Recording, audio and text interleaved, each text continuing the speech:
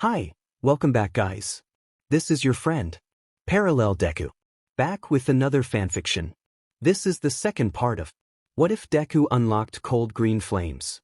Now before starting, please give this video a like. And subscribe to the channel if you want more videos like this. Now let's get into the fanfic.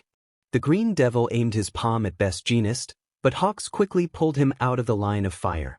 An opening, Hawks thought, knowing who was sharp and stealthy enough to exploit the tiny window of opportunity. He just hoped it wouldn't be anything vital. Izuku gasped, feeling a sharp pain shoot through his stomach. He dropped to a knee, clutching his abdomen. He coughed, a small amount of blood hitting the ground as his flames flickered. The ninja hero returned to his regular form and landed in his usual crouched stance, though his body was marked with burns. I kept my visit into his body as brief as I could, but I was still nearly incinerated. His insides burn so much hotter than what he releases. It's as if the boy has lava in his stomach. Edgeshot watched as Izuku struggled to stay upright. He won't be doing much more with that injury.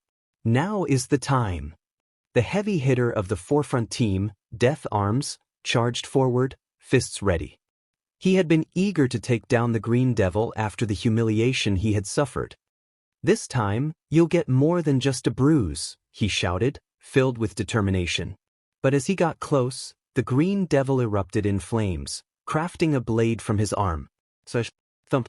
Fortunately for Death Arms, Hawks's feathers were quick enough to pull him out of the way, but not entirely. The pro felt a sharp pain as his right arm was injured. He screamed, his cries echoing through the desolate city. Everyone was taken aback by the sight, except for one.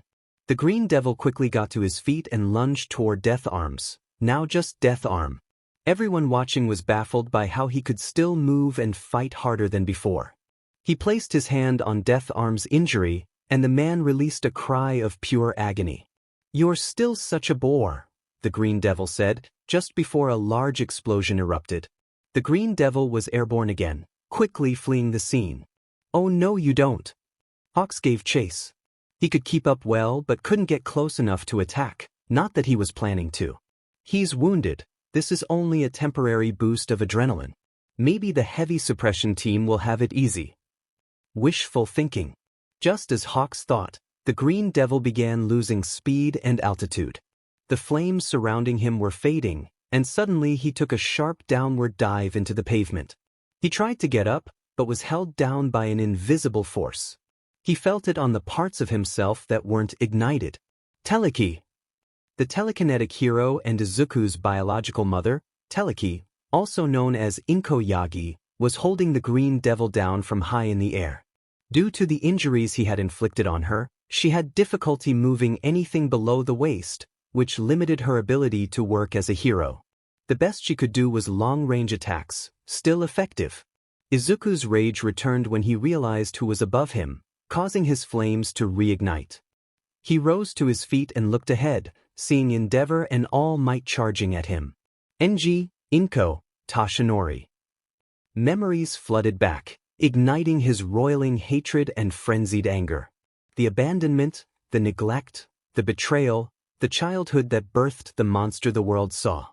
And the man who tormented the kindest woman he had ever met. He's wounded, he won't even be able to defend himself. Endeavor shouted. One smash should be enough to end this. All Might yelled. The two of them had no idea of the calamity they were flying into. But Hawks did. Keep your guards up. He's FWWO. Hawks was interrupted by a massive green eruption. The pavement melted beneath the devil as he released a wrathful howl. Every falling drop of snow evaporated in his hellish heat. The four heroes couldn't brace themselves for what came next. A shot of green blasted toward Endeavor and All Might, two flashfire fists connecting with them and sending them flying with incredible force. Endeavor! Hawks yelled. Toshi! Inko cried, both alerting him of their presence. It happened so fast. In an instant, almost like teleportation, Inko found herself in the debilitating presence of the devil, a hand piercing her stomach. Hawks moved as quickly as he could to get her out of the way, but Izuku's hands still struck deep. Hawks was horrified by the sight but remained focused on getting Teleki away. We made a huge mistake. Hawks, what's going on down there? The devil's power suddenly spiked. Tsukachi yelled over the comms. Hawks gritted his teeth. Tsukachi, I think we picked the worst heroes to face this guy. Meanwhile, Enji and Toshinori had just gotten back up. The flame hero gasped for breath as he clutched his chest. Pathetic. The hero Endeavor, paralyzed by a child's punch? Fight. He willed his power into a javelin. Are you going to do something, or just keep staring into space? He yelled at All Might. The symbol of peace was frozen by the sight of his wife suffering. If Hawks hadn't pulled her away, she'd be dead. Endeavor didn't have time to worry about his rival and hurled his flaming javelin at the Emerald Demon. The latter caught the attack in his hand and turned to glare at them. Endeavor silently cursed, knowing what was coming. The demon blasted toward them at blistering speed, leaving an inferno in his wake. Damn it all! Endeavor yelled as he too launched himself forward. He crossed his arms over his chest, building up his heat to its maximum. Orange flames turned bright yellow. He's driven by wrath, incapable of making smart battle decisions. This time, there will be nothing but ash. Get out of there, Endeavor! Hawks yelled but was ignored. Prominence burn. Endeavor released a concentrated beam of incinerating firepower. The Green Devil flew right into the attack, just as Endeavor expected. For a moment, everyone believed the devil was dealt with. Todoroki! The Green Devil screamed as he flew through Endeavor's most powerful attack. Endeavor looked on in awe and horror as the boy suffered surprisingly little damage, his eyes filled with unholy wrath. He pulled his fist back, ready to unleash a massive torrent of viridian heat. Only to miss, thanks to Hawks pulling Enji out of the way. Don't drop your guard just because he's wounded. We can't relax until he's out cold, he exclaimed, but Endeavor growled in response. You children think you can do whatever you want, don't you? Leave it to us adults to put you in your place. Endeavor paused when he found himself facing the young menace, the feathers that had carried him completely. Incinerated. He turned to confront the boy, who glared back with furious, blazing eyes. Despite the intense heat radiating from the scene, Endeavor felt a chill run down his spine. He watched, frozen, as his opponent pulled back his fist, which burned with a nearly blinding intensity. The Green Devil's voice echoed, distorted and menacing. Flash Fire Fist. Jet Bjorn. Endeavor took the blow directly to his back, a cry of pain escaping him as he was slammed to the ground by a wave of fire, the impact creating a massive explosion. Endeavor! Hawks shouted, rushing to his side. The number 2 hero lay in a large crater, surrounded by emerald flames, barely moving and coughing weakly. Hawks sent more feathers to lift the injured hero. Detroit. Oh no, Hawks thought urgently as he tried to get Endeavor and Teleki to safety. Smash. All Might punched, unleashing a powerful shockwave toward the Green Devil. The moment the boy dodged, All Might closed the gap from his blind spot. This ends now, you despicable fiend, he yelled fiercely. Izuku evaded the incoming punch and aimed for the widening crack in his father's seemingly impenetrable armor. Argek! All Might yelled in pain. Hawks, the only other conscious hero, watched in horror as Izuku used Endeavor's javelin from earlier to strike All Might's wound. Blood sprayed from the man's side as he quickly removed the weapon. Without hesitation, the boy unleashed a punch that sent All Might crashing to the ground, kneeling and wiping the blood from his mouth. Diamen. I won't let you. Waragaf. Toshinori looked up at the incoming wave of fury and destruction. His roar echoed across the evacuated city, the sky seemingly ablaze. I'll put you in the ground, he shouted, pulling his fist back and moving it forward. A massive fist of fire erupted, several times the size of its user. All Might stood tall, pulling his own fist back. Texas Smash. The two attacks collided, creating a shockwave that rippled through the air. Hawks, along with the ones he was carrying, was thrown back. He watched as a new battleground formed, one larger than the first clash between the Green Devil and All Might. This time, Izuku went straight for his weak spot from the start, and he's much stronger than the kid All Might almost took down. This won't end well. In the fiery arena, All Might attempted to leap above the chaos but found his leg ensnared by a flaming tendril. He saw the green devil advancing with his fist drawn back. "Why?" he screamed in a frenzy. The man in question pulled his own fist back to meet the challenge. Smash! They collided again with a force that reverberated through the area. All Might unleashed his full power. He no longer saw the demon before him as a child but as one of the greatest threats to innocent lives he had ever encountered. The time for words was over. He would use every ounce of strength to bring the beast down. Yet, even with his determination, the green devil absorbed the blows and swung back. Toshinori felt jarred. Yes, he had weakened since his last injury and had passed one for all to Izumi. His hero work was now limited to 4 hours a day. But the green devil had endured days of insufficient rest and had his own injury from edge shot. Theoretically, he shouldn't have made it past the forefront team. What was driving him? As Toshinori pulled his fist back for another strike, he sensed that his hero time might be reduced even further after today. BW. BW. BW. Press. BW. The sounds of All Might and Izuku's fierce battle echoed. Each time they exchanged blows, the shockwaves shook the earth and sent flames soaring. The entire city block was ablaze, and Hawks couldn't land too far away. He still needed to keep an eye on the boy.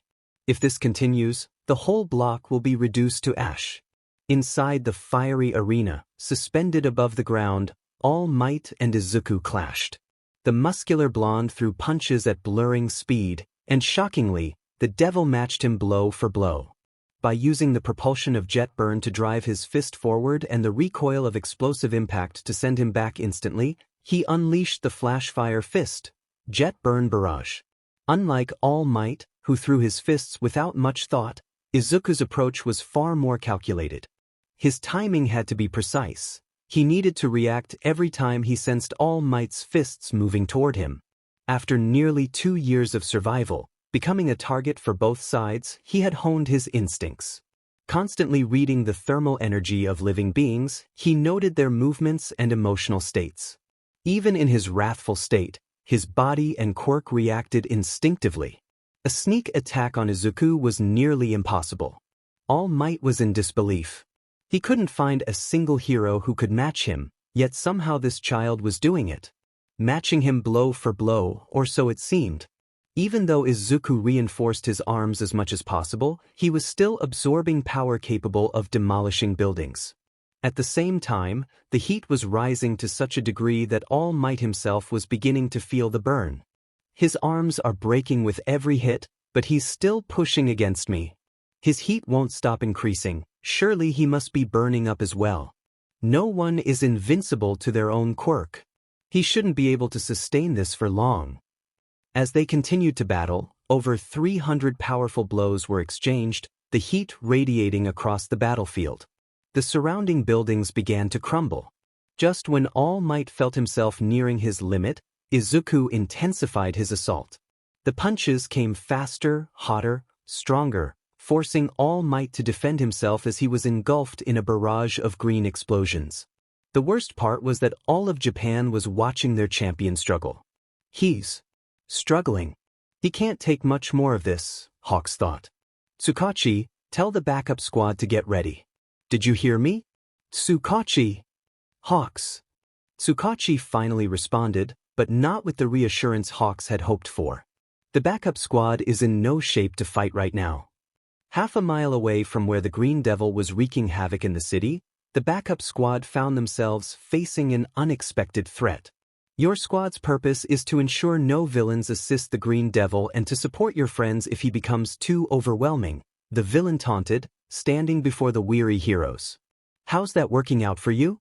Burnin clenched her teeth in frustration. The way he spoke suggested he was fully aware of their strategy. They wondered how he had gained such knowledge and how he had appeared so suddenly. The villain turned his back to Burnin, Fatgum, Lemillion, and Sun Eater, hovering above them with a chilling gaze. First the devil, now this guy. At this rate, I'm starting to really dislike fire users. Katsuki growled, preparing his grenade gauntlets, a gift from Melissa. For once, we agree on something, Shoto Todoroki replied. We won't be defeated by some random thug. Izumi declared, tightening her blowback bracers, also provided by Melissa. The lean man above them grinned sinisterly. Oh, there's no need to be frightened, kids. I'm not here to harm anyone. I simply want to see what the future heroes can do. After all, you must be incredibly powerful and talented to be here without any formal training or experience, right? I want to see what the future of Hero Society has to offer. Assuming there will still be a society after today, he shouted as he soared toward them, blue flames flickering in his palms. Meanwhile, the control room was filled with the sound of All Might hitting the ground as the Green Devil escaped once more, leaving destruction in his wake. Hawks pursued as best he could, but his wings had caught some embers, threatening to turn him into a roasted target. Everyone in the room was bewildered, unable to comprehend how the plan had unraveled so quickly. How had the devil, who could barely move moments ago, managed to overpower their strongest fighters? All of Japan had just witnessed their greatest heroes fall. Psycho flames are directly linked to his emotional state. Anger and hatred make him burn hotter and stronger. But what could he have experienced with endeavor to warrant that? It doesn't matter now. Tsukachi picked up his mic. Hawks, I'm pulling the rear guard out. The room fell silent in shock at their leader's declaration. What? We can't do that, the wing hero protested. The forefront team is too far to assist you in time. The backup squad is being overwhelmed by a single opponent who took down Endeavor in 2 blows and outmatched All Might in a contest of strength. As he is now, he'll eliminate anything that moves. He's just too powerful. The weight of despair was heavy and relentless. No matter how hard they tried to suppress it, it only grew stronger, threatening to consume everything in its path. No, it's not over yet. Hawks shouted, pushing himself closer to the boy. The heat was intense, but he pressed on. If we don't stop this now, we'll all face dire consequences later. Would you rather all for one get his hands on him? Tsukachi tightened his grip on the mic. Look at yourself. You're flying into a raging inferno trying to reach someone who can't even hear you. If it comes to the worst, I'd rather save as many fighters as I can for the next disaster. Glad to hear it, me too. Hawks then went silent, his communication device unable to withstand the heat Izuku was radiating. There's a reason I designed the rear guard the way I did. He got past the heavy suppression team, proving that fighting him now is futile. So then, we do what we should have done from the beginning. Hawks noticed Izuku's heat beginning to wane, and his speed slowing. Izuku! Hawks called out again. I understand, you've been through something incredibly tough. You tried to go home, but it all fell apart. You've become public enemy #1. You've endured so much pain it's almost driven you to madness. They call you a monster, and you might even believe it yourself. But I know that's not true. I saw that look in your eyes when you brought Yaoyorozu back to her family. The shame you felt when you used her as a bargaining chip to escape. Izuku showed no signs of hearing Hawks, but his slowing speed and diminishing firepower were promising indicators. Hawks glanced up and saw they were approaching the last line of defense against the devil. We've tried and failed repeatedly to bring him down with force. Now we'll aim for whatever remains of his heart. Nijire wave. Crush. Izuku was forced down into the ground again by a well-timed wave of energy. Good work, Nijire. Stay close to me, Ryukyu said in her dragon form. Right. Hawks caught up to them. Nice shot, he said. Do you think it's over? Hawks looked at the dragoon hero with a smile. I really doubt it. Hey, Hawks, do you know your wings are smoking? Nijire asked. Yup. He's mine. Mirko charged toward the crater where the Green Devil had landed, ready to take her turn. But she halted abruptly when she saw a green light behind the dust cloud and a figure slowly rising. Mirko grinned, eager for the challenge. You're a stubborn one, aren't you? Well, let's see what. Suddenly, she was interrupted by the sound of retching.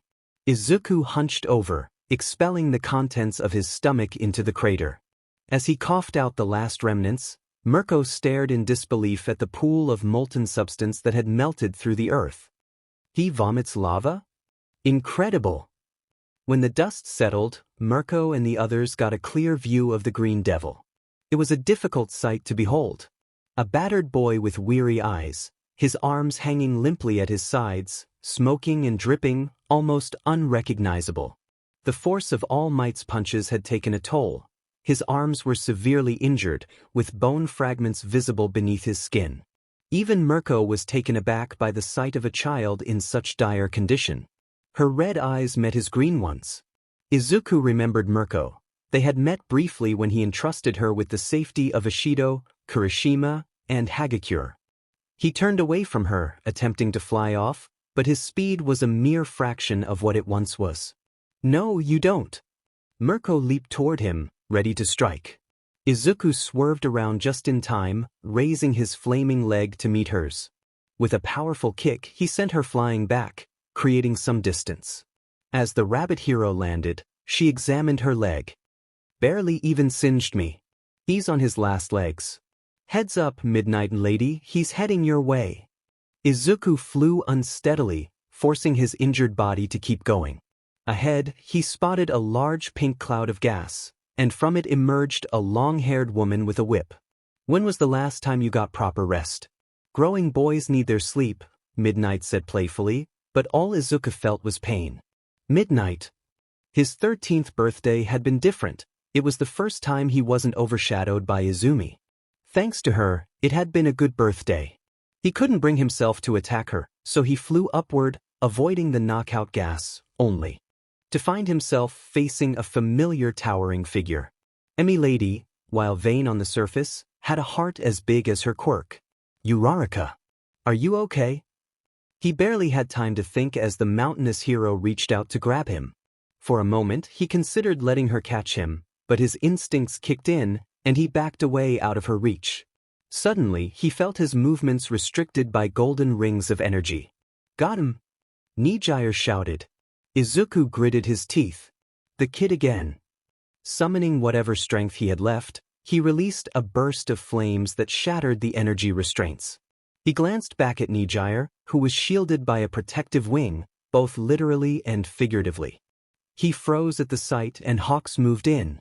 Ryukyu and Heido are close, almost like mother and daughter. A familial bond is something he desperately longs for since he hasn't had it since he was 4. He wouldn't intentionally tear that apart. Now that he's emotionally open, I need to remind him of who he is. "Remember those middle school kids you patched up? The boy told me what you said to him, that with hard work, he could be a hero. You've wanted to hear those words your whole life, haven't you?" The other heroes were taken aback by Hawk's approach, and Midnight was particularly intrigued. However, when Hawks got close, Izuku released another burst of heat, not enough to incinerate him, but his wings were becoming charred and starting to fall apart. Hawks grunted but pressed on. "That girl with the unique earlobes. She told the police what you did to that scumbag in a hero's costume. You know what that tells me? You don't want to burn this world to ashes, you want to see something better. Well, I won't let you throw your life away before you see your wish come true." With one last flap of his wings, Hawks dove into the flames to reach the boy. His feathers were completely burned away, and his consciousness was fading. Just as he was about to black out, the crackling in his ears ceased, a wave of cold air hit him, and he felt a warm body crash against him, fluffy hair brushing under his chin. He opened his eyes and saw he was falling, but more importantly, Izuku was falling with him. Hawks weakly wrapped his arms around the boy. "Oh no, this is going to hurt." Instead of hitting the hard ground, Hawks felt a gentle lift. "Got him. Again." Nijire chirped as she held the two with her surge quirk. Hawks smiled. "Thanks for the save, hero. I would have had back pains on top of all these burns." He chuckled as they were slowly lowered to the ground. "What was all that about?" MT Lady asked, receiving no answer. "Does Hawks know that kid or something?" Again, no response. Midnight silently observed the boy with a blank expression. "Could it really be?" Mirko spoke in her earpiece. "Hey, detective. It's over. He's finally burnt out. Control room." The officers in the room cheered, celebrating the end of this saga. Tsukachi, however, had tears in his eyes. Izuku. The news spread across the battlefield, eventually reaching All Might, a barely conscious Endeavor, and an unconscious Teleki. At last, this nightmare is over, All Might said. All Might. I wish I could agree with you, Tsukachi thought.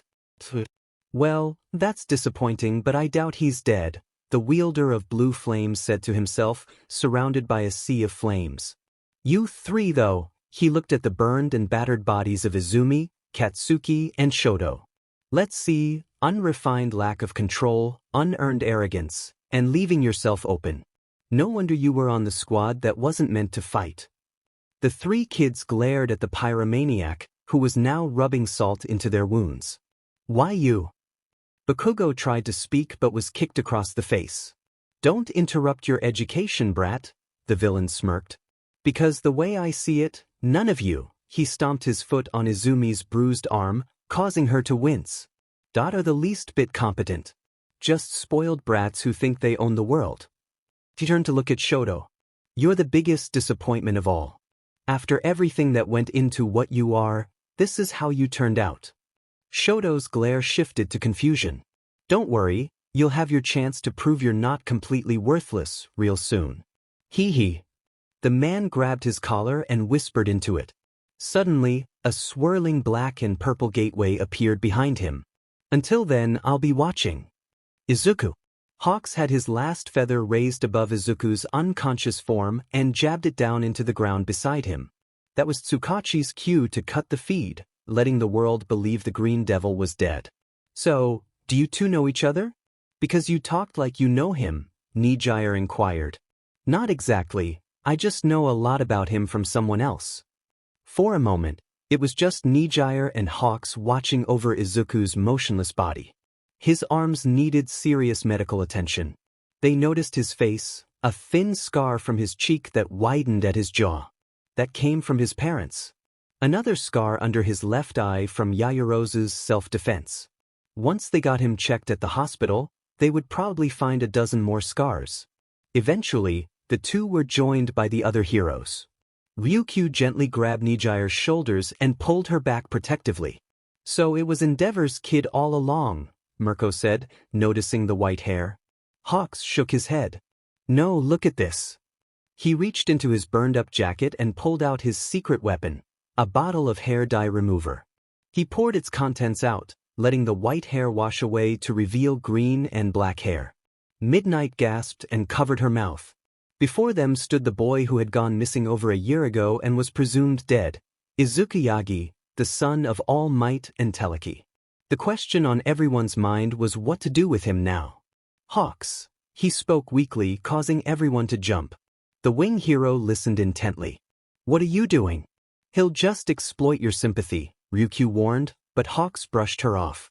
I deserve to die, Izuku said, his voice barely above a whisper.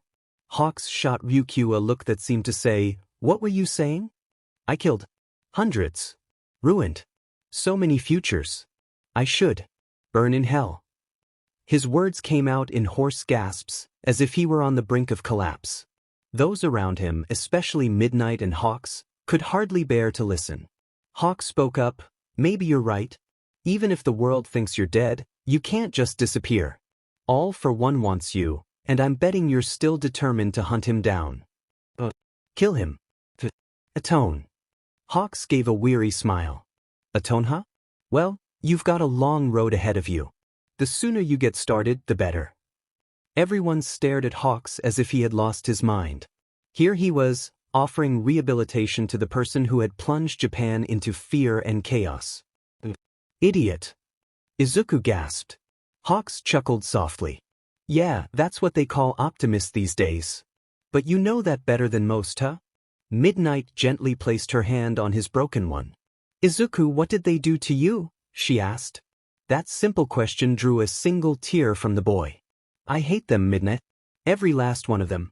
I couldn't take it anymore. I broke. The purple-haired woman wiped the tear from his cheek, and one fell from her own. The distant wail of an ambulance approached, and Izuku whispered his final words before losing consciousness. I'll burn this whole country before I ever forgive them. It was finally over. The flames of chaos had been extinguished. The people of Japan witnessed it themselves. They could finally begin to rebuild their lives. The dark clouds that had loomed over them for so long had finally parted. Construction crews and restoration hero teams worked tirelessly. In an unknown location, All for One chuckled to himself. Poor fools, living in the delusion that heroes can save them. I pity them. You spared the boy, letting the world believe he died by your hands. A decision based on sympathy will come back to haunt you. Take it from me, Hawks. So they really got him, huh? A black-haired man asked as he walked away. That's all you have to say? I thought you'd be more upset about this development, All for One inquired, but his ally merely glanced back. I'm not thrilled, but as long as the kid's breathing, they won't truly know peace. Whether dead or alive, he'll haunt All Might and Teleki. All for One shrugged. Fair enough. Though I must applaud what you did to their reinforcements. Let me guess, just to twist the knife in Endeavor some more. The man grinned wickedly. That's partly it, but also because I wanted to give the kid some presents. He referred to the battered and bruised Yagi and Bakugo. On Ai Island, footage of the Green Devil's final stand against the heroes resembled war footage. The destruction, the unwavering combatants, the loss. This footage spread to the rest of the world, first reaching a man-made island in the US, where a genius inventor and his prodigious child were the first to see it. Toshinori, you kept your word. I'm so sorry about your daughter and Katsuki, but it's over now. Thank you, David Shield thought as he wiped tears from behind his glasses. His daughter, sitting beside him and holding his hand, kept her eyes fixed on the screen. Papa, how soon can I fly out to Japan? At Central Hospital, the heroes who fought against the devil bore incredible wounds. Citizens praised their bravery, and Death Arm received a large amount of sympathy, having lost an arm to the pint-sized monster. He considered retirement, but Tsukachi and All Might assured him they knew someone who could provide the best prosthetics. They awaited Death Arm's decision on their offer. Meanwhile, Toshinori walked like a ghost through the hospital. His body was more frail than before due to the devil targeting his stomach wound, and his time as a hero had dwindled to just 2 hours. Retirement loomed over the living legend, but that wasn't what weighed him down. He passed Ingenium's hospital room, where the turbo hero had his leg heavily cast and his younger brother looked greatly upset about his severe injury. That could have been another family torn apart, Toshi thought as he moved on. He saw Izumi receiving her prognosis. Your arms suffered due to the extreme blowback of a new shockwave aspect of your quirk. Previously, your arms ruptured due to this recoil, resulting in broken bones and shredded muscles. Thanks to the support gear you had, you avoided a full break and anything more than third-degree burns. But there's something more concerning at play here. The doctor examined his clipboard closely. When muscles and bones are damaged, they repair themselves and become stronger. Your body is doing that, but at a slower rate than it should. Even with medical assistance, your body isn't healing as quickly as it should. Our scans show that your structure is showing signs of frailty well beyond your years. Izumi looked at the doctor in worry. What does that mean? She asked. The doctor sighed. It means you're becoming weaker. Your body is losing its ability to heal, and your frame is comparable to someone in their late 40s. Listen, Yagi, what you did out there was noble, but if your body continues to deteriorate like this, she asked, panic creeping into her voice, I can't become a hero. I don't know if you'll even live to see your 21st birthday. I've already informed your father, you should discuss it with him. Toshinori couldn't believe his misfortune. Izumi was slowly fading away. Just when they dealt with one crisis, another emerged. Is this because of One for All? Is it too much for her? But my daughter can't die. I've entrusted so much to her. Izumi, I promise we'll fight this together. I'll hold on for as long as I have to, for your sake. As he passed Inko's room, he saw that she was stable and asleep. The surgery had taken a toll on her. Sir, we have her results, the doctor said. Fortunately, it's not severe enough to force her into retirement. Thanks to Hawks, The wound wasn't deep and just shy of a life-threatening injury. But there is something. I hope you weren't planning on having another child. Toshinori felt as if his world was crumbling. Inko's injury meant she could never have another child. He would never see their own little one enter the world. For years, he had hoped to have a son or daughter with Inko, especially after the loss of Izuku. Now that dream was shattered. He stood motionless in the hallway, a single tear rolling down his cheek. Burn in hell, Green Devil, he thought bitterly before walking away. All Might. A voice stopped him. It was his old friend, Naomasa Tsukachi. He looked worn out. The man had been stretched thin ever since the emergence of the Green Devil, dealing with the spike in crime. Even after the death of the villainous vigilante, he still appeared troubled. We need to talk. All Might didn't argue. They found a private place to converse. What's up? You should be more relaxed now that the chaos is over, All Might said. Right back at you. Tsukachi got straight to the point. What do you know about Izuku? All Might was taken aback. What did he know about his own son? Tsukachi, where's this coming from, and why now when he's? Please, just answer me, the detective insisted. Tell me about his daily life, his mood around the house, the most recent things. Toshinori saw that his friend was serious and not willing to let this go. Tsukachi's eyes were filled with anticipation as the blonde began to speak. He was a quiet and timid boy. Most days he stayed in his room. I never received any complaints from his school. He had good grades but not many friends. Any reason why? Tsukachi asked. Toshinori hesitated. That's a difficult topic. He always liked observing and cataloging quirks. He would have made a great analyst if he hadn't been so focused on becoming a hero. I wish he'd considered a different path. That must have been hard, Tsukachi said, and Toshinori nodded. I did my best, but it still turned out like this. Tsukachi turned to All Might with a serious expression. I meant hard for Izuku. The boy was quirkless and told he couldn't be a hero in a household where hero work is practically the family business. You, Shimura, Inko, now Izumi. Surely you can imagine how isolating that must have been. Toshinori didn't like what Tsukachi was implying. Anything else you'd like to ask me? He asked, clearly wanting to change the subject.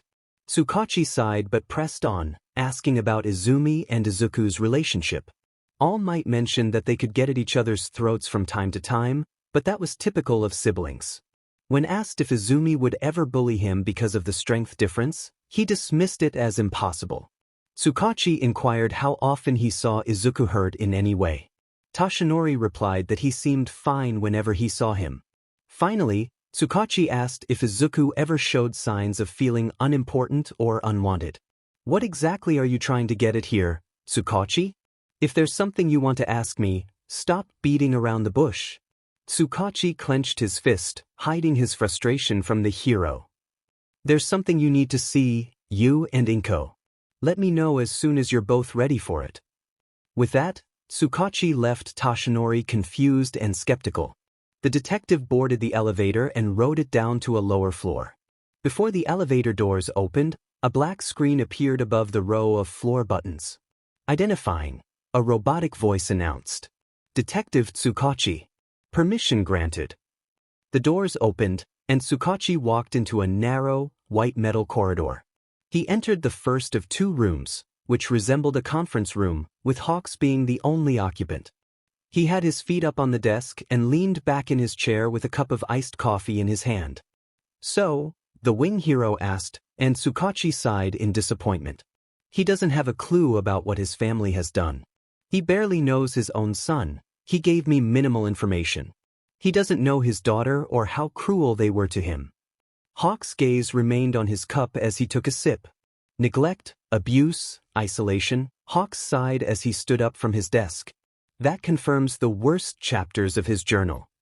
He pulled out a charred forest green notebook. They had finally gone through Izuku's backpack and found handwritten evidence of what he had endured since awakening his quirk. Much of it was painful, but there were also good moments with supportive people. Those individuals were responsible for Izuku still having some semblance of a heart. Mina Ishido, his first friend and study partner. Momo Yaoyorozu, the first person to ever help him face his demons. Kyoka and Kirishima, he did for them what he wished someone would have done for him. Mrs. Todoroki. Well, at least we know why he dislikes Endeavor so much. Hawks flipped through the pages of Izuku's journal, placing feather bookmarks at the less pleasant moments. Went home after helping Ishido pass, learned that his mother sees him as a reminder of her late husband. Went home after Azui and Fuyumi's therapy session, learned about his father's hero persona. In a way, he had his heart ripped out twice. Went home again after a guilt-induced nightmare, learned about One for All, his father's true feelings about him, and how his family replaced him with another quirkless child. I guess this is the day Izuku Yagi truly died, along with others. Izuku wasn't like his family. He didn't just forget them and move on, though it might have been easier if he had. He kept watching and learned the truth. Now, there's no force in the world that can heal his family's wounds. Just when they thought Endeavor had it bad, especially with the Toya situation, Hawks thought to himself, I'm never having kids. Tsukachi walked to a wall with steel shutters. No light or sound could pass through. How is he doing? He asked. Hawks pressed a button, and the shutters rolled up. No matter how many times they witnessed this, it never got easier. Doctors were performing surgery on Izuku's arms, and it was a sight that weighed heavily on the heart. They were among the best Japan had to offer, so he was in good hands. When Izuku was brought in, he had bone fragments protruding from several places, remnants of past battles. His chest rose and fell slowly with each labored breath, supported by a breathing machine that also administered anesthesia to ensure he wouldn't awaken too soon. Stable. He'll wake up in a few months. He's wearing a quirk suppressant cuff on his ankle, so we don't have to worry about him causing any chaos, Hawks said. Tsukachi placed his hand on the bulletproof glass, guilt etched on his face. I told All Might he and Inko had to see this, Hawks sighed. I don't blame you. We can't let them turn away from him. They need to see what they've done, even if we have to force them to face it. Otherwise, what was the point of bringing him back? Tsukachi nodded in agreement. Days later, Inko and Toshinori stood in front of Tsukachi back at Central Hospital. All right, let's go. They all entered the elevator and descended to the lowest floor. So what's been stressing you out so much, and why did you ask all those questions about Izuku? Inko asked as they walked down the narrow corridor. Tsukachi gulped. Even after days of mentally preparing himself, he struggled to find the words. You believe that at some point, the Green Devil took your son's life, he began. Inko and Toshi nodded. He didn't. The two parents' eyes widened in disbelief. What are you talking about? Toshinori exclaimed. Izuku is alive? Inko asked, tears brimming in her eyes. Tsukachi couldn't bring himself to look at them, which only added to the tension. Even if the Green Devil hadn't been responsible, anyone else could have been. A quirkless middle school kid was an easy target. Finally, they arrived at the steel door with multiple layers of encryption. You two aren't going to be happy about this, but Hawks brought back the Green Devil alive. As predicted, the parents reacted explosively. He what? Toshi yelled, his voice strained. But the footage. He stabbed him. Inko shouted, but Tsukachi shook his head. Why would he do that? He's a dangerous individual with no regard for anyone else. All Might yelled. Tsukachi had just finished unlocking the door. He's in here, unconscious and weak from the battle. His arms are in particularly bad shape, thanks to you, All Might. Once I open this door and you see the boy, I'll let you decide what to do next. You know, maybe this is a blessing in disguise, All Might said, making Tsukachi feel uneasy. That monster has done nothing but ruin our family. He will face consequences before being locked away for good. The door opens. Toshinori transformed into his All Might form and dashed forward to the only bed in what appeared to be an operating room. The occupant of the bed was covered by a blanket. Well now, isn't this an ironic turn of events? All Might remarked, his expression grim. The boy thought to be capable of destruction now lies broken and vulnerable. Tsukachi hated that All Might was dragging this out.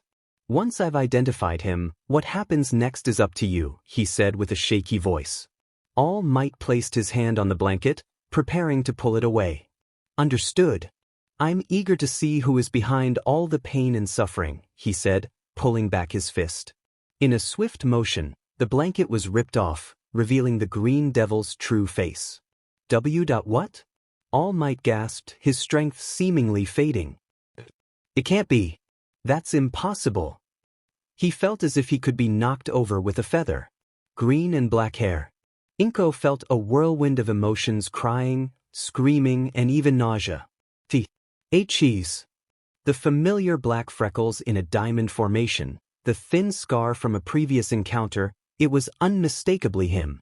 Izuku, they both screamed, not noticing the slight movement of the boy's face. How, when, what? My boy, my poor boy. Inko broke down on her knees, crying in front of the bed. Toshinori was pacing, his hands tangled in his hair.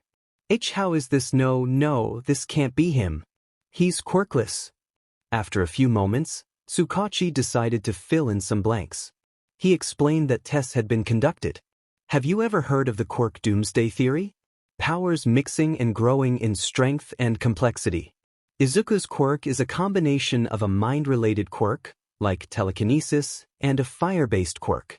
He awakened his power, which he calls psycho flames, after experiencing extreme emotional turmoil, and it's grown at an unprecedented rate, a quirk growth spurt, the first we've seen. Extreme emotional turmoil. That stood out to them. The clueless individuals still had no idea what he endured in that house. Resentments piled up until they finally exploded out of him and into the world. Tsukachi pulled out some papers and handed them to Inko and All Might. What are these? Toshinori asked, too teary-eyed to read them. DNA tests, Tsukachi said. His blood, Inko's and Izumi's. A 99.9% match with both. The two parents felt their reality shift beneath them. They stared at Izuku, tears falling onto his still form. What they didn't notice was his heart rate steadily increasing. Tsukachi saw it though. What? Does he know it's them? No, he can't. His quirk is sealed. He can't sense our thermal energy. Our son is dead, Toshinori said, his voice barely above a whisper. This must be one of All for One's disgusting lies, he said, a broken man refusing to accept the truth. Tsukachi shook his head and placed a hand on his friend's shoulder. They clearly needed time to process this, and he suggested they go home. Before leaving, Inko placed a hand on her son's hair. That was a mistake. The moment she made contact, Izuku's heart rate spiked, and he breathed heavily, his back arching slightly. He gritted his teeth as if he were struggling, and the three people around him suddenly jumped. Visiting hours are over. Doctors. Inko and Toshinori were hurried out of the room as the doctors took their places around Izuku. He twitched, teeth clenched, his heart still pounding in his chest. Wait! Toshinori exclaimed. My son! Inko cried. It's too dangerous for you right now. Tsukachi argued while pushing them back toward the elevator. Tsukachi then rushed back to Izuku, shocked to find that he was still unconscious, his heart rate steady, with no signs of waking up. He knew. I don't know how, but he knew it was his parents. His feelings toward them are so strong, it almost revived him, even with his broken body and all the anesthesia. One of the doctors called for Tsukachi's attention. Sir, we have new cause for concern. The tears that landed on him. They evaporated. He used his quirk, the detective said, dread written all over his face. Izuku's quirk capacity was so great that the cuffs they had on him couldn't render him completely powerless. Well, yeah. Izuku whispered before finally going still. Over the next few weeks, Inko and Toshinori made weekly visits to Izuku, despite Tsukachi saying it was a terrible idea. Unlike the first time, whenever they entered the room, he would start shaking, his heart would pound, and he would almost wake up within minutes of their arrival. It had gotten to the point that they couldn't even be on the same floor as him without these near awakenings occurring. January 28th.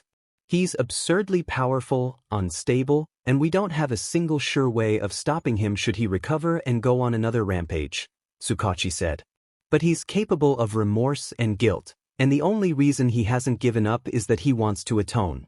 There are certain people who should see the full picture, Hawks countered. The topic they were discussing was what to do with Izuku. In the viewing room above where Izuku lay were Hawks, Tsukachi, Midnight, MB Lady, Ryukyu, and Mirko. I'd say we've got roughly a month before Izuku is healthy enough to move, but we're discussing this now, Tsukachi said.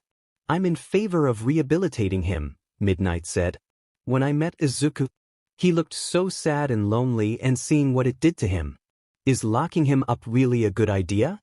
His family pushed him away, and look what happened. Any lady raised her hand. I knew him as Zu during his early vigilante days. He looked pretty troubled but not a lost cause. Ryukyu sighed. In all honesty, I'm surprised we haven't gotten the order to execute him. Everyone was taken aback by Ryukyu's words. Yes, he's a hurt child at his core, but we're tackling years of pain and suffering that doesn't just go away. And every day he's alive, he only gets stronger. How long until he's unstoppable? When that happens, he'll be on our side, or at least not looking to harm innocent people. Mirko said with a grin. So he's got issues, why not have him take them out on a punching bag? That's what I do. Everyone knew she just wanted her chance to have a real fight with the Green Devil. Isn't he close to Mrs. Todoroki? They've spent extensive time together. Maybe she could, I don't know, talk to him? Empty Lady suggested. Hawks smiled a little. Yeah, Ray might be the closest thing to a mom he has. But she's not completely mentally stable either. And how are we going to break the news to Endeavor? Hey Endeavor, your wife's mothering the child who almost killed you. How are the kids? Sounds like another disaster waiting to happen. Hawks and Tsukachi looked indecisive. I know this shouldn't even be an option, but what about his family? We've seen Inko and all might want to change things, so maybe. The doctor watching over Izuku was heard over the intercom. He sounded shaky and fearful. Sorry to interrupt, but a new party W would like to join the conversation. Tsukachi rushed to open the shutters to Izuku's room and found the boy fully awake and out of bed. Oh no! Mirko, the first to hop into action, kicked right through the glass and landed in the room. Hawks flew Midnight and Tsukachi down with him. Izuku was standing, albeit barely. His oxygen mask was off, and they could tell his breaths were difficult. What happened? Tsukachi asked the two doctors at the end of the room. We were musing about what you might decide to do with him. We briefly talked about the possibility of him going to his parents, and he immediately woke up and said, I'd rather die, the doctor explained. The heroes were at a crossroads. They had no idea what to do. Should they get Midnight to sedate him? Talk to him? Execute him? Whatever they did would have far-reaching consequences. Izuku opened his mouth and spoke, his voice hoarse and tired, with long gasps in between. Take me to Tartarus. Everyone was dumbfounded by what he just said, but there was no reasoning with him. Izuku, you do know what you're asking for, right? Midnight asked. Tartarus is a cesspool filled with deranged villains. You'll be surrounded by violent lunatics for the rest of your days. Midnight's explanation did nothing to faze him. Middle school all over again. At least there'll be guards. Another reminder of the childhood that led to what they saw before them. Tsukachi spoke up. Izuku, get back in bed. We can discuss this later, one for all. Izuku interrupted, making Tsukachi fall silent. He and Hawks suddenly looked threatened, but Izuku's words confused everyone else in the room. I know about All Might. Transferring his quirk to Yagi. The crystallized power that can stop all for one. Is in that child's hands. And unless you lock me up in Tartarus. What's to stop me from spreading the word? Your forces are a fraction of what they used to be. Villains are eager to get out there now that I'm gone. Villains aren't the only ones who seek power. The world will hunt the Yagis in my stead. And their blood will be on your hands just as much as mine. The atmosphere in the room became dense and heavy. Everyone felt paralyzed by Izuku's tired yet volatile glare. Midnight activated her quirk to put him to sleep. Everyone covered their noses to stay awake, but Izuku didn't resist. Midnight caught him as he fell and held his limp body close. Tsukachi? She looked at the detective over her shoulder, who appeared the most shaken of all of them. His ability to detect lies could sometimes feel like a curse. Izuku meant every word he spoke with sincerity. He would unleash the world upon his family if they didn't grant him what he desired. Tartarus it is, then, Hawks said with a heavy heart as he flew back to the meeting room. I need to make a call. He stepped outside the door, contemplating the situation. He's not just dangerous because of his power, knowledge can be a deadly weapon too. Fine, we'll take you to Tartarus, but only until you've calmed down. As Hawks walked, his phone rang, but he paused in front of 2 chairs outside the room. I assume you heard all that? He asked Inko and Toshinori, who stood frozen in place. Hawks pulled something from his jacket and handed it to them. I bookmarked the important pages. Read them carefully. With that, he walked away. Inko and Toshinori looked down at the charred book in their hands, written in Izuku's handwriting. Their eyes were drawn to the cover, not a hero or a villain, the vigilante. They opened it to the first page, recalling the night he ran away. Izuku's desire to go to Tartarus stemmed from a desperate need to escape his family, knowing he wouldn't be there forever. He was aware that the heroes read his journal. He believed that heroes like Midnight or Hawks would eventually let him out, or that All for One would break him out to seize his quirk. Izuku represented the quirk doomsday theory, which was another reason All for One sought him. He and the doctor were fascinated by his unique biology, how he grew and evolved faster than anything they had ever seen, and it was all natural. Izumi and Bakugo would learn about Izuku being alive when they all returned to UA. It would have a greater impact if they witnessed it themselves. Relief. These concepts flourished in Japan. The entire country had finally seen the end of the pyromaniac who had plagued them for over a year. People could finally leave the emergency shelters and return to their homes. Unfortunately, many had lost their homes and loved ones during his rampage. Construction crews were inundated with new jobs, and the remaining heroes were primarily tasked with missing person cases. Yet, people could finally breathe a sigh of relief, knowing their country was not entirely safe. Villains and criminals still existed, but things were much safer than before safe. Enough for visitors from abroad. My tower. Wow. So this is Uncle Mite's agency. Melissa exclaimed, her eyes sparkling as they darted around the agency. Her roommates, however, were less enthusiastic. Izumi and Katsuki seemed to be brooding for some reason. It's so cool that you guys got to stay here instead of a shelter. The upbeat blonde was largely ignored by her friends. She sighed, addressing the elephant in the room. Yeah, I know. I still can't believe he and Aunt Inko are retiring. They've been at it since before we were born. Unbeknownst to her, she had touched on a sensitive topic. Yeah, and his last battle was with that maniac, Izumi growled, gripping her right arm. I was so looking forward to taking him down. Katsuki added, frustration evident in his voice. So, how was the gear I made you? Did it help? I crafted those gauntlets as best I could while keeping your design requests in mind. Izumi's eyes were shadowed by her hair as she looked down. What's wrong? Izumi and Katsuki shared the news about the green-haired girl's hospital results that her body was steadily deteriorating and she likely wouldn't have a future as a hero. Melissa was stunned and heartbroken by the revelation, but unlike them, she refused to accept it passively. She began brainstorming ways to combat this development. Dietary changes, special medications, perhaps even cybernetic enhancements. Without realizing it, the blonde American had fallen into a muttering spree, her hands moving animatedly as if she were interacting with a holographic screen. It resembled how Izuku analyzed quirks, except he traced his finger on his palm as if writing in a notebook. Enough! Bakugo shouted, snapping Melissa out of her thoughts. Mumbling nonsense isn't going to help. With that, he stormed out of the room. Izumi followed suit, stating she needed some fresh air, not even attempting to console Melissa or thank her for her ideas.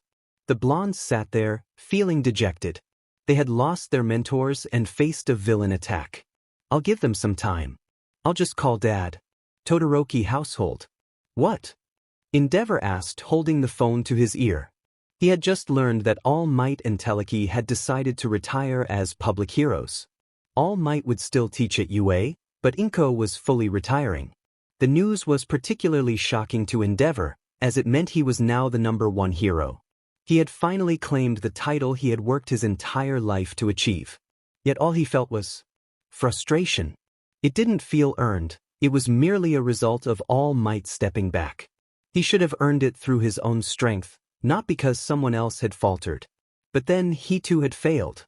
Technically, it was Hawks who had stopped the Green Devil while he was beaten down. Endeavor, I know inheriting it like this feels disgraceful, but as it stands, you are the best hero we have now. After seeing how hard you fought, everyone will. Put All Might on the phone now, Tsukachi. Endeavor interrupted the detective.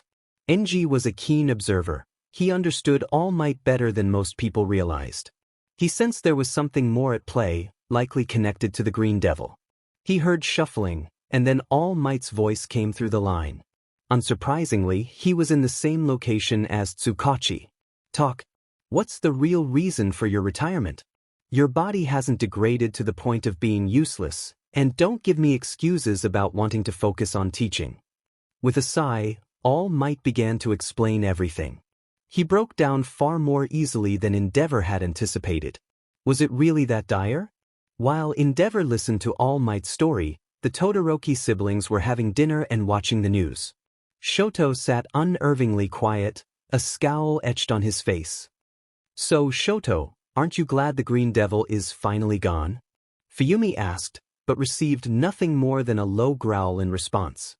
How is it working with heroes and kids your age? Natsuo inquired. Annoying, Shoto replied coolly. Citizens all over Japan are expressing their relief and gratitude to the brave heroes who put themselves on the line for our sake. Our beloved Mizurufu is getting closer to returning to its peaceful self every day. The heroes haven't been slacking. I'm hearing that a large prison carrier is flying over the ocean en route to the super prison, Tartarus. Whatever number of criminals and villains it's carrying, they will never be seen again.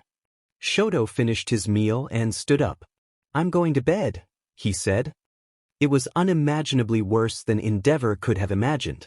The Green Devil was Izuku Yagi, All Might and Teleki's presumed dead son. Apparently, he had been so deeply affected by the world around him and his own family that he ran away and became a vigilante. Even then, his suffering continued, shaping him into the terror that nearly tore apart Japan. Hawks had kept him alive, and he was set to be locked up at Tartarus. I know I caused this, I'm sorry. Keeping him alive like this may not be the best decision, but I— Shut up, Endeavor interrupted, his voice calm but firm. In fact, he hadn't raised his voice since All Might was put on the phone. He sighed before continuing.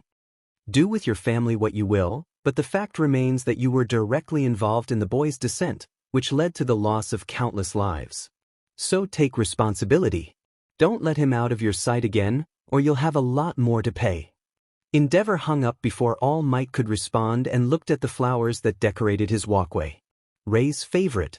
You're not the only one who has wrongs to make right. He stood there for a few long moments before finally walking back into his house. As he entered, he passed an upset Shoto. They didn't say a word to each other. His glare made it clear he was in no mood for conversation. There was no need. Enji recognized the look in his eyes all too well. Shoto and Enji went to sleep that night with one resounding thought. The blue flame user is next. Seriously? Amajiki asked. No way. Togoda exclaimed. Seriously, you guys, I saw him. Nijire told her friends. He was all angsty and the size of a first year. He was Teleki's missing kid, but Ryukyu won't tell me anything more even though I was there. I'm so curious. Why was a hero's kid so cruel? If he was quirkless, why did he have such a strong quirk? What else can he do? Hawks seemed to know him pretty well. Midnight too? Could they be old pals? I have so many questions. Nijire spiraled into another questioning session, which Togoda and Amajiki were used to. The soon-to-be third years were just glad at least one of them was still themselves after that world-changing event. However, one question out of her rapid-fire inquiries stood out to them. Why did Hawks pretend to kill him? He did what? Amajiki and Togoda yelled, causing Nijire to immediately cover her mouth. Can you guys keep a secret? And also, don't tell Ryukyu, she said. Nijire needed some answers. Questions were bursting out of her. It's over. He's gone. Ladies and gentlemen, the Green Devil is gone. Hawks delivered the final strike. Our days in hell are over. The devil has been ended. The first report of the Green Devil's death replayed on a tablet in the bedroom of the Yayarosa daughter. Momo watched that report every day with a mix of emotions. She didn't know whether to feel relieved, ecstatic, or, "It's for the best, he will haunt no one else," she told herself. Momo's hand went to gently grasp her neck. Every now and then, she felt the sensation of the devil's flames coiling around her. The worst were the nightmares of her parents holding her motionless body as she drew her final breath. As the months passed after that traumatic event, the nightmares lessened. But they gave way to new dreams, recurring memories, and new feelings. Instead of fear and terror, she woke up disheartened. His eyes. They looked so miserable. Like he despised himself. His voice when he talked to me sounded hurt. He didn't choose to live the way he did. It's good that he has been stopped, but was death really the answer? Those cold, dark green eyes flashed in her mind again, but this time with a clearer image. Messy black and white hair, freckles, and a scar. For some reason, whenever she involuntarily thought of those eyes, it led back to either the Green Devil or Zu, and his words echoed in her head. "A sheltered creature like you doesn't know the first thing about me." Momo put her face in her hands and sighed. Even before Japan was terrorized by the Green Devil, he still lived in hell on earth. Bullies, an abusive family, no one to help him. "Zu, please be okay. If you are, I hope you find someone who can help you." Tartarus Transportation Aircraft. A large, black aircraft flew over the seas. With its wide wings that held its propellers, sharp nose, and cargo space spacious enough to carry 100, it somewhat resembled a bird of prey, one that would peck off the scum of society's underbelly. The aircraft was en route to the fortress built to house the worst villains Japan had seen. If any of the onboard inmates got too rowdy, the pilot could flip a switch, and they would all be dumped into shark-infested waters. Worst of all, their quirk-canceling cuffs kept them from using their powers. Despite having the capacity for many, precautions were taken for only one. The person who nearly won a fight against Japan's forces. A person capable of breaking the world inside and out. The hellish terror that countless heroes and villains had fallen to. And yet, the real reason they were able to defeat him was due to his own exhaustion and neglecting to take care of himself. It took everything they had to defeat an unwell opponent, and they only scraped by in the end. If he had been healthy, the heroes would have lost the final battle. That was the person aboard this prison aircraft. 100,000 yen says I can outfly this bird. Hawks are faster than eagles, you know, Hawks said from the seat next to the pilot. We can race to the mainland and back after we drop off this little monster, the pilot replied. How long until he wakes up? Hawks waved his hand dismissively. Doctors said days after we drop him off. Suddenly, a knock was heard on the door, and Hawks stood up to inspect. But the kid has a knack for surpassing expectations. In the holding area, there was a single bed with a black and green-haired boy strapped to it in HFS, under the vigilant watch of the R-rated heroine, Midnight. Hawks and Tsukachi approached him as he stirred and opened his eyes. Welcome to the world of the living clone, Hawks joked, earning a glare from Tsukachi and Midnight. Izuku simply closed his eyes. Sorry, Hawks chuckled. Izuku opened his eyes again and tilted his head. Past Midnight, he saw a window with the horizon in sight. He was high in the air and couldn't use his psycho flames. A first-class flight to your island getaway? Pretty cool, huh? Hawk said. Izuku took a deep breath. Setting jokes aside, Tsukachi took a seat in front of Izuku, keeping his eyes fixed on the boy. Before we land, I have some questions if you don't mind. Izuku nodded. The notebook they confiscated had provided great insight into his mental state from back then to now, but some questions remained unanswered. What do you know about Toya? Izuku opened his mouth for the first time since he awoke. Not much, he began in a hollow voice. I'd never heard that name until Hawks and Mirko mentioned it in reference to me. I know it holds some importance to Todoroki, though. Tsukachi nodded and wrote that down. Don't get your hopes up if you want me to talk about Ray, he said with a hint of warning. Midnight placed her hand on his shoulder. Don't worry, nobody who has been good to you is going to get dragged down.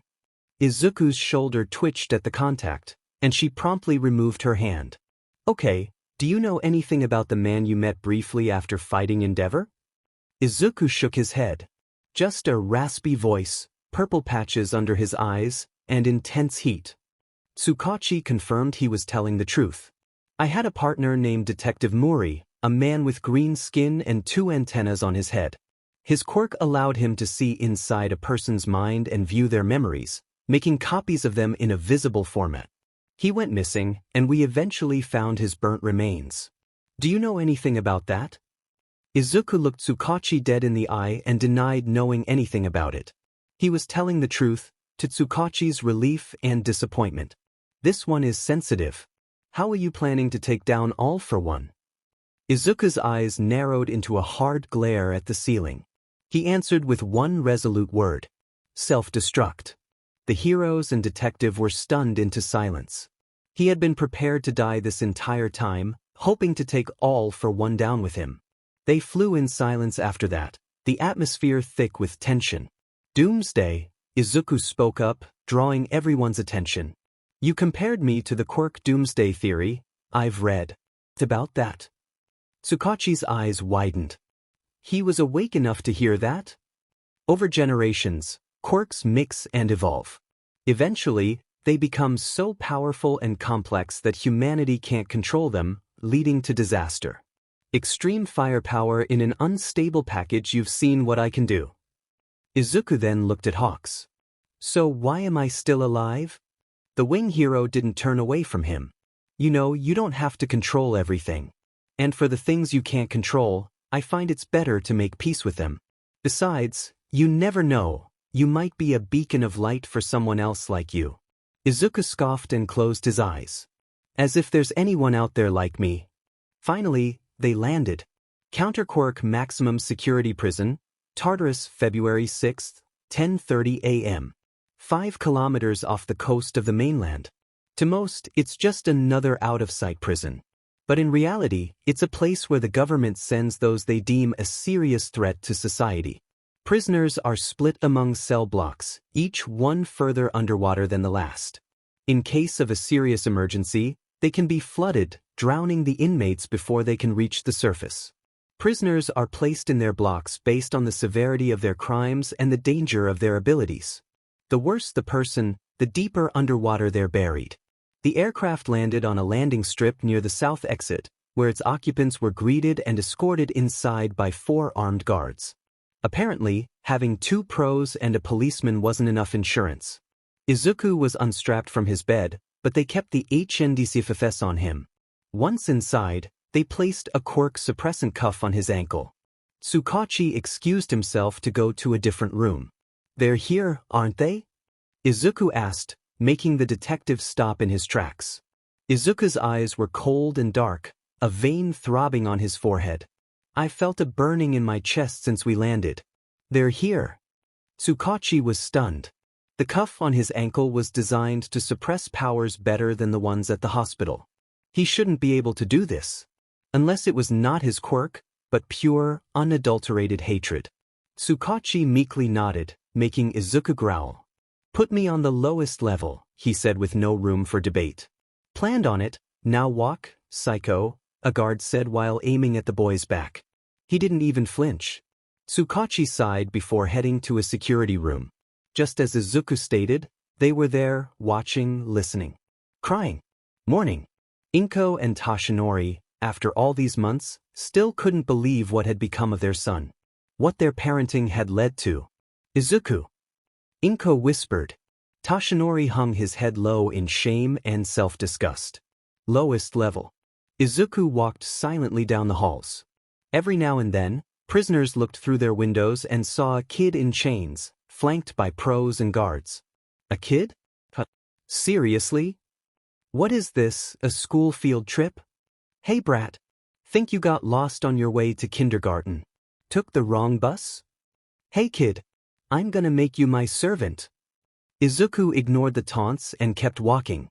Compared to the burning sensation back up on the surface, this was much better. It wasn't until one prisoner succeeded in getting under his skin. How much did your mommy cry when you were taken? Izuku's eyes shot toward the cell to his left, his face contorted into a terrifying look of fury. The inmate actually took a step back at the sight of the boy's eyes, which seemed to glow beneath the darkness of his hair in a demonic way. Bang!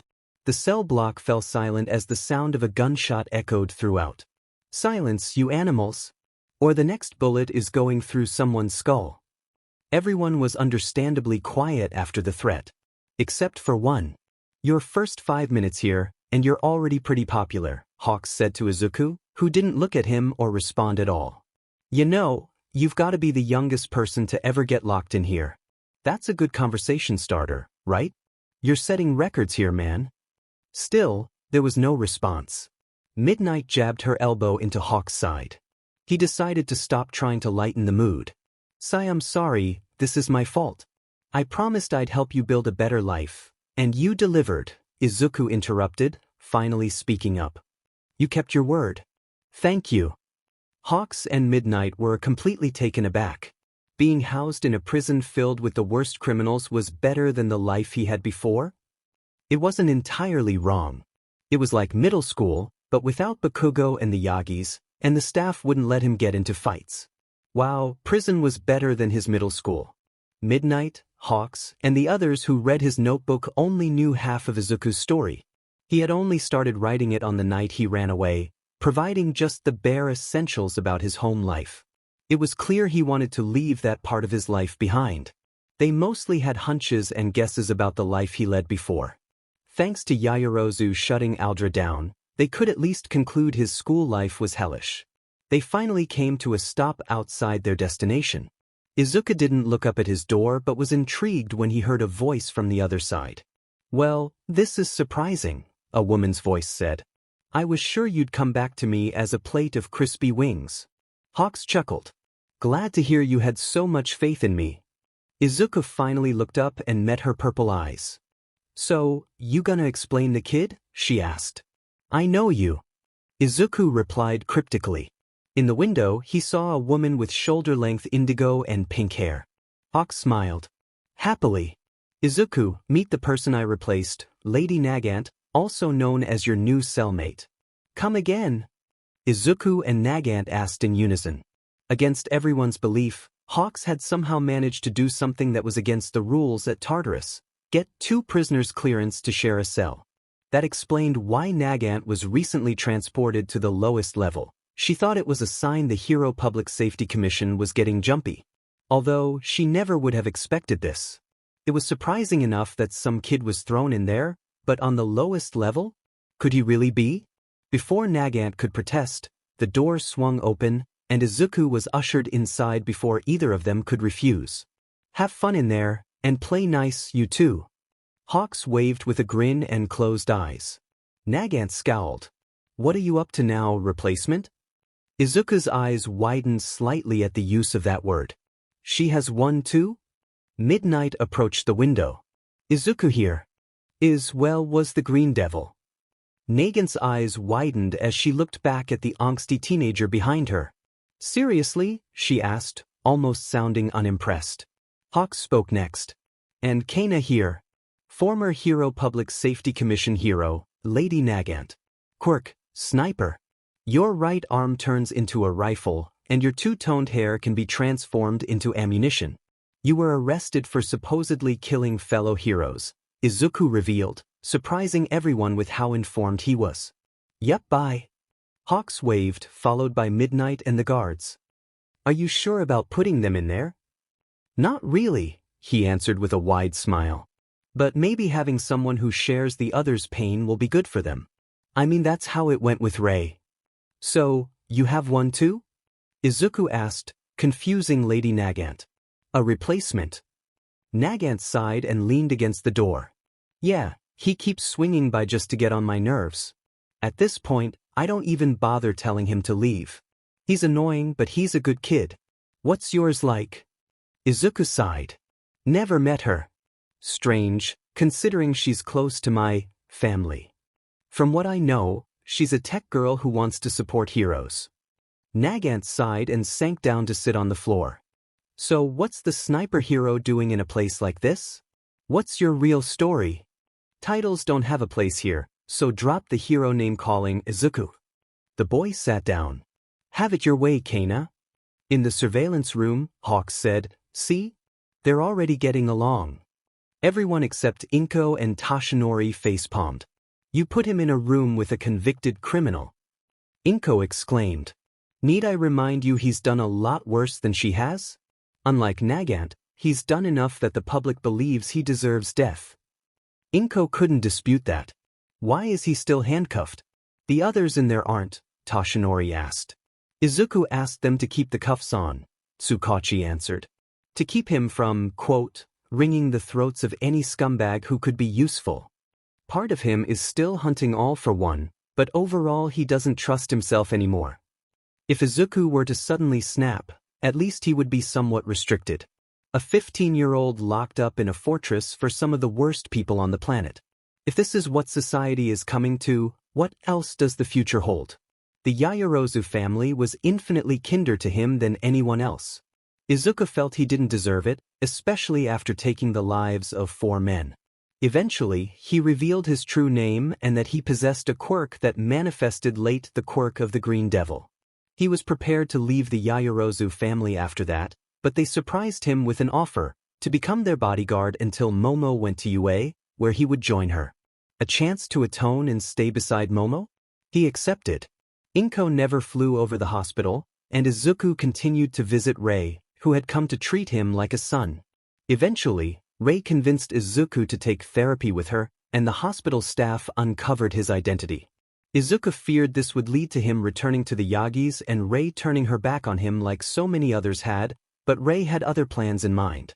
Months later, while patrolling, Inko stumbled upon her son. Before she could get too excited, the white-haired lady beside him stopped her and told her to keep away from her son. Inko was confused and was about to take Izuku herself, but the adoption forms and the possibility of persecution stopped her. All Might never interrupted Hawks during his heart-to-heart with Izuku. The boy accepted Hawks' offer and abandoned his vigilante act. From then on, Hawks and Tsukachi did what they could for him while considering how to break the news to his family. Eventually, Izuku shared his notebook, which he had used to keep tabs on himself. After reading through it, they took a chance on what might be the real reason he had maintained his sanity up to that point. Or rather, Izuku made himself known to his family after his meeting with the League of Villains.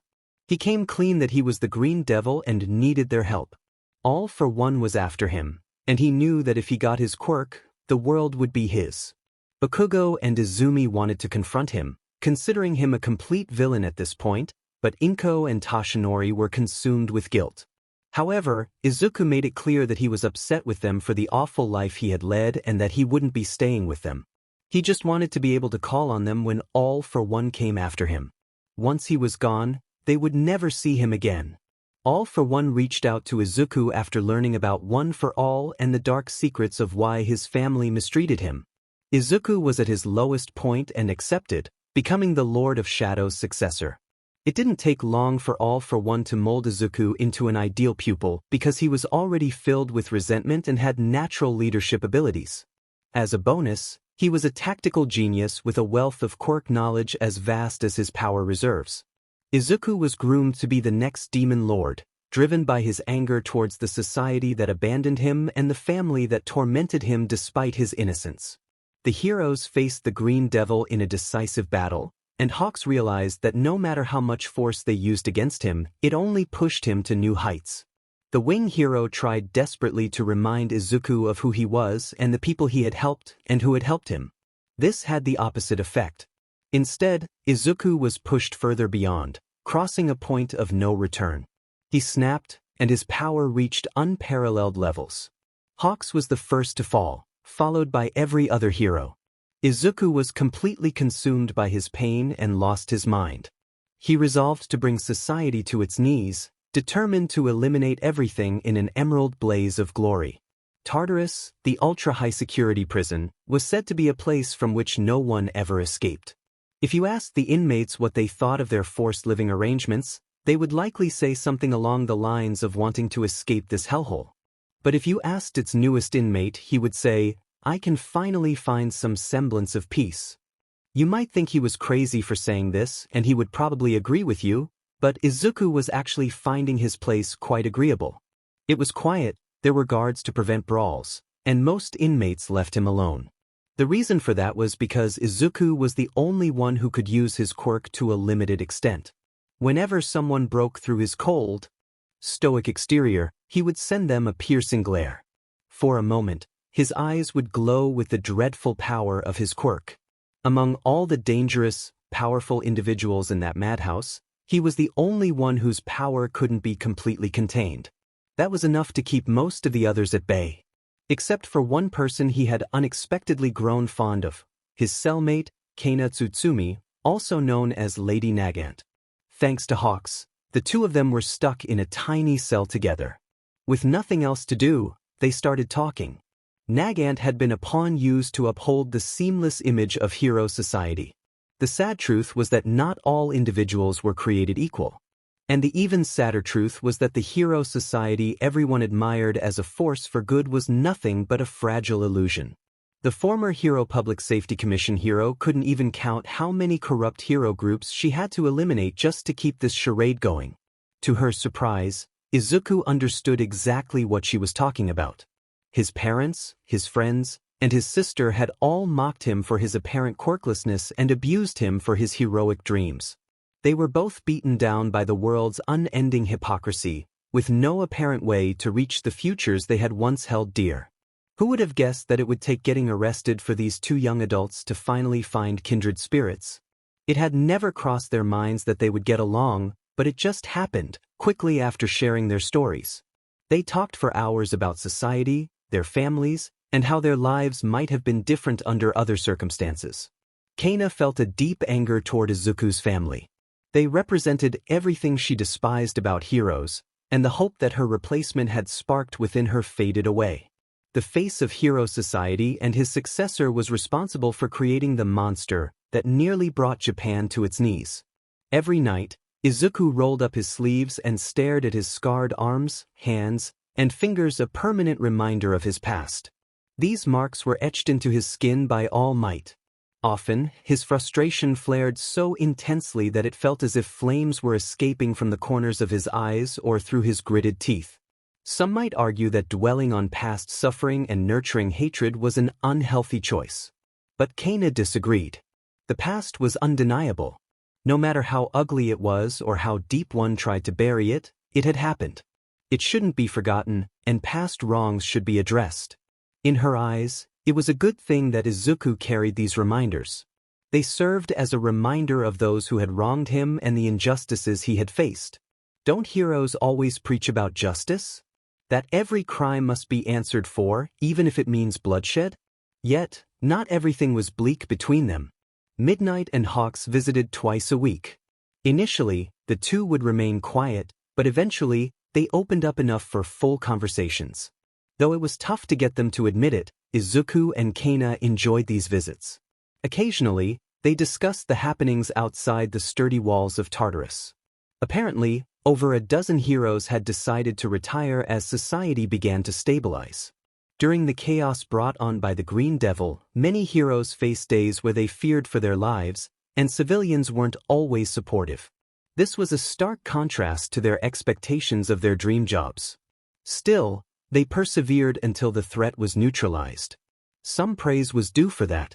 Among the retired heroes were Teleki and, surprisingly, All Might. The man who had dominated the hero scene for decades, the greatest hero on Earth, was also one of Izuku's worst tormentors. Izuku felt indifferent about what happened to him, but a burning sensation ignited in his chest every time citizens cheered for him. He knew they continued to sing his praises, especially since he planned to teach at UA. To add fuel to the fire, Endeavor had become the new de facto leader. Technically, Midnight and Hawks shouldn't be sharing information about the outside world with dangerous inmates, but since Izuku and Kano were not chatty with anyone else and had sworn to secrecy, they made an exception. Izuku was the only one who asked for something in return for his silence. Make sure Toshinori and Inko Yagi never step foot on this island as long as I'm here. Currently, the two friends were sleeping back to back on Kana's bed. Hawks had overlooked one small detail when he placed Izuku in her cell. There was only one bed. They didn't fight about it though, they simply lay back to back. Occasionally, their hair brushed against each other's skin. For material used to create bullets, Kana's hair was surprisingly soft. The same went for Izuku, whose quirk should have made his hair rough. Suddenly, a thud against their cell door jolted them awake. A guard's voice called out, "Rise and shine, inmates. You've got company." Even for Hawks, this was early. It was doubtful he was eager to see them, or that midnight would visit first thing in the morning. Just the kid, and it's not the bird or the SR. Both Izuku and Kana shot the guard dark glares. "Let's go already, brat," he demanded. Izuku got up and walked to the door. The moment it opened, weighted cuffs were attached to his wrists as protocol for inmate visitors. Throughout the process, a guard kept a watchful eye on him. Since he was the only prisoner capable of using a quirk, he was considered the most dangerous. It was somewhat amusing that the guards were extra cautious around a kid. As they walked in silence, Izuku wondered who was visiting him if it wasn't Hawks or Midnight. His parents? He usually felt an intense burning in his chest whenever they were near, and he had made it clear that bringing them would end in disaster. Tsukachi? Likely, but Izuku hadn't seen him since he was locked away. The police had to be busy since, back when he was free, people had gone missing either kidnapped by villains or by those who thought a societal collapse meant they could reshape the world. Oh well, he would find out soon enough. "Good morning, Izuku. How are you?" "I hope you're well," a soft high voice said. Izuku didn't know how to respond. On the other side of the bulletproof glass was a small, white-furred creature wearing a suit, coat, and hat.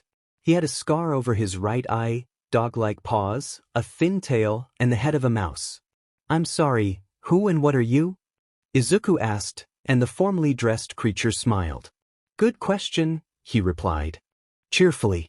"I could be a dog, a bear, a cat, or a mouse, but what you need to know is that I'm the principal of UA High." That was definitely his catchphrase. More importantly, the principal of UA? The head of the top hero school in Japan was sitting right in front of him. The school that produced top heroes like Endeavor, Telekinesis, and All Might. There was a time when Izuku would have excitedly rambled about how amazing the school was. But he was far from that optimistic soul now. Izuku's expression shifted from surprise to a scowl. Nizu expected as much but maintained his gentle smile. "It seems you're not the biggest fan of our school, given some of our past graduates and my choice in staff. But it's thanks to one of them that I'm here. Midnight told me about how your demeanor has changed." Izuku raised an eyebrow. "Let me get straight to the point. I'm here with a proposition for you. How would you like to leave Tartarus?" Izuku's eyes widened. "I'm not offering you complete freedom, at least not yet. You will attend UA as a student so that we may keep a close eye on you ourselves." Izuku felt like he was being pranked. Him, the Green Devil, one of the most feared individuals in Japan, attending a hero school? Nizu could sense his disbelief and continued. "I understand why you might be skeptical, especially with some of my chosen staff, but no one will intentionally provoke you. You will be under our protection like any other student. You will be placed in Class 1A under Shota Aizawa's Vigilant Watch. You may know him as Eraserhead. You will need to complete an application exam, like the other students, and then theirs." "Don't get ahead of yourself," Izuku interrupted. "You're talking as if I agreed with your proposition. Even if I wanted to go with you, how could I? Izuku Yagi is dead." "But Izuku is not," Nizu countered. "And as for why I'm doing this, which I'm sure you're also wondering. You're going to resent me for saying this, but you and All Might are alike." Nizu was right. As soon as he said that, Izuku clenched his jaw and glared with rising heat. Still, the principal stood his ground. "You both have committed terrible acts. Along with being a neglectful, psychologically abusive father to you, he allowed Katsuki Bakugo and Izumi Yagi to participate in hero work before we were even at that point of desperation. And it was their actions that pushed you to become the Green Devil. But regardless of the past, They still desire to bring a positive impact to the world. That's why I allowed All Might to teach, on the condition he straighten out Bakugo and Yagi. It's why I'm here now. Because I'd rather give you a chance to atone and live your life than let you rot and die full of pain. After listening to Nizu's entire speech, Izuku lowered his head, staring at his cuffed hands. His hair covered his eyes, and he no longer wore a scowl. Principal, I am not that hero-worshipping fanboy anymore. Putting me in the hero course is a waste for someone with no desire to become a hero. You and I both know this can only end in 3 ways. I'll end up on the streets again, or captured and thrown back in here for life, or executed. What's more, society will lose even more faith in heroes. The Green Devil coming back from the dead, first seen at UA. Nizu nodded. You make good points. There are pros and disastrous cons in what I'm offering you, and in the end, I can't force you to make a choice. It's up to you what you want to do, no one telling you otherwise. But know that you can become a hero. Izuku bared his teeth and weighed his options. What would be waiting for him at UA? Undoubtedly the Yagis and Bakugo. Toshinori straightening them out? As if the one who spoiled them more than anyone else is capable of that? They likely haven't changed at all. He was at least guaranteed that Midnight would be there, and Hawks surely knew about all this. But what if his classmates were no different than his Aldra classmates? Izuku was confident in his quirk control and ability to disguise it as something else, but if he had to go through middle school all over again, he would burn UA to the ground too. After some consideration, Izuku made his decision. I'll go with you. On one condition. Izuku breathed in his first breath of fresh air in almost a month. He stood outside the tall, thick walls of Tartarus and looked back for possibly the last time. He had the HNDCFFS and quirk suppressant anklet removed. He had full access to psycho flames again. He had foregone his clothes as a prisoner and was dressed in casual civilian clothing. He was free. Yet he didn't use his quirk and walked up to his party, which consisted of Hawks, Midnight, and Nizu. How does it feel to be out of the cage, jailbirds? Hawks asked. Free to fly into a new cage? Exhilarating, Kana said sarcastically. Yes, that's right. Izuku's one condition was that Lady Nagant would be allowed to leave as well, albeit she would also be under UA surveillance. We have a gift for you, Izuku, Nizu said as he approached the teen. Hold out your hands. Izuku rolled his eyes and did so. He felt a pair of sleek silver metal arm bracers placed onto his forearms. They felt cold and light, and there were small hatches to open on each one, revealing small screens when opened. These are inhibitor gauntlets made by a brilliant scientist from I Island, Nizu revealed.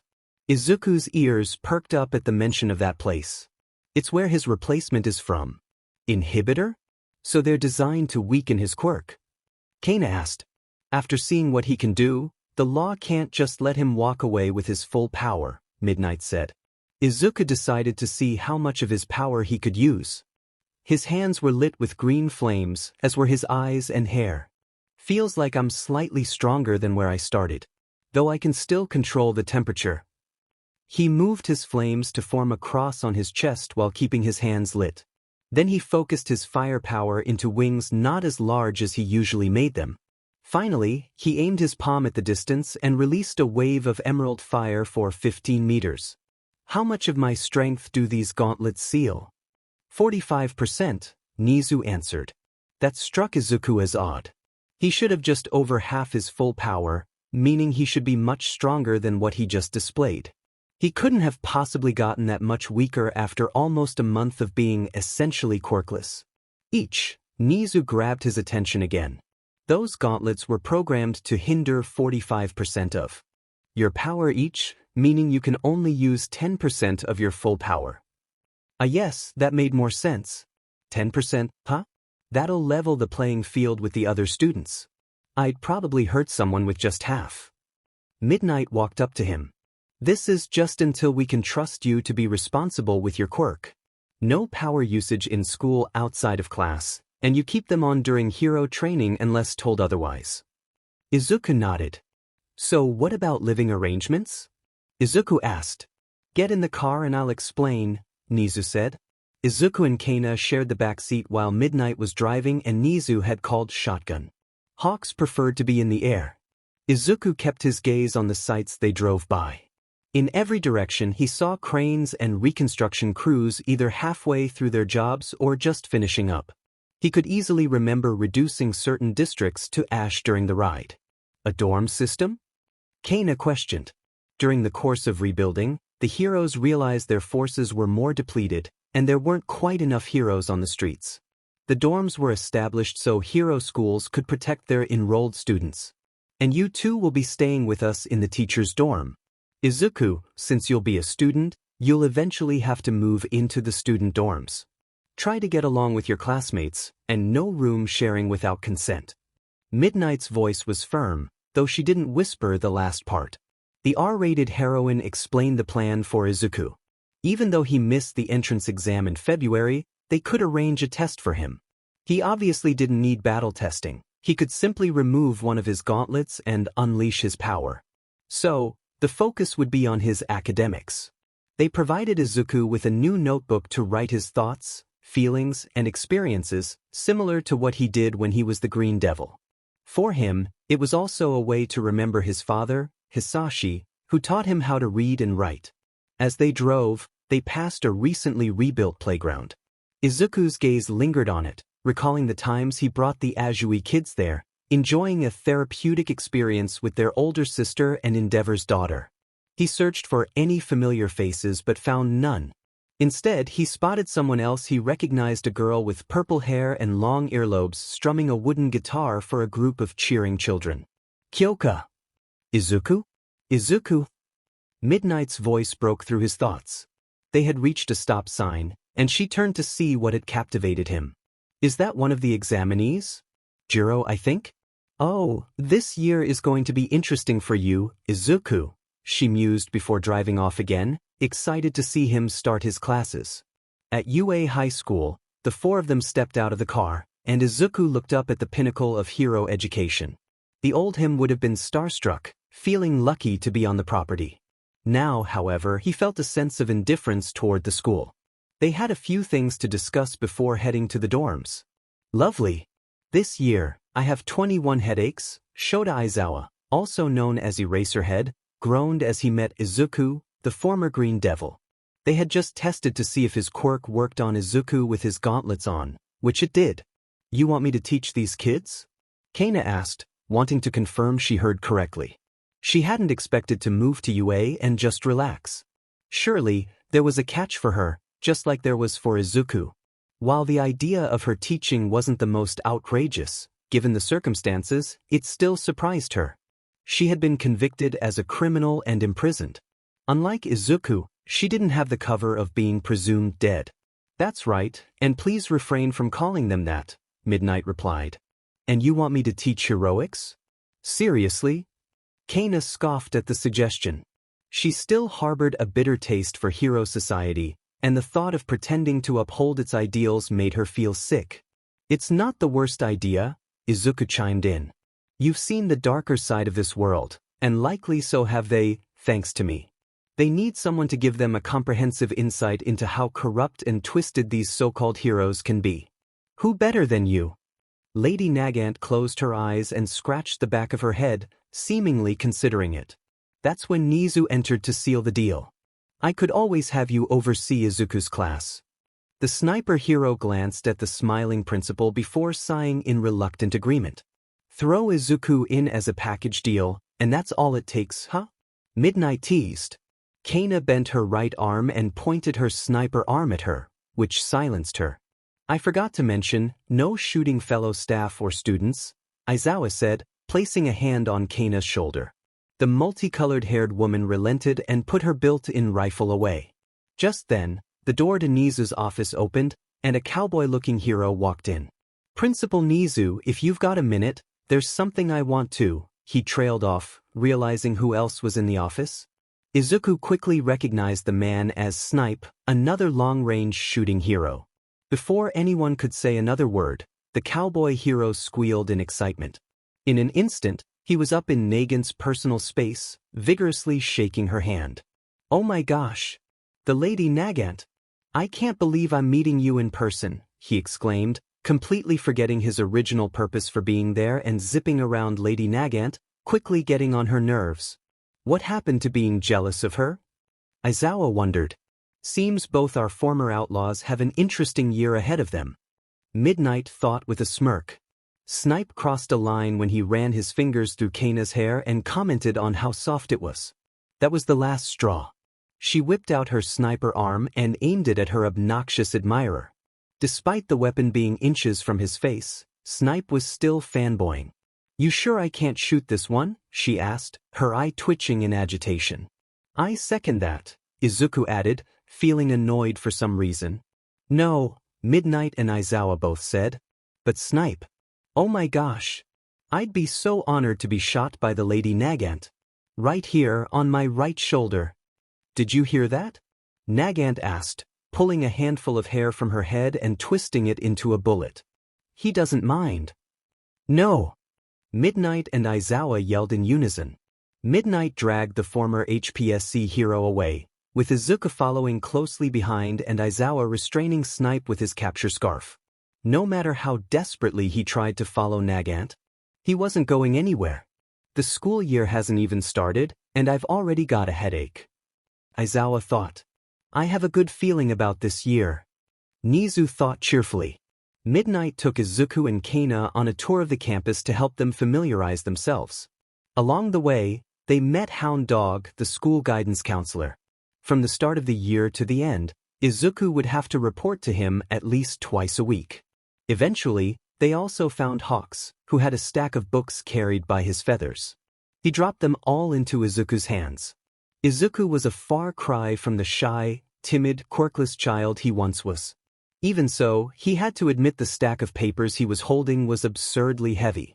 That was his study material for his entrance exam, along with a few books Hawks thought he might enjoy. Their last stop was the teacher's dormitory building. Not too far away, Izuku noticed similar buildings being constructed, likely for other students. He walked into what he would call his new home for the next month. A trip in the elevator brought them to the room set for Izuku, Nagant, and their watchers. It was specially designed to accommodate 4 people, each with their own rooms. Upon entering, they discovered the room was already occupied. A creamy blonde woman was in the kitchen preparing a cup of ramen, while a white-haired, rabbit-eared woman was munching on a carrot. Both were dressed casually. "Mirko and Imbilady?" Izuku exclaimed in surprise, catching the attention of the other pros. "Oh hey, what took you so long?" Mirko greeted with a bright smile. Izuku found it hard to believe these two were also teachers. When his condition for Nagant's release was accepted, they needed to enhance security. Hawks and Midnight were prepared to watch over Izuku, but to aid in rehabilitation, they required a few extra hands. The pros would take turns supervising the group. The stoic pair had no objections. Midnight eagerly led Izuku to his room, which had already been furnished. A bed sat in the corner, accompanied by a comfy-looking sofa chair, a desk for his work, a bookshelf, a drawer, and a closet. On his desk were a new phone and laptop for school and personal use. He opened his closet to find only 2 sets of clothing, a UA gym uniform and a UA student uniform. They had taken his measurements from Tartarus the day he was arrested. His room also featured a personal bathroom, complete with a shower and bath much better than the rain or rivers. "So, how do you like it?" Midnight asked hopefully. Izuku remained still, his back to her, his lips silent. "Izuku?" she asked with concern. He reached up to his eye and wiped something away. I. His voice cracked and he cleared his throat. "I'm grateful really," he said. Midnight frowned, sensing he had more to say but was holding back. It's not good to force him to open up, at least not this early. Izuku sat down on his bed, and Midnight took a seat beside him. "They'll be here too, won't they?" Izuku asked. Midnight understood who he meant and sighed. "Yes. They did remarkably well in the mock battle, and your dear old stepdad is still in their corner. There's nothing stopping you from saying they shouldn't be here." Izuku considered her words. He had the power to ruin their heroic careers and blacklist them from every hero school. That would only be the beginning of his revenge. "Let them come. Their egos will be the first part of them I crush," he said. No, he preferred to play the long game. Toshinori and Inko likely had no idea what Izumi and Katsuki had put him through. They would learn in time, but for now, he wanted to focus on breaking them down himself. Like a fine wine that improves with time. When he felt it was right, he would act without hesitation. Not very heroic thinking, but Midnight didn't challenge him. As a teacher, she knew she shouldn't hold prejudices, but she had seen how awful Bakugo and Yagi were to Izuku. As a hero, she had to ensure justice was served, and why not let one of her hero students carry it out? Midnight, how long do you think this will last? Izuku asked. That depends on you. You could choose to believe what Bakugo and Yagi say and cut this short. Or you can make your choice without letting them influence you anymore. This can last, do you know why? Because you can become a hero. I wholeheartedly believe that. Midnight concluded by placing a hand on Izuku's shoulder. He flinched but didn't pull away. Instead, he leaned slightly into her. But the best things in life don't come easy. It'll take hard work, perseverance, and a lot of studying. But you're not alone anymore. You have me, Hawks, Nizu, Nagant, and likely more to come when your classmates arrive. Izuku kept his eyes on the ground but listened intently. As comforting as this was, he felt something was missing. See, can I ask something? He began. His voice cracked again, much like Midnight's heart. She looked into his emerald green eyes with compassion. Anything, she replied. Izuku took a deep breath before answering. I want to visit my mom and dad. Izuku stood on the rooftop of the hospital where his late father used to work. The wind tousled his hair as he stared into the distance. It took considerable effort for him to fly up to the roof, something that had once been easy for him. But getting there was the easy part. Now he had to confront his demons. He didn't pray, he didn't know what to say to his father. After all the years of promising to be a hero, he had become a source of terror for the country. He couldn't face him, in this life or the next. Yet, he felt he should at least pay his respects to Hisashi. After several minutes of silence, Izuku jumped down, stopping just above the ground. You know, we could have taken the stairs, Namuri Kiyama said, dressed in civilian attire. She was accompanying Izuku on his visit to one of the mental patients at the hospital. She had read his notebook and understood that his only memories of a mother figure came from Rei. He needed this. She had found him sitting at the foot of her bed, engrossed in several books. Apparently, a nightmare had woken him, and he refused to elaborate. Yes, he needed this desperately. Izuku and Namuri walked through the hospital lobby to the front desk. While his face showed little emotion, his heart raced. He was about to see Rei after all this time, and that frightened him. Rei's hospital room. The time of the Green Devil had profound effects. People couldn't just accept that he was gone and move on. The terror and panic he spread were jarring, causing many mental patients to regress. Years of progress unraveled, and some even had to be placed in restraints. A flood of new patients added to the chaos. Among these mentally broken souls, one had regressed the least, Rei Todoroki. Rei was engulfed in a state of depression and emptiness. Her eyes held a hollow look, and she barely spoke to anyone for days. She only ate when prompted and sometimes stared at the ceiling or out the window for hours. Whenever the doctors asked her what was wrong, she would simply say, "Zoo." He occupied her thoughts constantly. She had been missing and worrying about him for months, ever since he disappeared after Teleki had injured her. The day she found him, he was already hurt and alone. She shuddered at the thought of what could have happened to him. It wasn't that she didn't care about her other children. She just knew they were safe. If Endeavor was half the hero he claimed to be, he ensured their safety at his agency. But Zoo didn't have that protection. He didn't even have a family. In fact, his family was the reason he needed protection. When the situation became so dire that citizens were placed in shelters, her mind spiraled to the worst conclusion. She believed Zoo was dead. It felt like losing Toya all over again. That loss shattered her.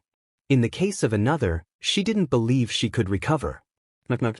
Rei didn't move as her door opened and her nurse walked in. "Rei, you have a visitor." A visitor? Probably Fuyumi or Natsuo.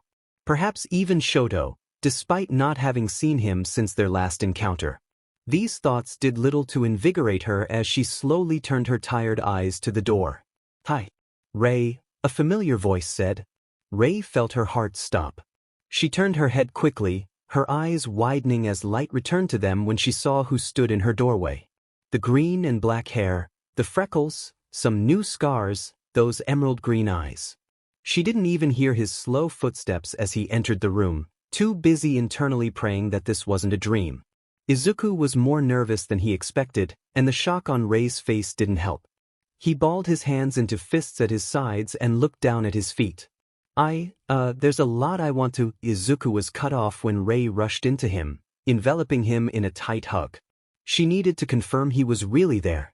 When she felt his warmth, she realized it was real and cried into his shoulder, releasing choked sobs and holding him tighter, afraid that if she let go, she would lose him again. Izuku slowly raised his arms to wrap around her back, a single tear escaping him. "Let's give them some time," Nomuri said, closing the door.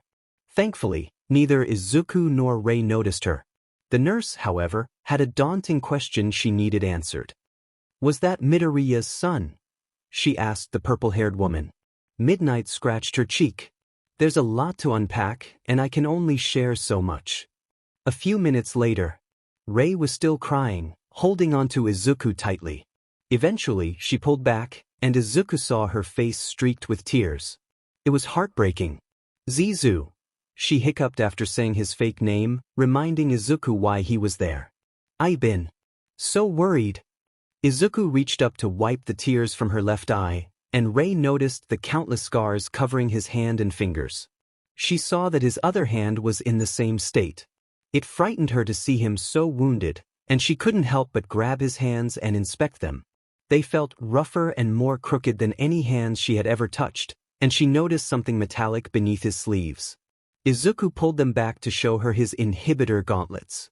"These were made because my quirk is too strong," he explained, confusing Rei. Back then, he had told her he was bullied for being weak. Her confusion turned to shock when a green flame flickered in his right hand. "We need to talk." Another few minutes later, Izuku explained everything, the truth, the whole truth, and nothing but the truth. He was clear and direct about his quirk, his family's identities, his origin, and how he became the Green Devil. He told her why her injury was his fault. Rei remained silent as he shared his life story, including its end.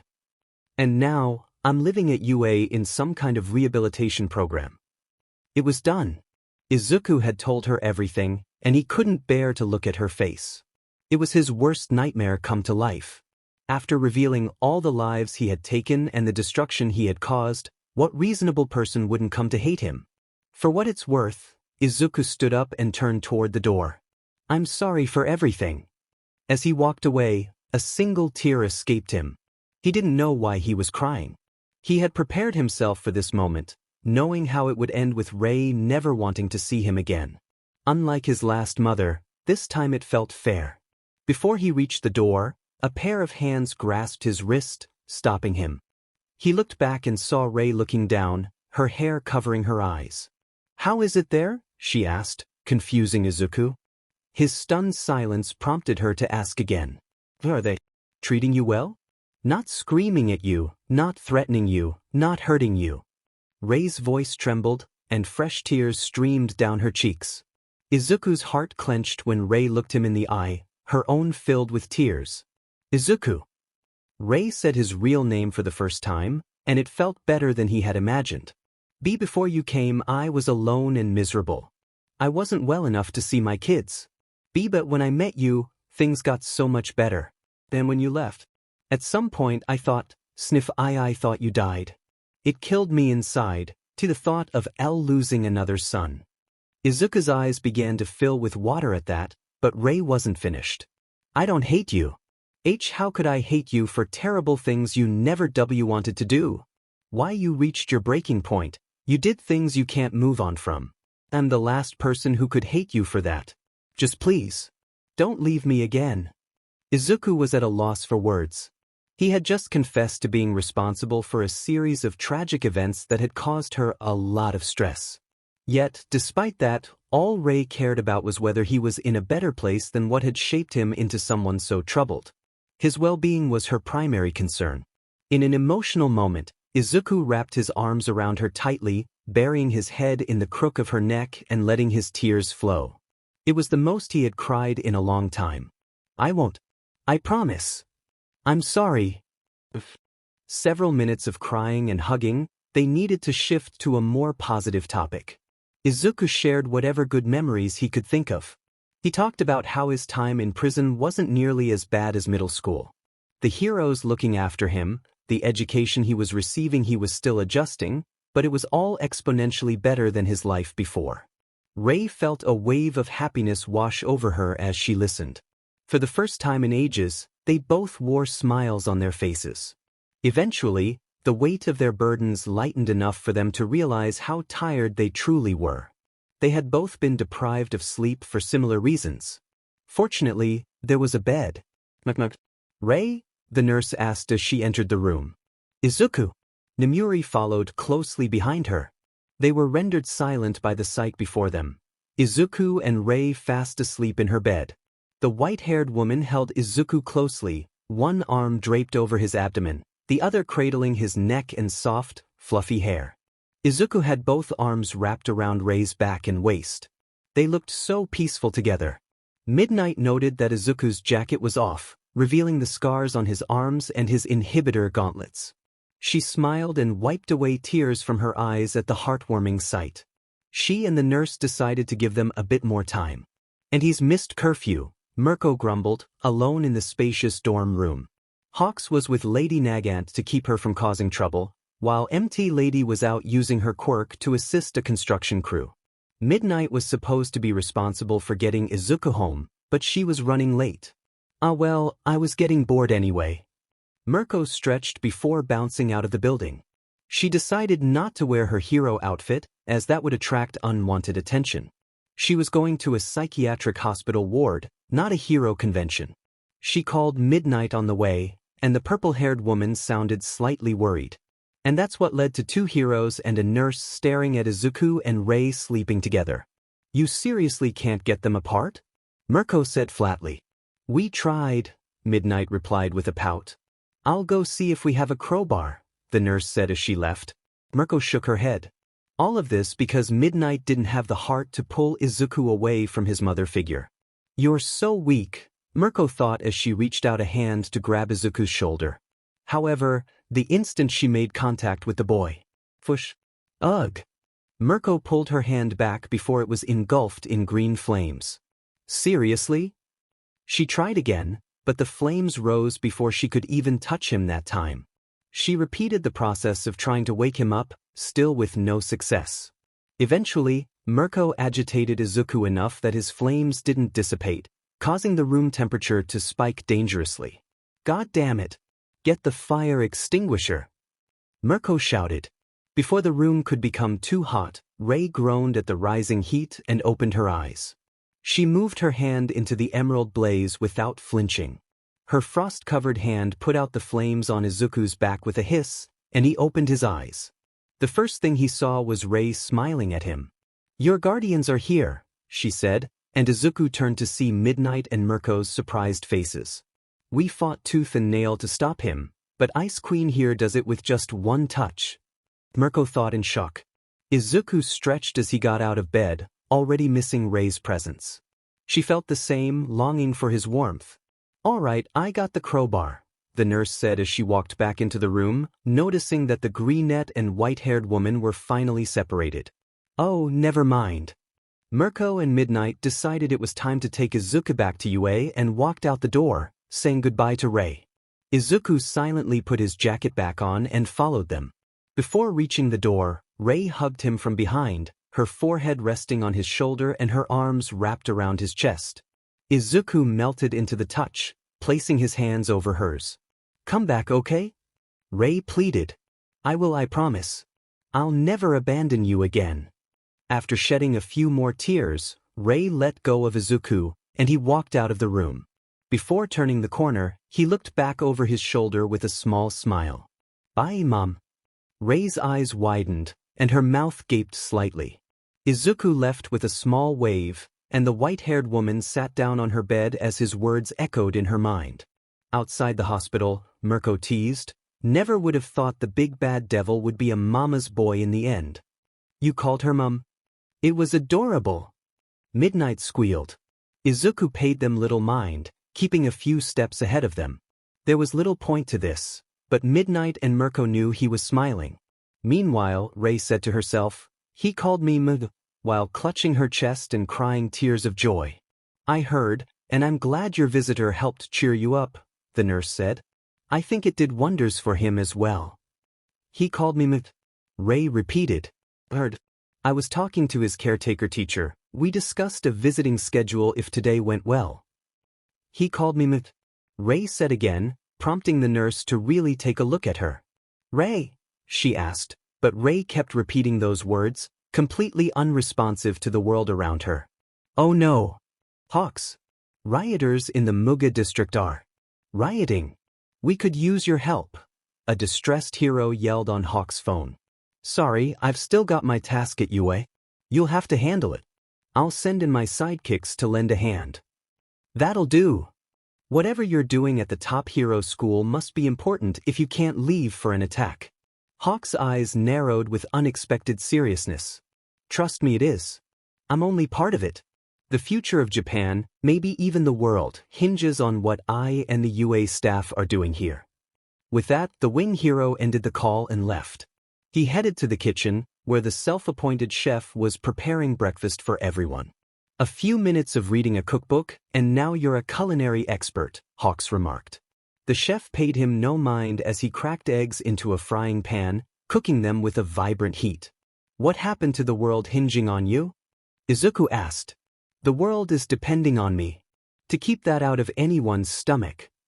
Hawks pointed to the garbage bag containing Izuku's first attempts at breakfast.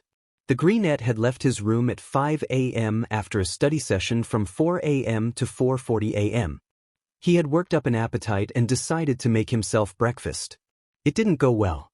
Fortunately, most of his roommates slept through his amateur cooking attempts. Hawks had only heard the commotion because it coincided with him getting out of his nest. He encouraged Izuku to learn a few recipes from a cookbook before he accidentally burned their dorm down. Izuku took his advice to heart, surprising Hawks with how quickly he progressed from barely edible creations to restaurant-quality meals after just a few minutes of studying. Despite their initial skepticism about trying his food after the first bite, his roommates found themselves enamored with his cooking. Mirko joked that this was how Izuku was going to pay his rent, while Midnight gushed that he looked like a cute househusband in his apron. Izuku rolled his eyes at both comments. After breakfast, he got dressed and was ready to head out. "You're not visiting Rei," Midnight said firmly. Izuku paused at the door, his expression sour. "Sorry, but you have your assessment test today. No leaving the house until that's done." Most of the others had something to do. Midnight and Nagant had a faculty meeting, and Mirko had patrol duty. That just left Hawks and Inti Lady to keep an eye on Izuku. "Okay." You clicked her tongue as she logged into a website to assess Izuku's intelligence level on his laptop. Meanwhile, Hawks took his phone and removed any textbooks that might contain useful information. He couldn't have Izuku cheating. Whatever score you get out of 100 will determine what level you're on. We'll check back in an hour. Remember what Midnight said, no leaving until you're done, got it? Fine, Izuku replied as he sat down at his desk. The two blondes left him to his device and started washing the dishes in the meantime. So, how do you think he'll do? Emilady asked. Hawks didn't seem worried. I'm sure he'll do fine. I heard from Tsukachi that Izuku was in the top 5 of his academics. And these last 2 days, he's had time to catch up on what he missed. 2 days to catch up on over a year's worth of work. What could go wrong? You deadpanned.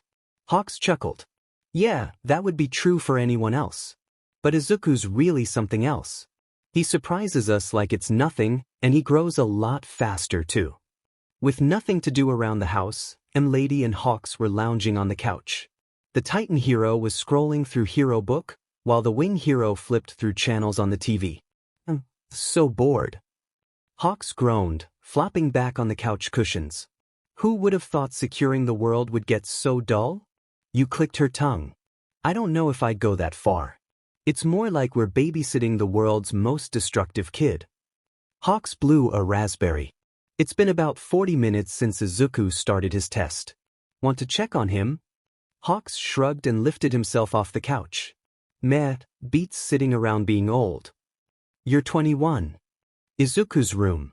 Empty Lady and Hawks walked in expecting to find Izuku engrossed in his assessment test, eyes glued to his laptop screen. But reality was different. Izuku had turned his laptop away from himself and was focused on writing what appeared to be letters next to two completed counterparts. His hand moved incredibly fast. Anyone who saw how quickly he was writing would think he was scribbling, but it was actually well-written Japanese on paper. Hi, guys, Izuku greeted without looking up from his desk. What are you up to? Hawks says. Writing to Rei. She doesn't have a phone, so I can't text her. She asked me to keep in touch, he said with a small smile. Unless Rei was the topic, it was rare for Izuku to smile. What about your test? Emilady asked. I submitted it. The results are pending now, he replied nonchalantly. I checked and double-checked my answers. It's been pending for a couple of minutes now. MT Lady picked up the laptop. True to what Izuku said, the answers were still being graded. How long have you been finished? She asked. 10 minutes or so. Hawks and Lady exchanged surprised glances. He had finished the test in half the time a normal person would, and he hadn't skipped a single question. And he had written 3 whole letters in 10 minutes. Yu and Kigo shared a single thought. What is he? Ding. Izuku's laptop chimed in Emilady's hands as it finally finished grading his work. Hawks leaned over her shoulder while Izuku folded his letters for Rei and placed them in envelopes. The blonde girl took a deep breath before revealing Izuku's score. Listen, Izuku, you've been out of school for a while, and you did your best. So don't feel bad that you only got 84/100? Holy crap! Hawks exclaimed, their eyes widening before they looked back at Izuku. He was completely unfazed by their loud reactions, simply holding the 3 letters he had written earlier with a neutral expression. Do either of you mind taking me to the post office? What are you? MT Lady Yu Takayama asked again. Izuku rolled his eyes as he and his watcher left the post office. Hawks, thanks to his large red wings, would have drawn too much attention, even in civilian clothing. So that just left MT Lady to look after him for a bit. Hey, how about we get a snack? There's a good restaurant nearby that just finished rebuilding. We just had breakfast, Izuku countered. Yeah, a whole hour ago, you shot back. You glutton. Izuku thought but followed nonetheless. The two of them sat at a booth, MD Lady scrolling through the dessert section of the menu while Izuku scrolled through his phone. He received messages from Hawks and Mirko in quick succession. Hawks, being in this birdcage all day is driving me crazy. Want to go flying? Vote, fight me.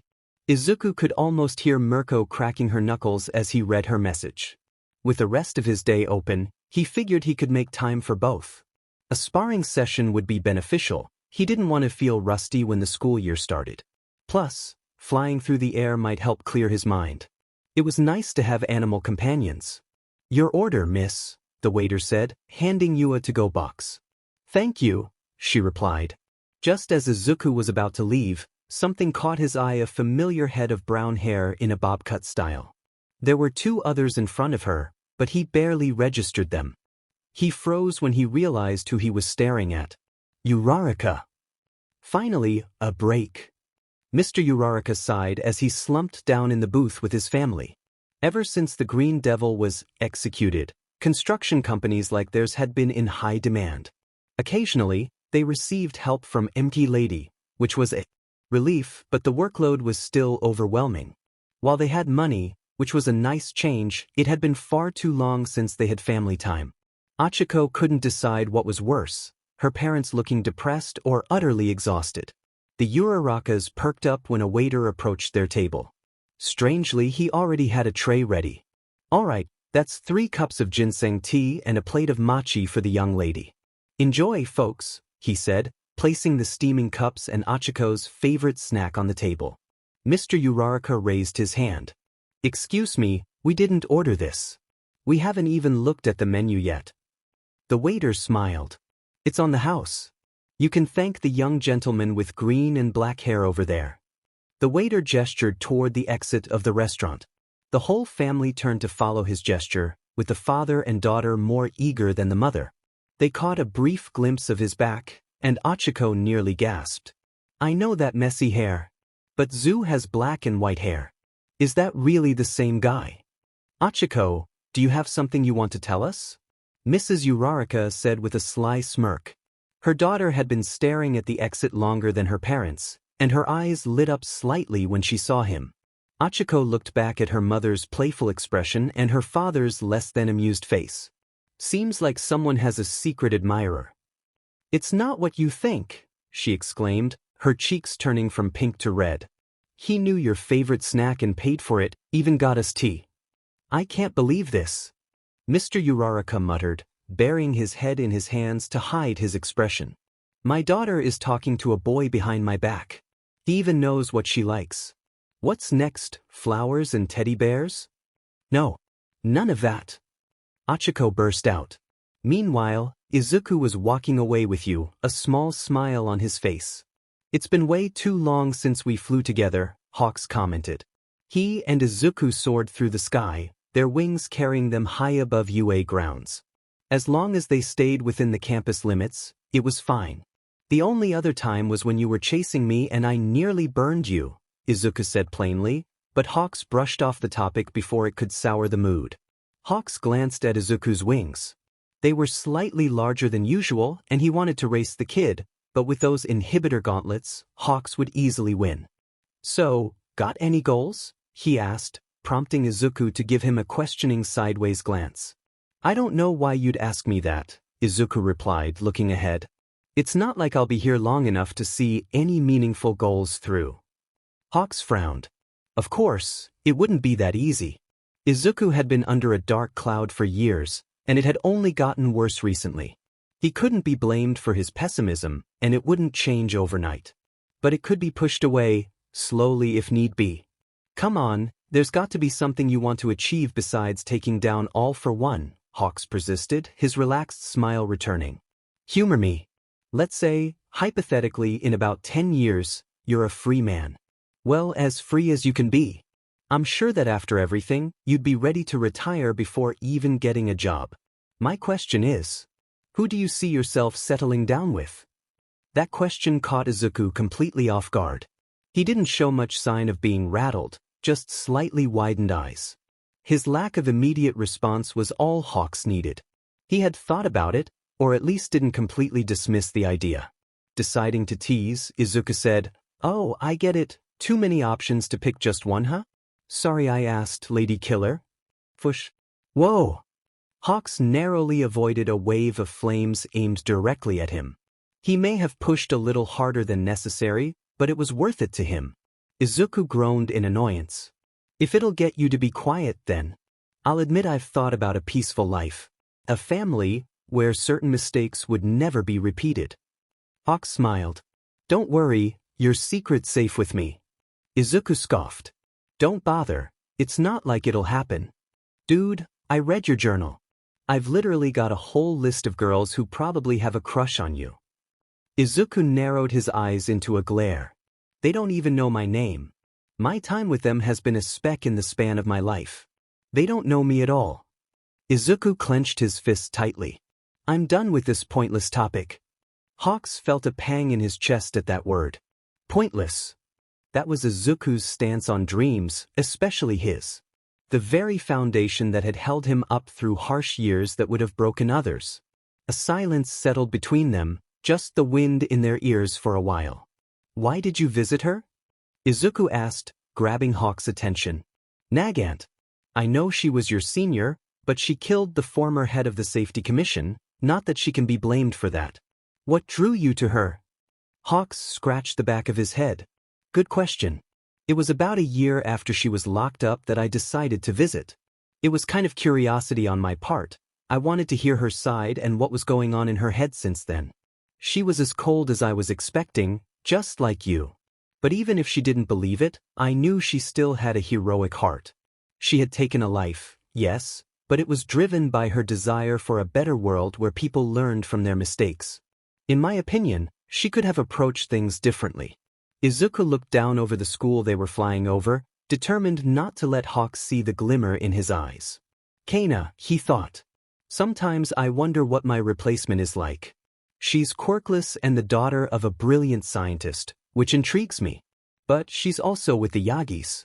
I have absolutely zero interest in seeing them dote on a child to ease their guilt over abandoning me, he growled, frustration evident in his voice. Ups and downs, but progress, Hawks thought. He's opening up more, but still pretty pessimistic. At least we're on the right path. I can't wait to see him interact with his classmates. The two boys flew until they reached the main UA building, aiming to perch on the roof. Just then, a brown and white blur charged straight at Izuku. He raised his hand to catch a punch and lifted his leg to block another muscular strike. I thought you were patrolling? Izuku asked. Barely did anything, now fight me, mama's boy. Izuku's eyes narrowed into a cold glare as he let Mirko fall. U-A-S, she yelled as she descended. Jim Gamma. Mirko was an unusual woman, bordering on wild. Izuku was well aware of that. Most people, including heroes, would want him out of their way to avoid his wrath.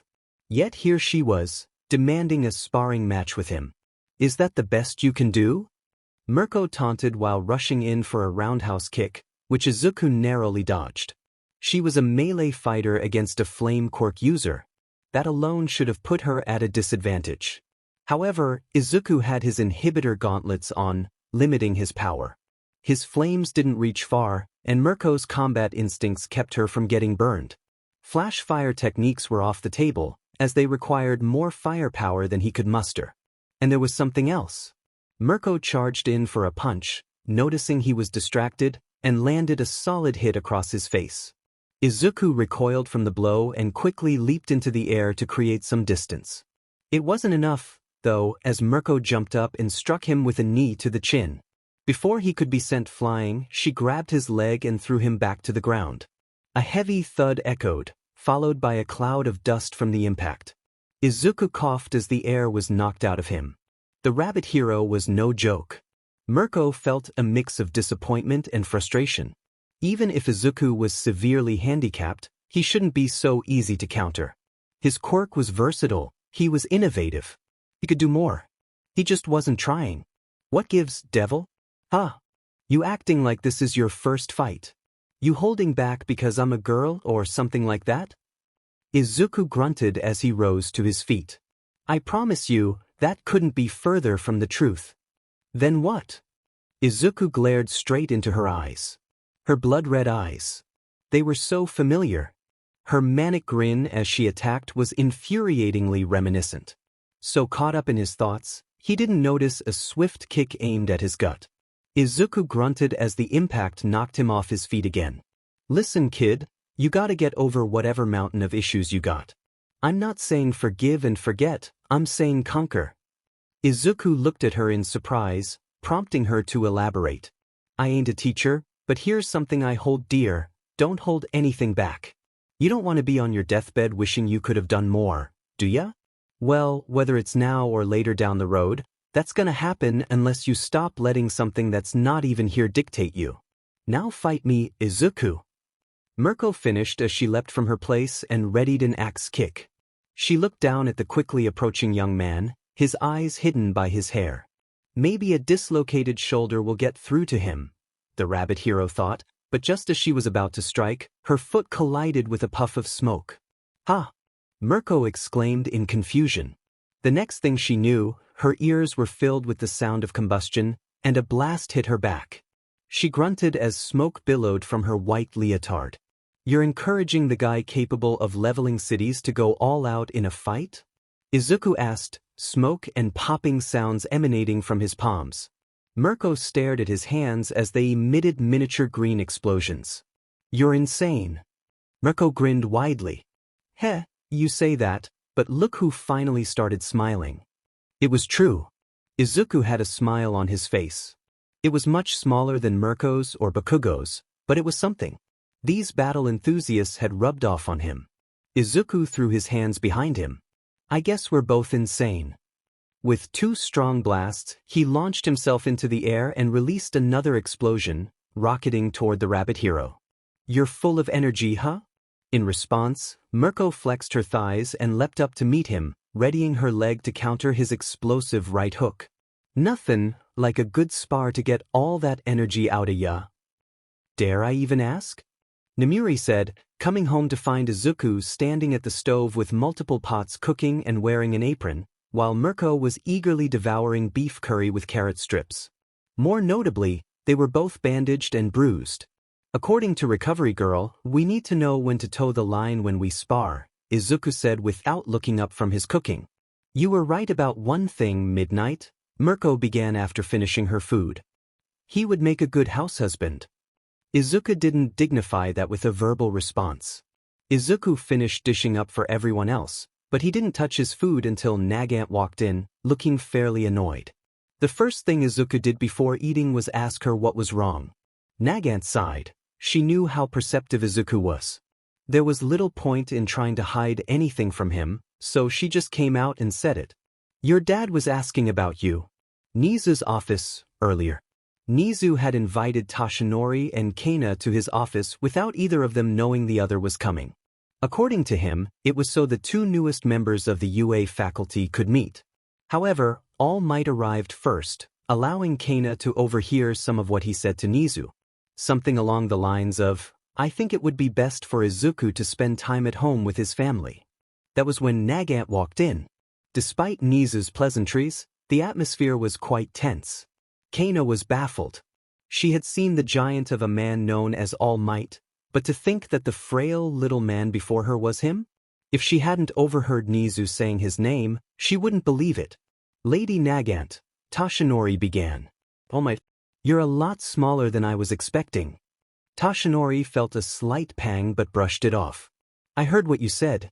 Interesting that it takes your child almost tearing down society for you to feel like taking responsibility. She knows. It made sense since she was trapped in a tiny cell with him. Toshinori inhaled deeply. I and his mother made mistakes. We have to make it up to him. Nizu stepped in. I understand how you feel, All Might, but it's much too soon for that. Before opening such a wound, he needs more time to adjust. You'll have plenty of opportunities to talk during the school year. Though even if Izuku has calmed down somewhat, there's no guarantee he'll give you the time of day. In fact, him completely ignoring you may be the best you could hope for, even if you don't want that. Sir, we need to make up for lost time. He can still live in the dorms, but please, just let him come back to us until then. For what? Another reason to destroy everything in sight. Nagant spat, unable to contain herself any longer.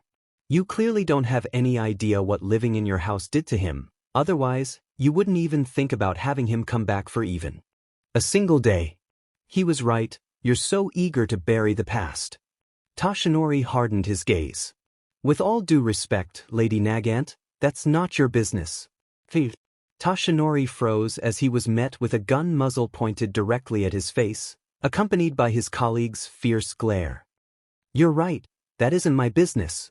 But what is my business is making sure the kids I'm going to be responsible for have a chance at becoming real heroes, not hypocrites with overinflated egos. Toshinori felt like it wasn't just him she was attacking. Nizu raised his paw. You two are dismissed. You're going to be colleagues soon, so I'd rather you didn't try to harm each other. On that note, Nagant retracted her sniper arm and walked past Toshinori, a fierce glint in her eyes. As she reached the door, she had some parting words for the blonde man. You disgust me. You, your family, all of you make me sick to my stomach. You're to blame for how the kid turned out, on top of being the embodiment of the dark side of hero society. But I won't harm you. It wouldn't be fair of me to rob him of that. With that, she left Toshinori Yagi feeling even more deflated. Present. Kana finished recounting her meeting with Izuku's stepfather. If it was anything to go by, she hoped she wouldn't be meeting the rest of his family. But enough about her. What about Izuku? The boy had his fists clenched at his sides, and his eyes were shadowed. Mirko, His voice emerged in a low growl as he slowly turned to look over his shoulder at the long-eared heroine. Surprisingly, she shivered as she met his intense glare. The sight of his furious eyes, alight with the fire of his quirk, was enough to send a chill down anyone's spine. The words he spoke made her feel something other than the excitement she had anticipated. Round 2.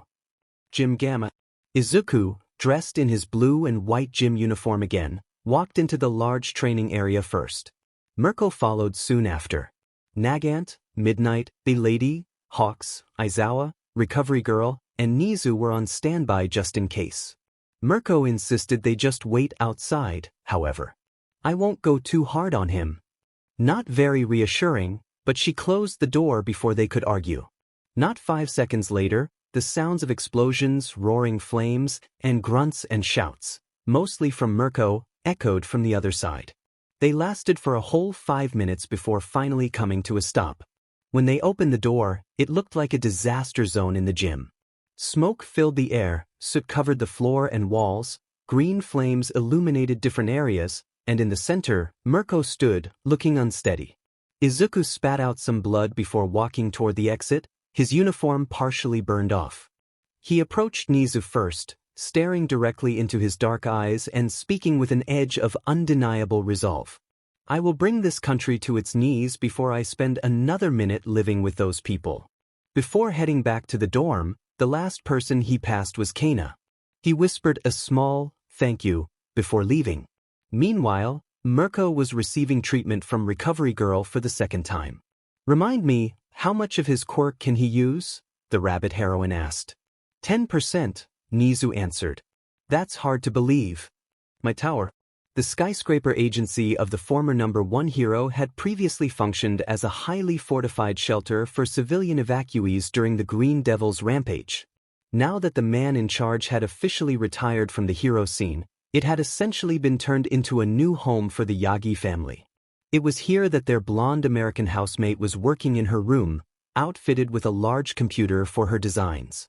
Melissa adjusted her glasses and wheeled herself from her desk to her bed.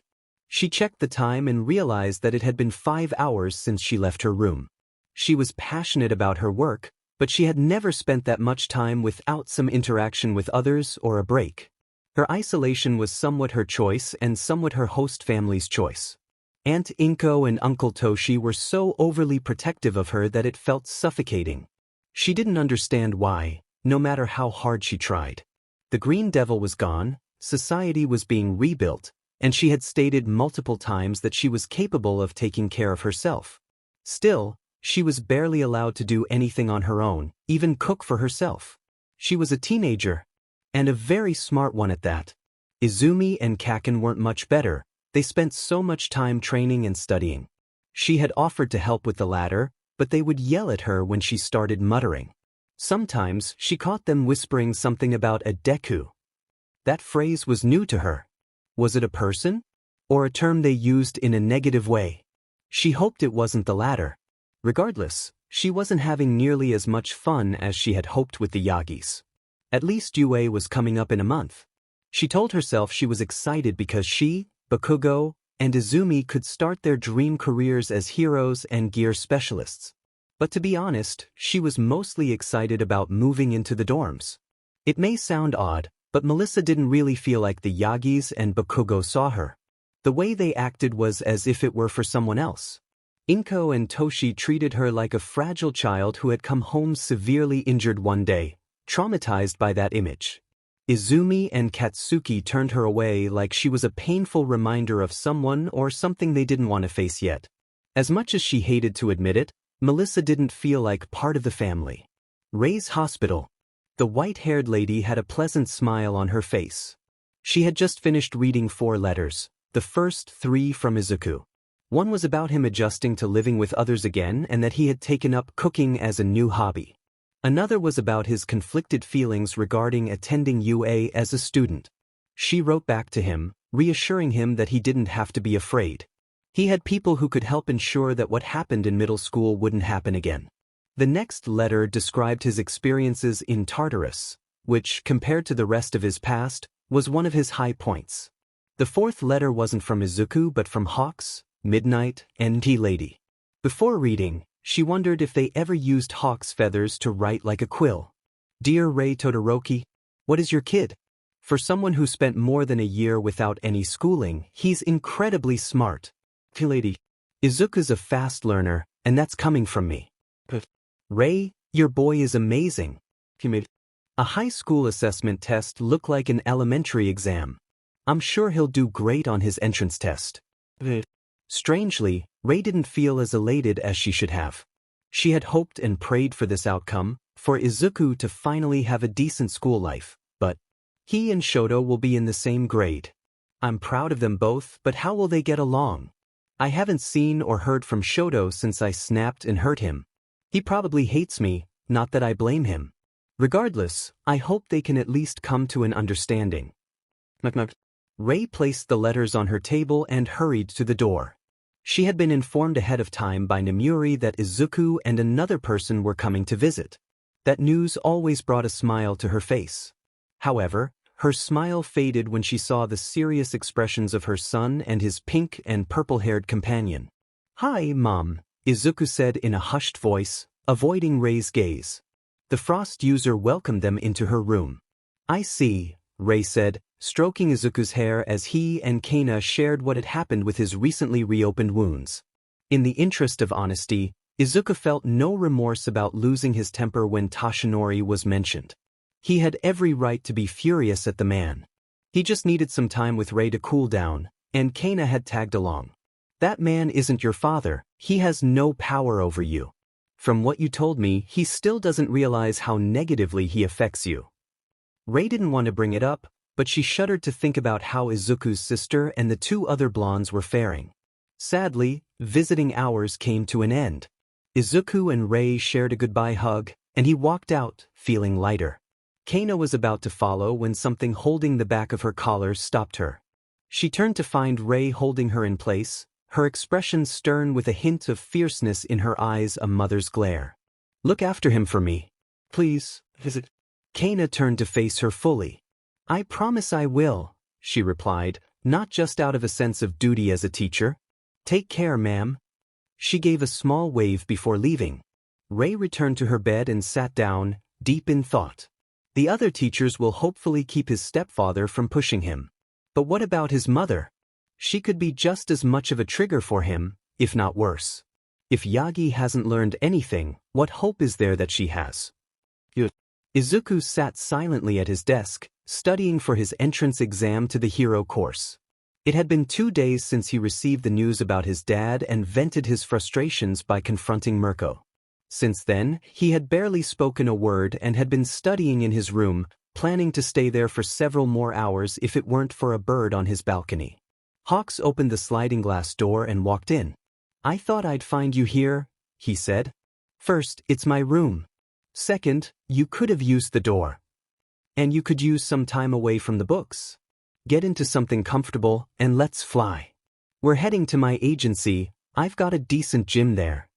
Izuku looked up from his study materials. I can't let people see my quirk. Who said anything about letting people see you? Hawks and Izuku took flight, soaring above the clouds. Izuku still had some damage on his gym uniform, so he settled for a black tank top and baggy black shorts with a vertical white stripe on the left leg. He wouldn't normally dress so lightly, but it was a warm day, and Hawks was taking him somewhere they could work out privately. From their altitude, the people below looked like tiny ants, and to those down below, they could be mistaken for regular birds. Don't worry about getting lost, we're going straight from here. Hawks called to Izuku, noticing that his fire wings were larger than the last time they flew. Hawks suddenly dove down, and Izuku followed. They landed on the roof of a tall building. Welcome to my agency, kid. You lied to me, Izuku said flatly. Hawks had told him it would be a private workout. There was no chance of running into civilians on the highest gym floor of his agency, so he was surprised and slightly dismayed to find Mirko just finishing her warm-up. Hawks shrugged. Before Izuku could consider turning around, Mirko flashed him her usual grin. Surprised he didn't have to drag you out of your room, she laughed, and Izuku knew it was all in good fun. Still, he felt a bit uneasy. So, are you going to get a workout or just keep staring at a fit, Sweaty girl? Irony is amusing. Against his better judgment, Izuku stayed, and Mirko soon realized how lightly he was dressed. He was already quite toned and physically developed, but what made his body even more striking were the numerous scars that adorned him, jagged marks across his shins, thighs, arms, face, and especially his palms and fingers. Thanks to her earlier teasing, Mirko found herself stealing glances at him during his workout. Things intensified when he started to break a sweat, longer than she had anticipated. The way his skin glistened was captivating. His sweaty, scarred, muscular physique was a constant distraction, and she had never been so pleased with a distraction before. The only reason Izuku hadn't called out Mirko for staring was that he misinterpreted her looks. The moment their eyes met, she turned away. "She's still mad at me," he sighed inwardly. Truth be told, Mirko was one of the reasons he had isolated himself in his room for the past 2 days. He felt guilty about how their last spar had gone. He had fought with anger and malice, taking out his frustrations on someone who had done nothing wrong to him.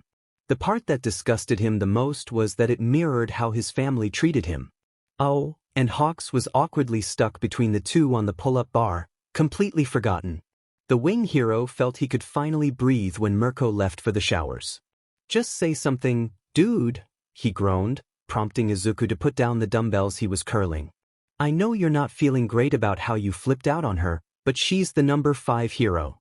Plus, she volunteered to be your sparring partner, so you're not like your family." Izuku didn't respond and simply wiped himself off with a towel. Hawks sighed. "If it bothers you that much, just talk to her. Then at least I don't have to suffer this crushing awkwardness." Izuku rolled his eyes and walked away. "I'm hitting the showers."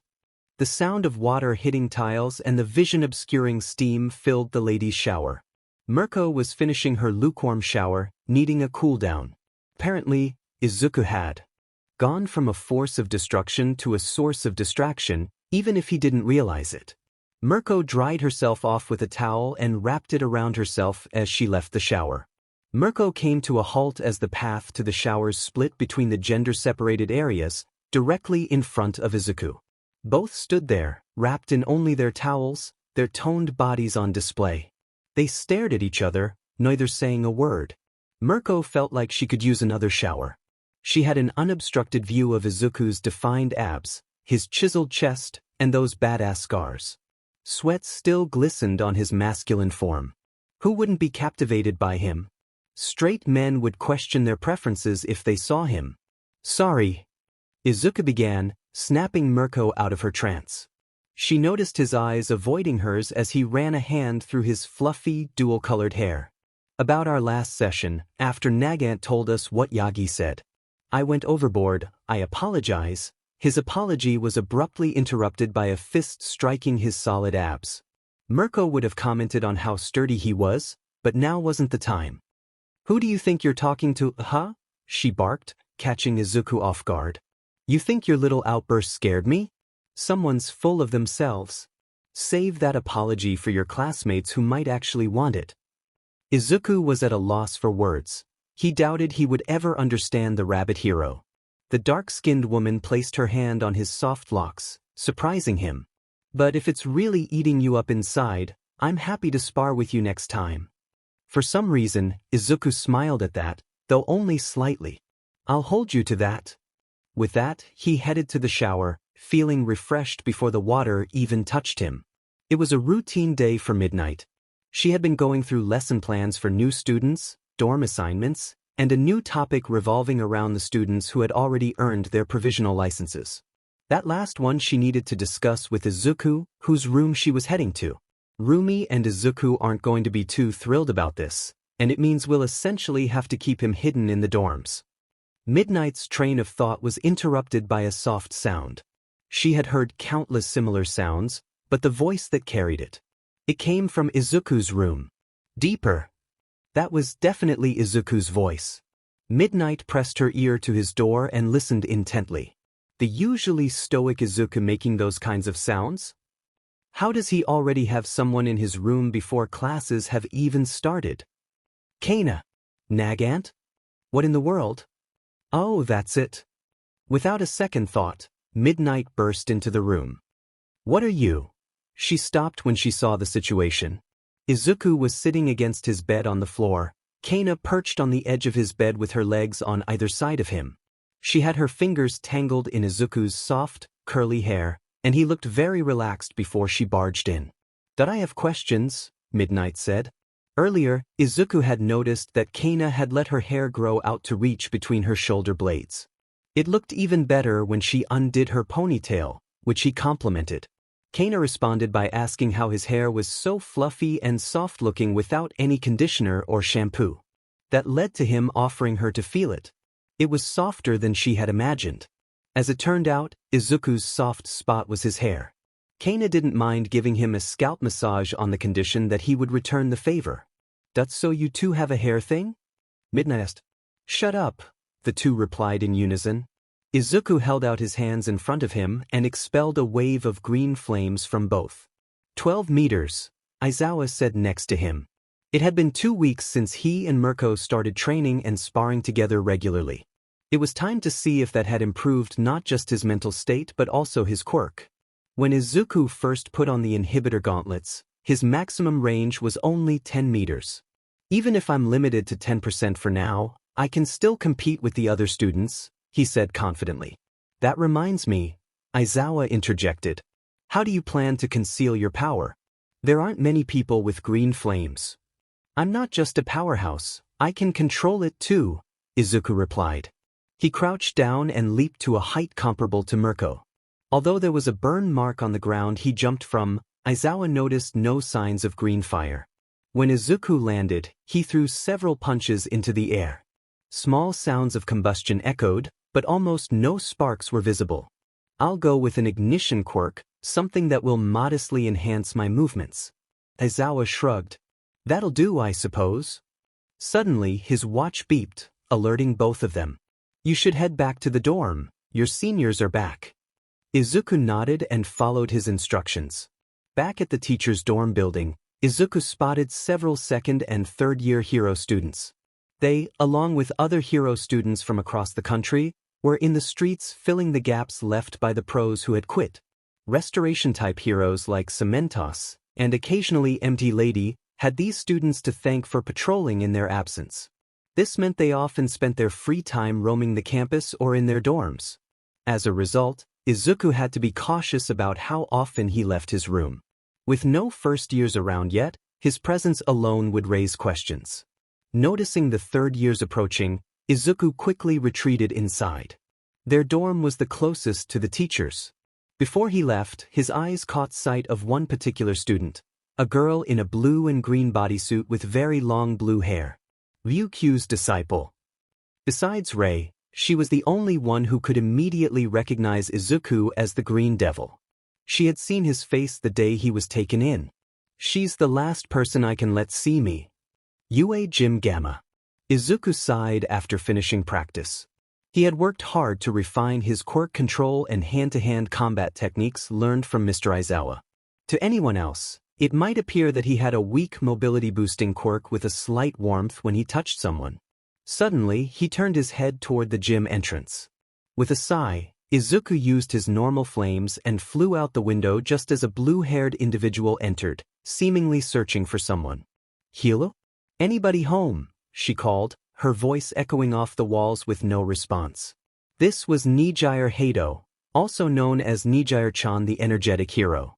Like many other hero students with provisional licenses, she was back at school early for extracurricular hero work. However, there was something on Nijire's mind that fueled her curiosity, the Green Devil. She couldn't openly discuss it since most people believed he was dead, and Ryukyu didn't want her getting into trouble with someone so dangerous. The mere fact that she knew he was alive put her in danger, as the Dragoon hero had warned. Nijire's curiosity intensified when she returned to UA. She couldn't explain it, but she felt that someone was around, someone who was hiding. She wasn't referring to Lady Nagant, the new hire, but someone else entirely. It felt like they were constantly moving around the campus and dormitory area without ever revealing themselves. The curiosity was overwhelming. Meanwhile, Izuku sat on the ledge of the window he had just flown out of. His ability to detect body warmth came in handy when someone was about to walk in on him. Still so persistent, he thought while gripping his forearm. With a sigh, he stealthily made his way back to his dorm room. Izuku sat beneath a tree with a small pile of textbooks beside him. With a notebook and pen in hand, he studied diligently for his upcoming entrance exam.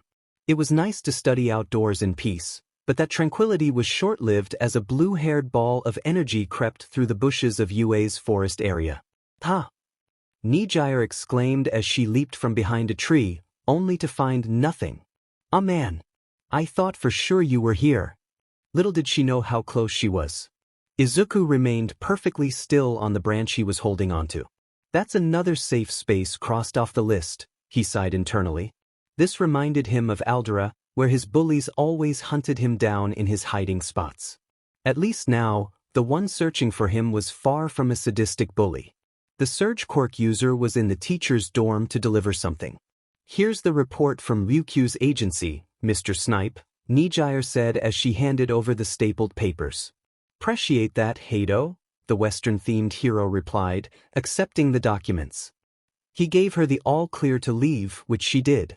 Not until Snipe turned his back and she snuck back in.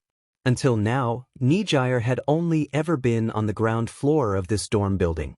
Naturally, she was curious about what else there was to see in the teacher's residence, but not enough to sneak in without permission. However, she had seen something else that piqued her interest. One afternoon, while flying around campus, she passed a window on the third floor and briefly glimpsed textbooks. She was pretty sure they belonged to a student. How intriguing. I should be nearing the third floor. Is there a student living here? Are they a teacher's child? I wonder if they're connected to the new hero teacher for the first years? I wonder, oof. Nijire's thoughts were interrupted when someone bumped into her. "I wasn't aware we had a visitor," an amused voice said. Nijire stiffened. She had been caught snooping by the R-rated heroine, Midnight. The older woman stood confidently in front of her, her hand resting on her whip attached to her hip. "Hi, Miss Midnight. I was just delivering something for Snipe," Midnight interrupted, removing her whip. "And now that you've done that, you don't have anything else to do here, right?" Nijire gulped as Midnight's playful smile sent a shiver down her spine. It never failed to make her feel like a freshman again, and it certainly wasn't failing now. "No, ma'am," she stuttered. "Lovely," Midnight sang, holding her whip with a playful demeanor, ready to deliver a stern warning at any moment. "Then why don't you be a good girl and head back to your dorms?" the older woman suggested. "Why's ma'am," Nijire replied, turning to leave. As she approached a corner, Midnight noticed her shoulders slouch in disappointment. "Sorry, ma'am," she murmured before exiting. Midnight's mood shifted from playful to concerned for the girl. Izuku's room. Izuku sat at his desk, focused on a textbook. His left palm flickered with flames, swirling in a mesmerizing pattern, a habit he'd developed over the past few days. A knock at the door interrupted him, prompting him to extinguish the fire and invite the visitor in. It was Midnight, her expression softening as she entered. "Your #1 fan is still eager to meet you," she joked lightly. Izuku returned his gaze to the book without responding. Midnight settled on his bed. "I understand you have your reasons and they are valid, but are you sure you're making the right choice?" Izuku turned a page. "She's the only student who knows my face. If she sees me, her first instinct will be to report me. My best option is to let her encounter me as a student, explain my situation, and take it from there." Midnight smiled slightly. "I don't think it would go as you imagine. Yes, she recognizes you, but it wouldn't unfold like that." Izuku continued to flip through the pages. "You know, she heard what you said the day you burned out." "That I remember," he replied quietly. "She caught Hawks as he fell, and I just happened to be in his grasp." Midnight frowned, sensing he was missing the point. "So you think she would have just let you fall and not care?" Izuku remained silent, turning to the next page. "After you were sent to the hospital, she bombarded Ryukyu, Hawks, and me with questions. Things like, how do you know him? How long have you known him? Izuku? As in Teleki's son Izuku?" The last question made Izuku grit his teeth in frustration. But her main concerns were, what did he go through? Who hurt him? Is he going to be okay? You're going to help him, right? She has been worried about you since she saw how much you were struggling. Izuku closed his textbook and stared out the window. It's not just about her being a hero and you being seen as the villain. You don't want to push away another kind person. Midnight couldn't see it, but Izuku's expression softened slightly. Rising to leave, Midnight said, I can't force you to face her, but you could at least give the person who cares about you a chance. Surely she deserves that. With that, she exited the room, leaving Izuku with much to ponder. Meanwhile, Nijire returned to her room and collapsed onto her pillow. A knock interrupted her thoughts, and she muffled a, come in. A red-haired girl her age entered, noticing her usually cheerful friend looking downcast. Hey Nijire, what's up? She asked, sitting on the floor against Hato's bed. Nijire lifted her head and rested on her side. Have you ever met someone you immediately wanted to know more about? The redhead nodded. Yeah, actually. In middle school there was this guy. But everyone tells you to stay away or that he's bad news? Yu looked a bit taken aback. Sort of, but that was more like a celebrity crush I had on a punk band member. And he's been through so much that it makes you wonder how he's still standing? And you feel like he might lash out if you ask the wrong thing, but you still want to know. That you've lost me, Yu replied. Nijire buried her face back into her pillow, sighing in frustration. The next day, Nijire patrolled a calm intersection from the skies, the thrill of flight usually lifting her spirits. The sensation of weightlessness, soaring freely through the air, was invigorating. However, today, it did little to improve her mood. She was struggling to shake off thoughts of the Green Devil. Is he still in prison? Did they decide to silence him while I wasn't around? I wish Ryukyu would give me some answers. This is driving me crazy. That's right. Nijire was patrolling solo today. As she was nearing the start of her third year, Ryukyu decided it was time to trust her with more responsibility. Work first, questions later. A boy in a black shirt, light gray zip-up hoodie with green accents, and matching pants walked through the streets with a backpack slung over his shoulder. Izuku was searching for a quiet place to study, but with so many thoughts swirling in his mind, external peace wouldn't help much. He couldn't shake off Midnight's words. Damn it, why am I so fixated on this? Be realistic, Izuku. Whether as a student or not, she'll either avoid me or report me. It will be the same with my classmates when they eventually find out who I am. The truth is, I don't deserve a normal school experience. His goal of confronting all for one remained unchanged. The weight of his past actions loomed over him, making him feel unworthy of a happy life. In his eyes, Hawks and the others were giving him a chance to atone, even if it meant facing death. Lost in his thoughts, Izuku crossed the street when the pedestrian signal allowed it. Unfortunately, he was too absorbed in his mind to notice a speeding car heading straight for him. Watch out! All Izuku saw was a blue blur as he was whisked away just before danger struck. Phew! That was a close one, a cheerful voice exclaimed beside him. On the ground, the speedster's vehicle was halted by a spiraling wave of energy holding it in place from above. The police arrived to deal with the speedster, while Nijire landed on a rooftop, hidden from view, to tend to her rescue. For someone who almost died, you don't seem too freaked out.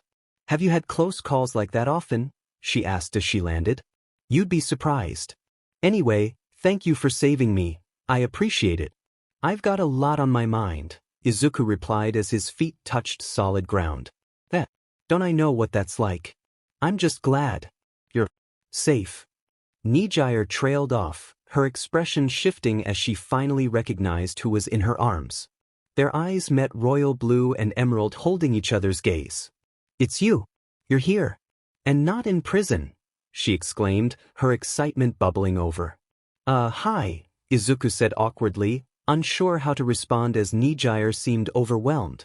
In an instant, she was right in front of him, her eyes wide with curiosity. I have a million questions. What's your quirk? How is it so strong? Why aren't you in Tartarus? Are you and Midnight close? How old are you? So many questions. Nijire would have continued, but murmurs from the crowd below asking where the hero was interrupted her. Sounds like you have stuff to do, Izuku pointed out, prompting a dramatic groan from Nijire as she fell back like a child. But she quickly regained her composure, a serious look crossing her face. There's a cafe that way, she said, pointing over her shoulder. Wait for me there. I want answers. Despite her sweet tone, the determination in her voice was unmistakable. Izuku nodded, realizing he had no choice.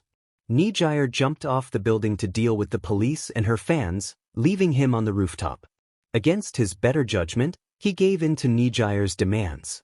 Izuku stood outside the quaint restaurant, feeling a mix of dread and nervousness, though his face remained calm. He pulled out his phone and decided to make a call. At you? Namuri hummed to herself as she sorted through an open envelope and a visitor's pass. Just then her phone rang. Finally. Hello. Midnight, can you tell me anything about Heido? Izuku asked, getting straight to the point. Certainly. She's about to start her 3rd year, has a strong and versatile quirk called Surge, and will be your upperclassman. She's a sweetheart with some childish tendencies and is probably strong enough to beat you with your gauntlets on. Izuku absorbed the information, gaining a better understanding of what he was getting into. Right, thanks. Where are you right now, by the way? Midnight asked. Izuku rolled his eyes. Do I really need to answer that, or are you just going to admit that my inhibitor gauntlets also double as trackers and that you know I'm outside a restaurant in Heido's area? And by the way, I can hear the eagerness in your voice. This is not a date or whatever you're thinking. With that, Izuku hung up before Midnight could respond. The moment he ended the call, he heard something approaching quickly. Suddenly, a strong gust of wind nearly knocked him off his feet as a blue figure soared overhead. Once the dust settled, a periwinkle-haired teen walked toward him. Izuku took a deep breath, preparing for what was to come. Nijire wasted no time ushering Izuku into the restaurant. A familiar staff member led them to a VIP seating area. They sat face to face in a classy booth with a soundproof curtain, ensuring their conversation remained private. Izuku sighed in resignation. As long as nothing we discuss leaves this booth, I'll answer anything you have to. How old are you? What's your name? Why are your flames green? How long have you been free? Why do you have so many scars? Is Teleki your mom? Nijire fired off questions in rapid succession, leaving Izuku momentarily stunned. Sorry, let me start again, she said, but it was his turn to interrupt. 15, Izuku, I don't know, since March 3rd, I've been through a lot, and no, he replied, the last answer more definitive than the rest. Despite being taken aback by Nijire's rapid-fire questions, he managed to keep up. This surprised Nijire as no one had ever understood her when she spoke that quickly. Izuku? Well, I'm Nijire Heido from you, she introduced herself. Instead of feeling like an interrogation, their little space felt comfortable. Can I ask about your quirk? It's so unique. I've never heard of fire that can go hot and cold and block telekinesis. The closest comparison I can think of is Burnin, but you're not related to her, right? No, I'm not, Izuku said, rubbing the back of his head. So, you want to know about my quirk? There's a lot to unpack. This only made Nijire more eager, and for some reason he didn't want to disappoint her. He took a deep breath and recalled the night his life changed. My quirk manifested when I was 13, he began, and Nijire's eyes widened. Wow, you put late bloomers to shame. Is there a reason it was at 13? Did PBRTY trigger it? And if you only got your quirk 2 years ago, how did it get so strong? Shouldn't it still be a baby quirk? Izuku almost smiled at her calling his quirk a baby quirk. According to Detective Tsukachi, the doctors who retested me gave me a new diagnosis, a quirk growth spurt. I'm the only one who's had it so far. I don't know if normal quirk holders can experience it if it's just for late bloomers, or if it's just me, but basically, it causes quirks to grow in strength over a surprisingly short PRD. Nijire nodded. Yeah, you're incredibly strong. You beat All Might in a punching competition. All Might. He's like the best puncher in the world. Izuku's expression darkened. I beat him, sure, but it came at a price, he said, glancing at the scars on his hands. My arms were severely injured. The doctors said there was a good chance my arms would be unusable. Midoriya, curious and concerned, gently took his hands in hers, making Izuku flinch. Oh, they feel pretty rough and bumpy too. Why are they bumpy? She asked, unaware of the emotions swirling within him. My bones were shattered and fragments got stuck in my joints. My arms weren't too difficult to repair, but putting together finger bones isn't easy, Izuku explained. Midoriya didn't pull away. Instead, she began to gently rub his hands, her touch comforting. Her soft skin contrasted with his rough, calloused, scarred hands. That sounds really painful. I'm sorry, Izuku said, his eyes widening at the genuine sympathy she offered him. For someone who had caused so much hurt, it was unexpected. Hey, your hands are getting warm. Midoriya leaned closer, her eyes searching his. Are you doing that on purpose, or is it a nervous habit? Are you nervous? Before Izuku could respond, the soundproof curtain of their booth opened. Excuse me, are you two ready to order? The waiter paused, surprised to see Hato holding Izuku's hands and leaning toward him with bright eyes. He smiled teasingly. Do you need a bit more time? Can I get a glass of ice water? Izuku asked, pulling his hands away from Midoriya's. Oh, we're starting with drinks? I'll have my usual, please. The waiter noted their orders, iced water and a cream soda float. Coming right up. I'll try not to take too long. Izuku placed his hand on his face, while Midoriya tilted her head in confusion. What did he mean by that? Hey, is there a reason you got iced water? If you're hot, you could have gotten a float like me, Midoriya asked as their drinks arrived. This helps keep my quirk's temperature from rising too high. And I don't have much of a sweet tooth. Midoriya's eyes brightened again. Right? Your quirk. You never finished telling me about it. This serious topic of discussion oddly put Izuku at ease, thanks to her eagerness and excitement. With a sigh, he set down his glass and began. I was quirkless for 13 years. Being a hero was all I wanted, not just because my mom was one, but because it was my dream. It was devastating to learn I was in the 20% of people who never develop a power. But whatever I am proved them wrong. Midoriya nodded. I'll say, you're incredibly strong.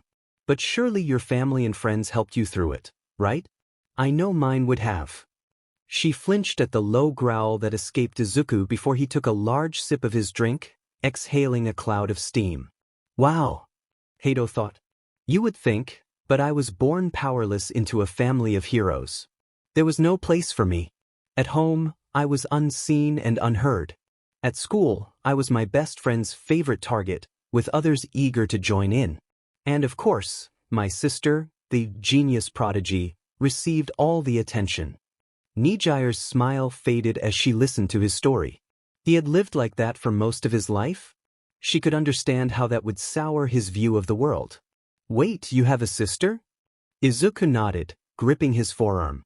I met a green-haired girl last year. She and her loud blonde friend were always with Telekinesis and All Might. They're not even in high school yet. Of course. They just keep spoiling them, Izuku said with disdain. Hey, is All Might part of your tragic backstory? Was he a JRK to you because you were quirkless too? Izuku's eyes darkened. Yes. I met him the day my quirk manifested, but it didn't go well. After he saved me from a villain attack, I asked if a quirkless person could become a hero. He told me I couldn't. The man I idolized since I was a child told me to give up. Just another blow to my dwindling hope. Midoriya looked intrigued but far from her earlier positivity. Seriously? All Might told you to give up? But he's always smiling and saying, you can become a hero. How could he tell you to quit? I guess that you can do it talk is only for those with quirks. Midoriya puffed her cheeks in frustration. Why does it matter so much that you were quirkless? You're still a person. So what if you're different? Everyone's different. Some people have lizard feet or long tongues or can shoot fire. Actually, being quirkless makes you special in a way. Having no power in a world full of powers is really something. Izuku paused, staring at her with wide eyes that sparkled with a hint of hope. He knew she was being sincere, but it was hard to believe someone like her existed. This girl. Oh, sorry, I interrupted. I just got so mad. It's fine. Izuku cleared his throat before continuing. Anyway, after All Might saved my life and took away my reason for living, I walked home feeling lifeless. I didn't care if I got attacked again. What did I go home to? Parents who wouldn't look at me and a sister who hated me. They didn't care that you were attacked? You could have died. Nijire exclaimed. It wasn't. The first time I came home hurt and no one cared. They ordered their meals, with Nijire choosing a bowl of ramen, her comfort food, while Izuku opted for a bowl of soup, easy to digest and reminiscent of the meal he had when he met Rei, also his comfort food. So you ran from home, got really sad, and then your quirk finally showed up? Nijire asked, to which Izuku nodded. Did you ever think about going back? They were JRKS to you, but you had a quirk. Wouldn't they treat you better? Izuku set down his spoon. To be honest, my first thought was to return to them. To be part of the family. But then I realized I'd be part of the family that neglected and abandoned me for being different. Just because I have a quirk doesn't mean I'll act like the past never happened. He clenched his fists tightly. But they were very eager to forget about me. How do you know that? Nijire asked, unsure if she wanted to hear the answer. That I did go back home. More than once. Each time, I was unseen as expected, and each time I learned what I really meant to them. I thought it was because I was the powerless black sheep that I was ostracized, but there's much more to it than that. Nijire saw the look in Izuku's eyes, and even though it wasn't directed at her, it terrified her. His eyes glowed with a mix of pain and sorrow. If looks could kill, anyone who made eye contact with him would be in serious trouble. Izuku took another sip from his ice-cold water and exhaled steam. I don't get to complain about my pain after everything I've done. Hurt people hurt people. You've been through more than so many others. Nijire said. Izuku's anger faded into self-resentment. And I put innocent people who have nothing to do with my pain through hell. Nijire's heart sank as she looked at Izuku. She wanted to stay and keep talking, hopefully about a different subject that still pertained to him. However, a chime from her phone interrupted her. The heroine in training slouched over the table with her arms crossed. Oh man, I've still got patrolling to do. I want to keep talking. Izuku didn't know why, but he wasn't ready to let go of her company either. He wanted to keep talking too. It felt somewhat relieving to share his past with someone. Writing helped, but this was different. Can I have your number? Nijire asked. Huh. Izuku replied, caught off guard by the sudden question. Can I have your number? So we can keep talking. You have a phone, right? I do, Izuku answered before he realized it. Nijire's eyes sparkled. Great. Then we can keep in touch. Against his better judgment, Izuku handed Nijire his phone, and she quickly added his contact. I get off my shift in the afternoon. Later, Izuku. With her curiosity satisfied for the time being, Nijire skipped out of the restaurant after paying for the meal at the front desk. Izuku sat at the table with 2 bowls of unfinished food. Sigh, hey, can I get this to go? Later, Izuku returned to the dorms with the leftovers of his and Nijire's meals in styrofoam cups. I'm back, he announced. He went to the kitchen and placed the cups in the fridge. As he closed the fridge door, midnight seemingly appeared out of nowhere. Izuku sighed, knowing what was coming. So? How was your date with one of the cutest girls in school? Not a date, an interrogation, Izuku dismissed. Honey, you went to a restaurant and shared a meal. That girl is too bubbly and curious to make an interrogation serious. Izuku walked back to his room, put his backpack down, and lay on his bed. A date, he thought.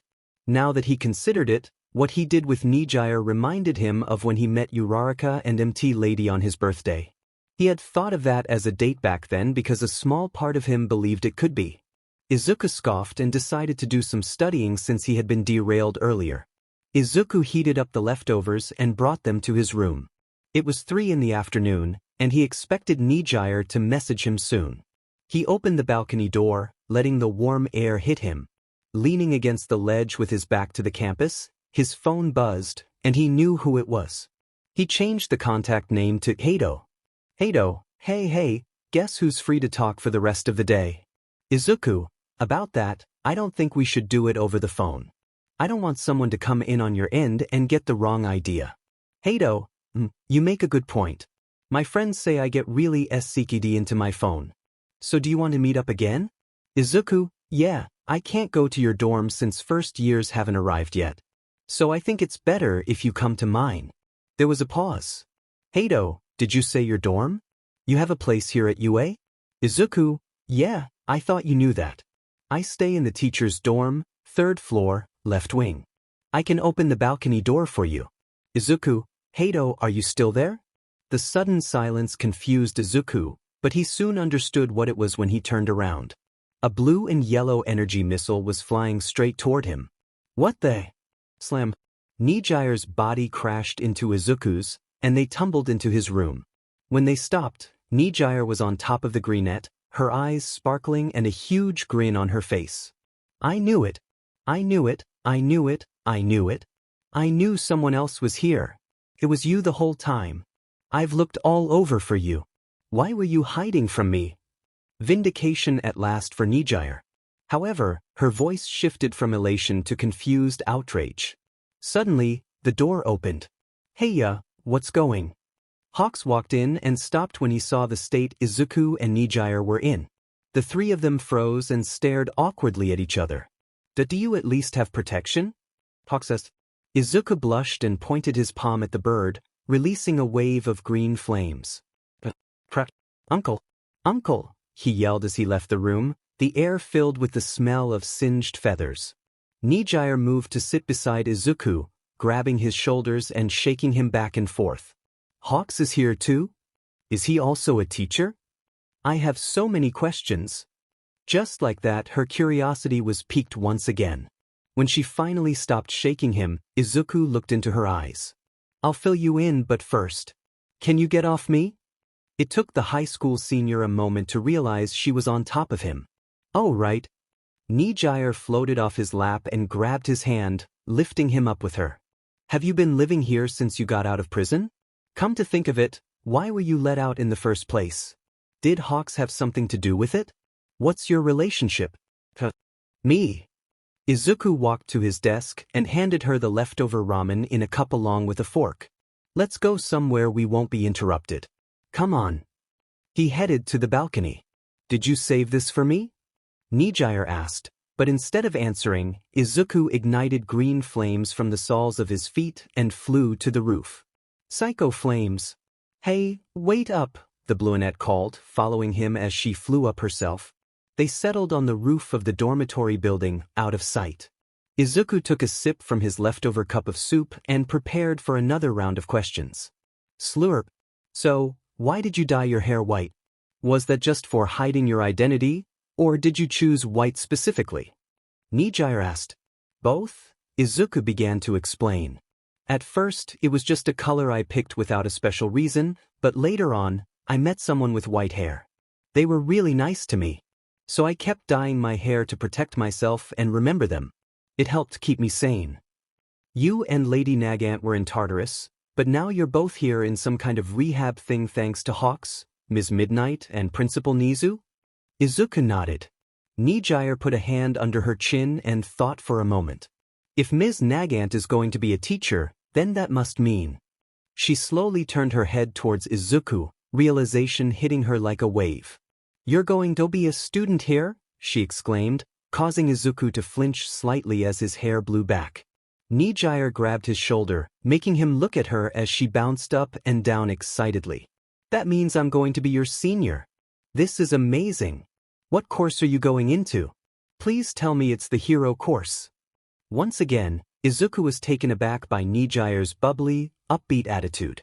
It felt as if she had forgotten who he was and what he had done. Why yeah, I'll be in the hero course, he replied, making Nijire squeal in excitement. But then confusion crossed her face again. But you're already incredibly strong, right? Stronger than every pro in Japan. What if you accidentally hurt someone? That's the first thing you've said that makes sense to me. Izuku revealed one of his inhibitor gauntlets by pulling back his hoodie sleeve. Nijire stared in awe at the sleek silver piece of technology. Inhibitor gauntlets. They keep me from using too much power. Right now, I can only use 10%, so I'm about on the level of a first year. Nijire was fascinated and touched the gauntlet. Cool. Hey, does that mean if we sparred, I would win? I'm pretty strong, you know. Izuku didn't dispute that. Trust me, I know. I still remember when we first met. Nijire tilted her head. You mean when I sent you to the ground after you beat All Might? Izuku nodded. You remembered me, she giggled. Izuku rolled his eyes. Hey, we should have a sparring match. I want to see your moves, and I still don't know that much about your quirk other than how it appeared. VVVV. Nijire's phone vibrated. She pulled it out of her pocket and saw a message from her friends. She ummed in disappointment. Izuku saw the message that the third years needed to be at the dorms for a meeting about pre-semester training and that patrols were going to take a back seat for the time being. I guess that's the bell, Izuku sighed after finishing his soup. Then his phone buzzed. It was a message from Hawks. Hawks, your turn to cook dinner. What Izuku didn't know was that Nijire peered over his shoulder and read the text just as he did to her. Hey, you can cook? You never mentioned that at the restaurant. Izuku rubbed the back of his head. If you remember, we were kind of preoccupied with serious talk. Right. Hey, can you cook for me? I want to try your food. Izuku sighed. Tomorrow, after we spar, I'll whip up something. Nijire threw her arms up in celebration. I can't wait. Izuku barely smiled at the cheerful girl. Amazingly, she was excited to spend time with him, causing a warm sensation to rise in his chest.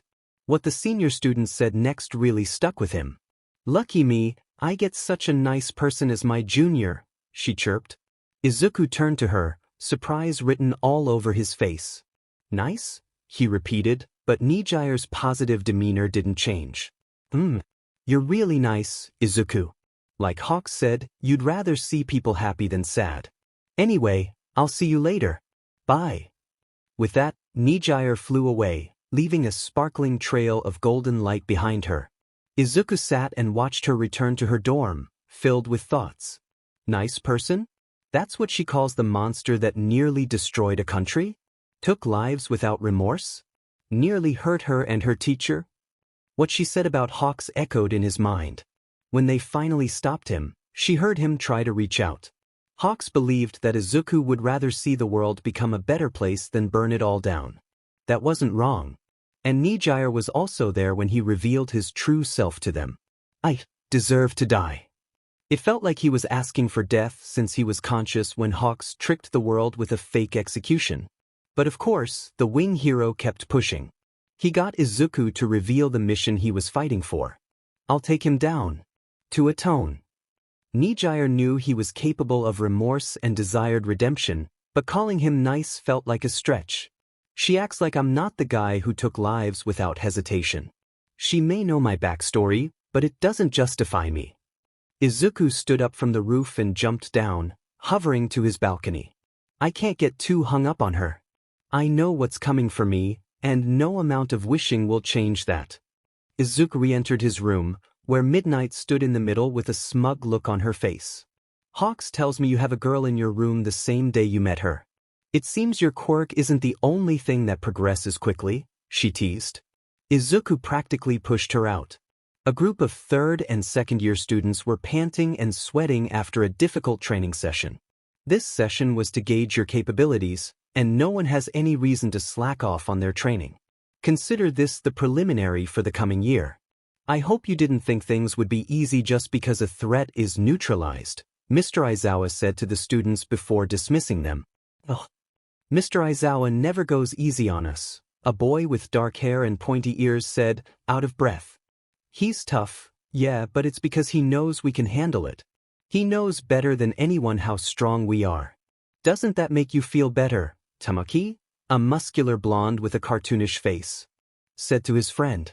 Actually, Mirio, it makes me feel like curling up in a ball in my bed. Yeah, I could use some rest and relaxation myself after that. See you guys. Nijire waved, being the only one who wasn't moving to leave the gym. You're not coming, Nijire? Mirio asked. I'll be there soon, I've still got energy left, you know? Mirio just chuckled as he hoisted his less energetic friend onto his shoulder. You sure are energetic. We'll see ya. Say bye, Tamaki. Their friend groaned. With that, the last of the hero students left, leaving just the energetic Nijire awaiting her sparring partner. When you sent me the message, I assumed it would be after you had a chance to recover, Izuku said from the window on the far side of the gym.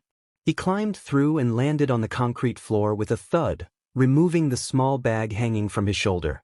Are you sure you can spar with me in your condition? He asked as he approached her. Nijire grinned. Don't worry, I've got great stamina. Despite her confident claim, it was clear she was running low. Aizawa really showed no mercy. Maybe not a full spar, but fine. So where should we? I want to see your quirk. Nijire blurted. Fine. Izuku displayed his green flames again. She felt the difference between his hot and cold flames, but not the dread he was capable of inducing. Izuku moved his flames in different motions, propelled himself from the soles of his feet, created flaming swords and spears, wings like hawks, and ended it all with green explosions.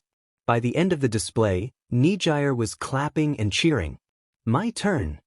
She stood up, stretched out her hands, and emitted golden energy spirals. My quirk is called Surge. I shoot out these energy shockwaves from anywhere on my body. But doing it too much leaves me tired, though I've trained my stamina to keep it up for a while. Nijire then used her quirk from the soles of her feet to hover above the gym. Izuku put a hand under his chin in thought. I've seen what you can do when you attack, you're strong. You turn your vitality into power, but it travels in a spiral motion. It would be faster in a straight line. Izuku observed. I know, Nijire whined as she landed in front of him. But that's just how it comes out. I know it's slow, but it covers a wide range and I don't have problems if I need to get in close. Izuku was well aware of that. I have an idea, shoot out a wave stream. A small one. Nijire tilted her head. What for? Just try it. Nijire did as he said and released a spiral stream of energy. So what's this for? Izuku released a wave of flames that intertwined with her energy, creating a spiral tunnel of emerald fire and golden energy. Nijire was astonished by what they created. So cool. This would make an awesome combo attack, don't you think? Sure, but that's not what I was going for. Look at this. Nijire focused on their combined powers, and her eyes widened. Her widespread energy narrowed, becoming slimmer and longer in range. Nijire's eyes sparkled as they ended the combo. Wow. My quirk went from wide to long. What did you do? Tell me. Tell me. She bounced on her heels, eager for an explanation. Well, I can manipulate the shape, size, and direction my flames travel in. By mixing them into your quirk, I was able to influence your power too. Nijire was blown away. He can manipulate other powers. What can he not do? Let's try it again, she said excitedly. Izuku held out his hand again, but was surprised when Nijire placed hers right next to his, her forearm touching his inhibitor gauntlet. Go, she fired, and Izuku quickly followed suit, narrowing her energy's path. Their combined power blew a cannonball-sized hole through the wall of the gym. The two of them had a single bead of sweat trickling down their foreheads. Might have overshot that a bit. Izuku said. Tee-hee. Nijire giggled, still in a good mood from what Izuku helped her do. So, do you want to try it yourself? Izuku asked. You think I can? Izuku nodded. Something I noticed. Do you always have your fingers spread out when you fire? I think so. I don't think about it a lot. It just comes naturally. Izuku expected an answer like that. Try firing with your fingers in a tube-like position. Sort of like you have a puppet on your hand. Nijire nodded and gave it a try, positioning her fingers as he suggested. When she fired, the spiral energy was far narrower and faster than normal, traveling farther, almost as much as it had when Izuku helped her. Wow. I did it. I did it. My energy was small and fast, she celebrated, her eyes shining with excitement. Yeah, I saw, Izuku stated calmly with a small smile on his face. The next thing he knew, Nijire was on him, squeezing him in a tight hug. "Thank you, thank you, thank you." Izuku didn't hug back. He was caught off guard by the positive physical contact. He flinched and almost moved to pull away but stopped when he realized Nijire didn't have an ounce of malice in her. When she let go and started practicing her new ability, Izuku just stood there, frozen. 10 minutes later, Nijire lay nearly motionless on the floor of the gym. In her excitement, she had used her quirk excessively and hadn't noticed how quickly she was draining her already tired body. Izuku sat beside her, staring blankly at nothing. Nijire slowly raised a shaky arm to him. "Poke," she weakly said as her finger made contact with Izuku's cheek. "What are you thinking about?" she asked. Izuku debated how to answer her. After a minute he finally spoke. "Heido, you, said I was nice yesterday." Nijire nodded, not understanding how her simple statement perplexed him. "How am I, of all people, nice in your eyes? You know pretty much every terrible thing I've done. So how can you smile at me like I didn't do any of it?" Nijire's smile vanished, and she held out her hand to him. Izuku got the message and pulled her up into a sitting position. "Well, at first, it was because you answered my questions and you keep letting me ask you stuff." Izuku tilted his head, prompting her to elaborate. "Yeah, I have friends I can talk to, but I love learning about new people and new quirks. Most of the time, I dig too deep, and they avoid me or try to tune my annoying voice out." For the first time, Izuku saw Nijire look downcast. Izuku felt his heart clench. A curious mind eager to learn about the quirks of those around her? She's like him. Or at least she's like he was. And although the rejection she faced must have been lighter than what he went through, and the fact that she has actual friends, she still knows the pain of rejection. If she can be a little over the top with her questions, she doesn't have any bad intentions. For some reason, Izuku's chest burned as his imagination conjured up a sad, lonely Nijire. "But you, I just keep finding more and more questions to ask, and you keep letting me. You even understood me when my mouth was going a mile a minute. Nobody's ever done that. Even I didn't completely catch what I said," she giggled. "Then you let me into your room without the others' permission. You also saved our leftovers to finish together. That was so thoughtful. And today, when you helped me improve my quirk, you went above and beyond for me." "Ha!" Nijire rubbed her belly after it released a horrendously loud growl. She blushed and giggled. "Hee hee. I guess I really overdid it. Want to get something to eat? We could stop by the cafeteria. Lunch Rush makes delicious food. Have you ever tried Lunch Rush's cooking?" Izuku shook his head and stood up. "HM?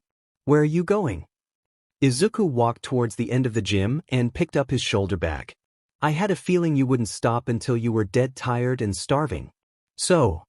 He sat back down next to her and unzipped the bag. First, he passed Nijire a water bottle, which she quickly took a large swig from.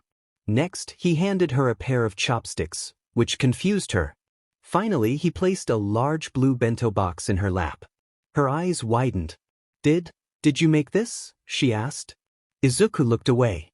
"You asked me to cook for you, remember?" Suddenly, Nijire pulled him into a hug.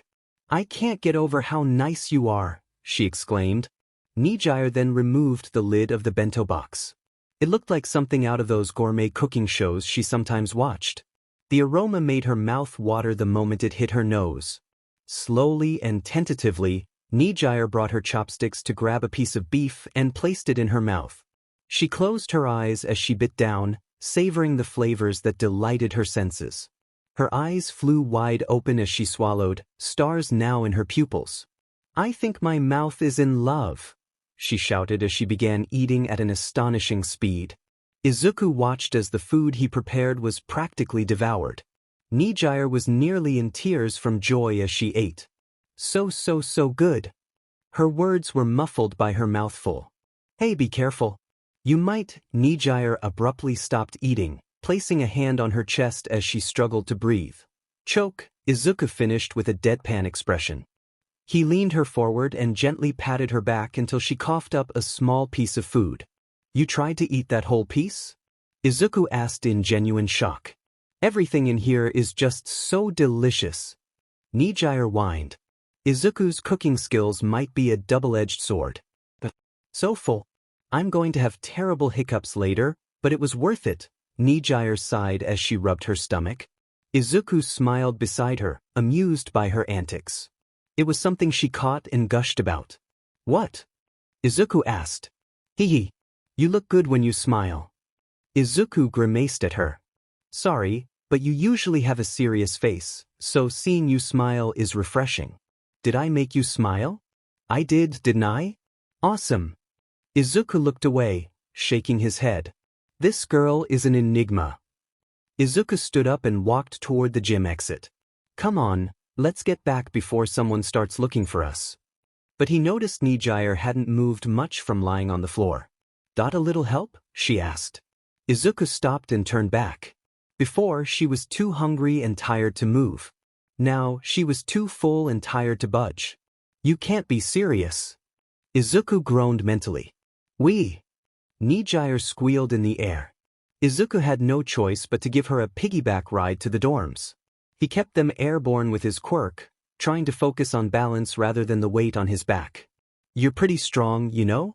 You made picking me up look easy. We should do this more often. Nijire cheered. Sure, when you're paralyzed and I'm the only person around, Izuku replied. Nijire pouted and rested her chin on his head, feeling his soft black and green hair. Her hands moved from his shoulders to his locks, and she ran her fingers through it delicately. Izuku didn't mind. Your hair is so soft, it's like a cloud. What kind of hair conditioner do you use? And none, Izuku answered, making Nijire gape in surprise. You mean it stays this fluffy naturally? That's amazing. Hey, do you ruffle your own hair when you get stressed?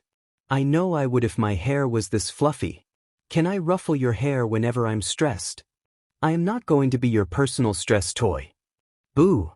Izuku landed just outside the teacher's dorms, which were close to the third years. It would be risky for him to go further than this. Can you make the rest of the way on your own? Izuku asked as he set Nijire down. I think I'll be fine, she said before nearly face-planting into the ground. Izuku caught her as she stumbled forward. Are you okay? He asked. Nijire gave him a peace sign with one hand and a bright smile with her eyes closed. Oh, for goodness sake. How was I ever afraid of you? He muttered under his breath. Huh. Nijire caught that. She stared at him with big, curious eyes. Izuku's heart skipped a beat as he realized what he had said. Now Nijire had his undivided attention, her eyes urging him to elaborate. You were afraid of me? Why? Izuku sat her down on the pathway and faced away from her, sighing. How could you be scared of me? Even with your gauntlets, you're still pretty strong. You know, some of my classmates still have nightmares about you. That's kind of why, Izuku said, getting Nijire to tilt her head cutely. You were there when I finally burned out. You saw me almost hurt other heroes. Death Arms retired because of me. It just feels like you don't remember what was right in front of you. Izuku rested his head in his arms. That I do, Nijire piped up after a few moments of silence. I do remember and I think about it a lot. But I also remember the other things you did. You saved lives, stopped criminal gangs that heroes couldn't catch. And do you remember what you said when you were down? You were after a super bad guy, you were and still are trying to make good in your own way. I also remember what you told me.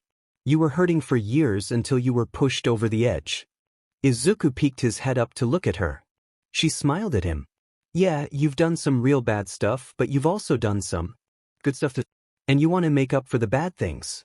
I'm just happy that through it all, you're still a good person at heart. Nijire then enveloped Izuku in another hug. He didn't pull away. In fact, he hugged back for the first time. Nijire noticed this and hugged him tighter. After a long embrace, they pulled away, Izuku rubbing something from his eye. Thank you, Hato, he whispered. Anytime, and call me Nijire. I call you by your first name, so it's only fair, right? Izuku gave a dry chuckle. I guess, Nijire. He helped her to her feet, where she managed to stand upright this time. She held onto his rough hand and smiled at it. I like how your hands feel, she said plainly, expressing her thoughts without hesitation. You really should get going, Izuku said, though he didn't pull his hand back. Nijire let go and walked away with shaky legs. She looked over her shoulder and gave him one last smile and wave, which he returned before she disappeared from sight. Izuku stood motionlessly in front of the dorms, the wind blowing through his hair. He brought his right hand up to his face and balled it into a fist multiple times. He could still feel her soft touch on his rough skin. What is she doing to me? Crunch. Izuku flinched at the sound of a crunch. He turned his head to find Midnight and Hawks standing outside the dorm, the former with a bowl of popcorn in hand. Dang, I thought for sure they'd kiss, Hawks sighed, still wearing his laid-back smile. This is much better than my dramas. Midnight gushed as she grabbed another handful of popcorn. Izuku's whole body ignited in a viridescent blaze. A vein throbbed on his temple as he pointed his hand at the eavesdropping pros. That's it. I'm done with you both. Muzutafu apartment complex. After a plane ride from Tokyo, the Yagis, Bakugo, and Melissa returned to the former's hometown. This was so Toshinori and Inko could be close to the kids as they started high school in a few days, though they were less than thrilled about it. Melissa, on the other hand, was excited to see her friend's neighborhood. Sure, it had its rough times, but restoration efforts had made great strides. Surely, the three of them could spend their last few days before UA exploring the town, having fun, and making memories to share with her dad. I'm going back to my parents, see ya? Katsuki waved without looking back. Izumi was behind him. Melissa tried to follow them. Hey, can I come? I'd like to meet your parents, Kaken. The spiky blonde and the greenette stopped at the door. This is none of your business, Izumi snapped with a sharp tone. Melissa recoiled. She had never received such cold dismissal from someone she considered family. Without another word, Bakugo and Yagi left her behind to stew in her loneliness once again. Scorched graveyard. A train ride from the apartment, Izumi and Katsuki arrived at their destination, her old home and the demolished rubble that marked her deceased family member's final resting place. This area was too damaged for new homes to be built without risk of collapse. Some feared that living there would invite trouble. When someone can do anything, people fear they'll do anything. Hi. The grandma, Izumi said.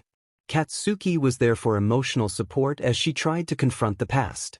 Unfortunately, the portraits of Nana, Hisashi, and Izuku had all been destroyed in the fire. She had nothing to mourn them with. Part of her wished she had followed Izuku's example. When he was alive, he never let a day go by without praying for Hisashi and Nana. UA is right around the corner.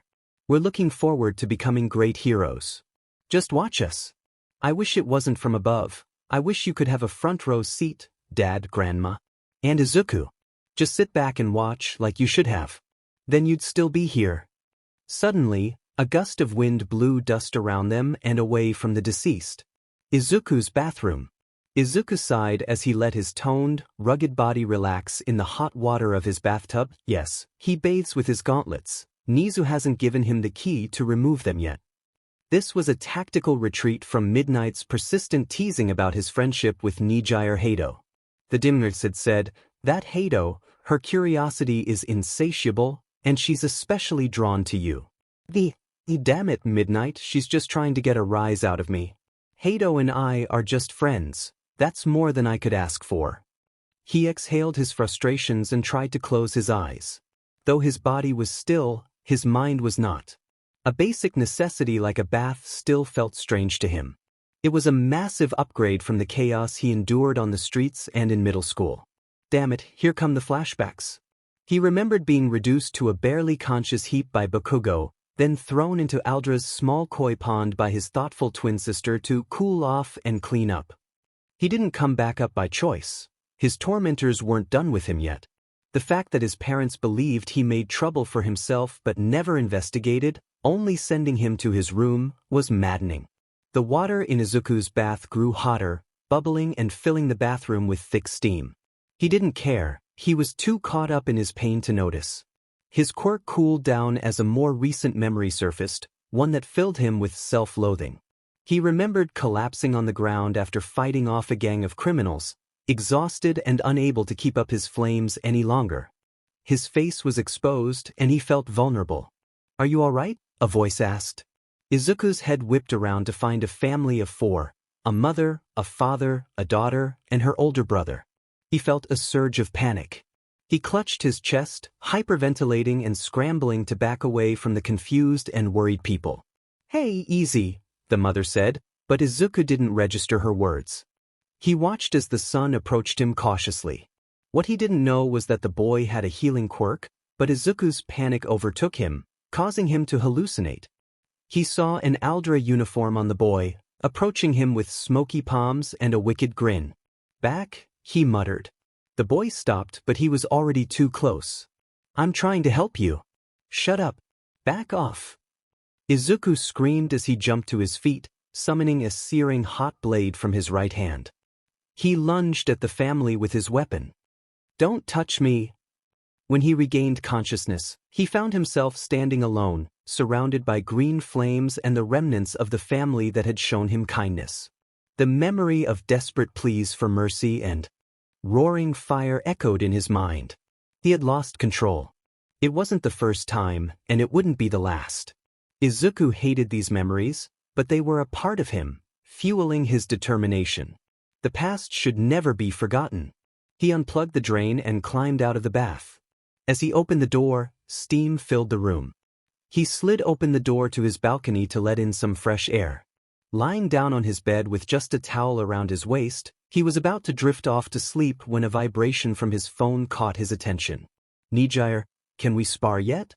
The storm brewing inside Izuku gave way to a faint ray of light. "Izuku, ready when you are."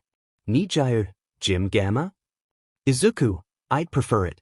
His memories shouldn't be forgotten, but they could take a back seat for a while. The next day. "Ugh." Nijire groaned as she shook her head. "You okay?"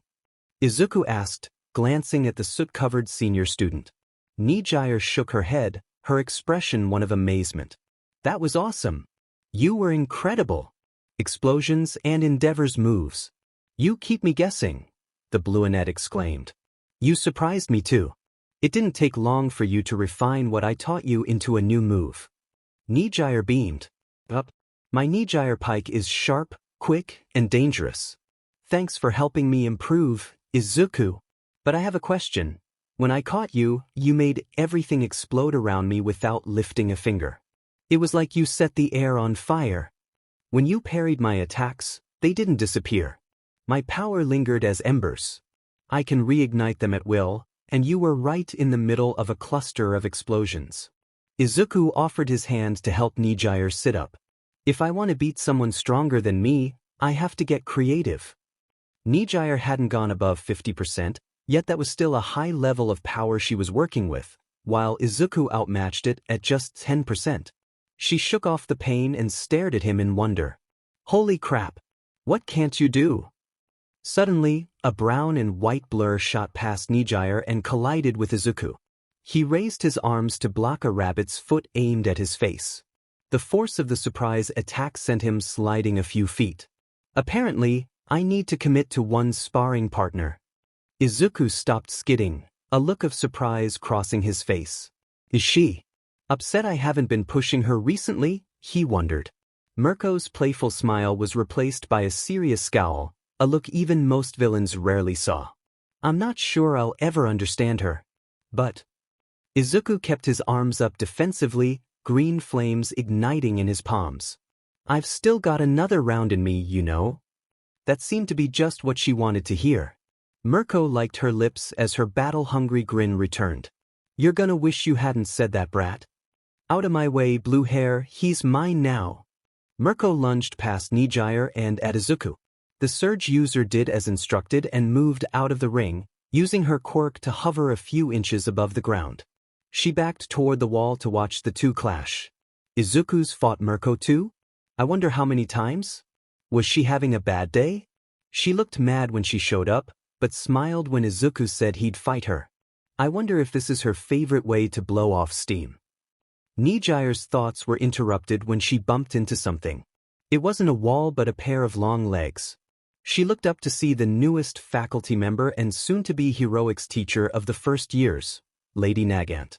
The multicolored-haired woman had a stern look on her face, arms crossed, making Nijire feel as if she had just been caught doing something wrong. Hi Ms. Nagant. How are you today? Kana didn't immediately respond and helped Nijire to her feet. Could be better, Kana said nonchalantly. So, you lost your round with him, huh? Nijire calmed down and replied, yeah, though I didn't go all out. He caught me off guard. Hey, you were in the same prison as Izuku, right? Did you two get along? Kana scratched the back of her head. Well, he was the only one who didn't make me want to GG or fill with holes, so I guess. Nijire giggled a little. So your quirk is Sniper. You and Mr. Snipe are great at long range. Ever consider teaming up?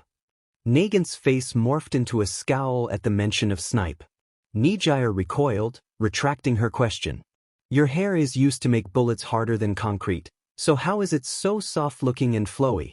You're like Izuku. I thought the smoke from his fire would make it all spiky and rough, but it's softer than my pillows.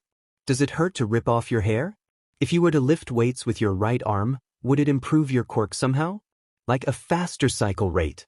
If Izuku was right, she's a strange one, Nagant thought, enduring Nijire's seemingly endless questions. 20 minutes later, Mirko and Izuku were still trading blows, and Nijire was still asking Nagant questions. The latter wondered if these stamina freaks ever needed a break. But I'm stopping this now, the indigo and pink-haired woman declared as she walked toward Izuku and Mirko, who were fighting in close quarters. Nijire was surprised. You're going to stop them? Aren't they both stronger than you? No offense. Kana halted in her tracks. Kid, are you forgetting? I'm a teacher, and here at you. She paused, glancing over her shoulder at Nijire with a familiar devious grin. We run things however we see fit. The elation Kana felt when Nizu and Aizawa informed her of that was palpable. Lady Nagant painlessly pulled strands of her hair, twisted them into a pointed bullet, and readied her sniper arm, aiming at the rabbit and the demon child. Bang! Everyone froze as the sound of a bullet being fired echoed through the gym. Izuku and Mirko stood motionless as a purple blur shot past their faces and embedded itself in the opposite wall. When the initial shock wore off, Mirko growled at the marksman. What the hell? Nagant spoke in a calm, authoritative manner.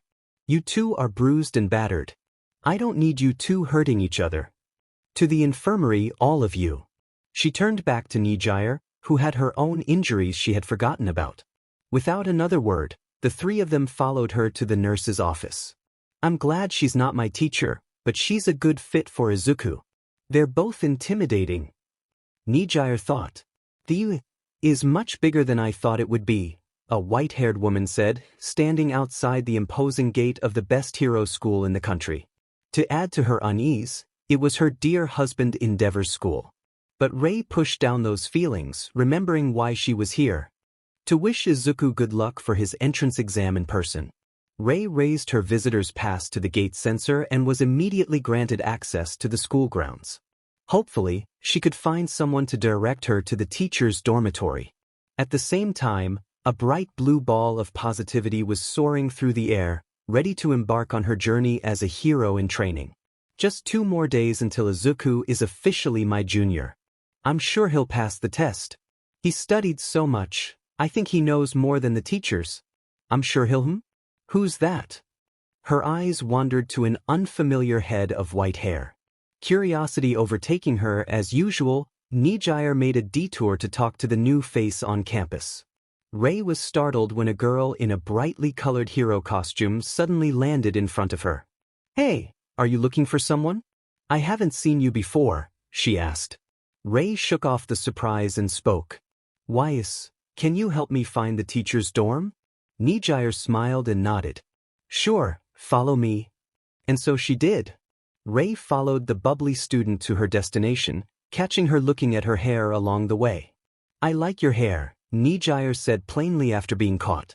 Rei blushed slightly. Thank you, I like yours as well. Oh, sorry, my name's Nijire. What's yours? I'm Rei, the ice woman said, holding out her hand for a handshake, which the energetic girl eagerly accepted. Nice to meet you, Nijire. You too, Ray. They continued walking down the path to the dorms. So about your hair, is it naturally white or did you dye it? I have a friend who dyed his hair white. Is it because of your quirk? You don't look old enough to have all white hair because of age. It's my quirk. I've had snow white hair since I was born, and I have an ice quirk. Ray demonstrated by creating a veil of frost from her palm. Nijire's eyes lit up. Wow, that's an amazing power. I bet it helps when your refrigerator is down. Does overusing it make you feel cold? How much can you produce before you need a break? I'd love to see it. By the way, are you going to be a teacher here? Is that why you're going to the teacher's dorms? What grade? HM? Did I say something funny? Ray was giggling, confusing Nijire. Her laughter was warm and friendly. She paused to take a breath. I'm sorry, I don't mean to talk down to you or anything, it's just, you're endearing. That childlike wonder of yours is refreshing, especially since my youngest son is already a teenager. Nijire's eyes brightened, her mouth slightly agape. Many adults had called her motor mouth, personality annoying. A bright smile quickly found its way to her face. You're like my friend, you're both really nice. I wonder if he thinks I'm endearing. Ray chuckled again. I'm sure he does, dear. After a pleasant walk, they arrived at Ray's destination. Thank you very much for helping me. Ray bowed respectfully. It's no problem. It was great talking to you, Ms. Ray. Well, I've got hero work to do, bye. Nijire waved and flew off. Ray stood outside the large doors of the dormitory and raised her hand to knock. Ow.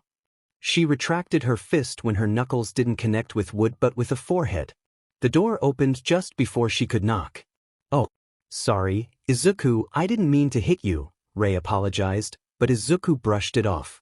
It's fine, but what are you doing here? I wasn't expecting a visitor. Ray took out her visitor's pass from her bag and displayed it proudly. Midnight sent me this in the mail, I guess it was a surprise. Izuku smiled. I'll thank her later. Izuku brought Ray up to the large room on the third floor. He made tea while Hawks, Midnight, and Nagant chatted with Ray. Tomorrow? Really? Ray gasped in surprise. She knew Izuku's entrance exam was around the corner, but not that he was on the verge of taking it. The other adults didn't seem concerned, though. There's no reason to worry, Midnight assured her. He spends hours a day buried in textbooks. Kana nodded. He's already incredibly strong, so unlike others he only has to focus on learning. And given how quickly he picks things up, I wouldn't be surprised if he knows more than the teachers, she smirked. Well, I, for one, am worried, Hawks raised his hand. Worried about his classmates' self-esteem. They're going to be left in the dust by a middle school dropout. I heard that, Izuku said, coming in with a tray of teacups, sugar, honey, and a kettle of jasmine tea. You're the last person I want to hear from about leaving school due to quirk-related circumstances, Kigo. Hawks gasped dramatically and placed a hand on his chest. He directed his shocked gaze to the smirking Lady Nagant. You told him my name? We had a lot of chats sharing a tiny cell in Tartarus, Izuku answered. Ray smiled at the relationships Izuku had formed. It seems I didn't have to come and wish you the best after all. Izuku passed her a cup of tea. Maybe, but it's always nice to see you, he said earnestly. Ray smiled and accepted the cup, finding it delicious. I'm sure your classmates are going to be as pleasant as the adults you trust. In fact, 2 minutes after I entered, a girl with very long blue hair, wearing a blue hero outfit, helped me get here. She was delightful company. The atmosphere in the room shifted. Izuku choked on his tea, Midnight's eyes sparkled with delight, Hawks stifled a laugh, and Nagant rolled her eyes. Why you ran into Hado? Izuku asked. I believe she said she wants you, to call her by her given name, Nijire. Midnight said with too much enthusiasm. Ray's eyes widened. First name basis. That's interesting. Yup, Nijire's going to be Izuku's upperclassman. The two of them have gotten pretty close, even trading numbers, Hawks said, tempting Izuku to make some hot wings for dinner. Ray laughed slightly with closed eyes. I see, it must be nice having a friend. That's what she called you. Izuku nodded. Yeah, a great friend. He took pleasure in seeing how deflated Hawks and Midnight looked at that statement. Ray had a wonderful time talking with Izuku and his guardians about the sports festival and the cultural festival, which she hoped to attend. Unfortunately, she had to return to the hospital as she was still under their care. However, with her mental health improving every day, that wouldn't be the case for much longer, and she planned to visit again to celebrate Izuku passing his exam. Izuku decided to walk her to the gate to ensure she didn't get lost. On the way, they ran into Nijire again, who happily waved goodbye to Ray. Alongside Izuku. Suddenly, Nijire paused, realizing something. Oh, before I forget, I have something for you. She rummaged through her bag for a moment before pulling out a rectangular object wrapped in paper. Ray, you didn't have to get me anything, Izuku said. I did have to get you this, and it's something you need. Please take it. Ray held out the gift, and Izuku accepted it, beginning to unwrap the paper. Ooh, what is it? Nijire asked. As Izuku peeled away the wrapping, he realized it was a picture frame. He paused when he saw curly black hair. Looking up at Ray with questioning eyes, she simply nodded for him to continue. Slowly, he revealed a framed photo of a man with black curly hair, freckles across his cheeks and nose, warm green eyes, and an easygoing smile. He stood proudly in a male nurse's uniform, arms crossed. The plaque at the bottom of the frame identified him as Hisashi Midoriya. I'm sure he'd want to see you just before you do something that will make everyone around you proud, Ray said. Izuku stood motionless, staring at the portrait of his father. Nijire, beside him, had her wide eyes darting between Ray, Izuku, and the portrait of the man who looked like an older version of Izuku. I hope you like, Ray began, but Izuku interrupted her by moving quickly to give her a hug. Ray felt his tears soaking through her clothes as she held him. They stayed like that for a few minutes while Ray rubbed his back. I know you miss him. From what I hear, he was a wonderful father. I know he's very proud of who you're becoming. Izuku sniffled and tightened his hug, almost squeezing Ray. Thank you, so much. Finally, they separated. Izuku's eyes were filled with tears, more than he thought he could shed again. Ray had a few of her own to wipe away. I'll see you tomorrow. Please take care. With that, Izuku's mother left him and his upperclassmen for the evening. Izuku felt a tap on his shoulder from Nijire. For once, she was speechless and was crying as well. Through her tears, she handed him a piece of paper that was still held in the wrapping paper. Through his teary eyes, Izuku read the essential details. Employee record. Surname, Midoriya. Name, Hisashi. Time employed, 18 years. Position, nurse. Family, Inko Midoriya, spouse. Izuku Midoriya, child. Izumi Midoriya, child. Comment from employer. Of all the staff I've had the pleasure of working with, whether they be doctors or nurses or secretaries, I can say without a doubt that Hisashi Midoriya is the most compassionate. Mr. Midoriya has one of the biggest hearts on the planet. His coworkers and I have nothing but positive reviews about his work ethic, punctuality, ability to keep a cool head in difficult situations, and, at times, his sense of humor. Every week, I receive at least a dozen thank you letters meant for Mr. Hisashi. Not one patient he has had has left here without a smile.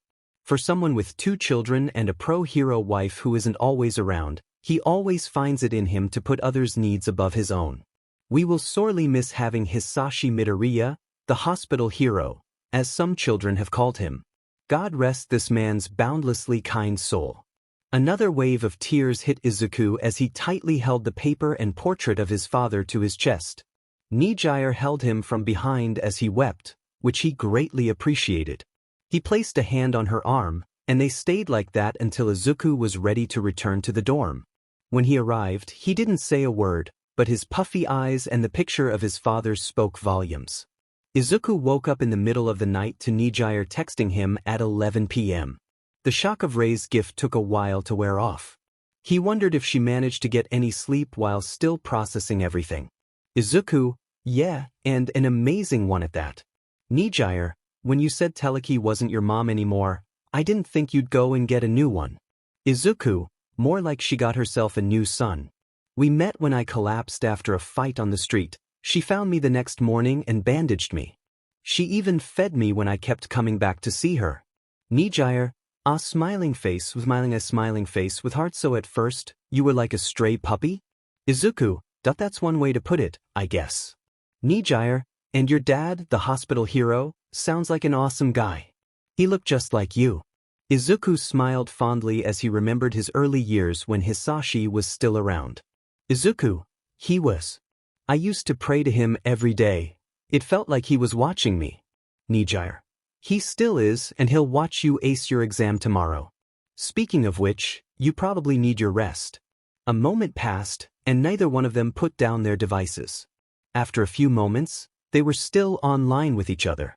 Izuku, I'm writing my exam in the afternoon, so a late night wouldn't be so bad. We could keep talking if you want.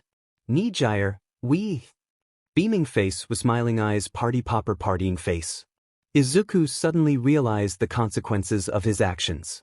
No good deed goes unpunished, as they say. Exam day.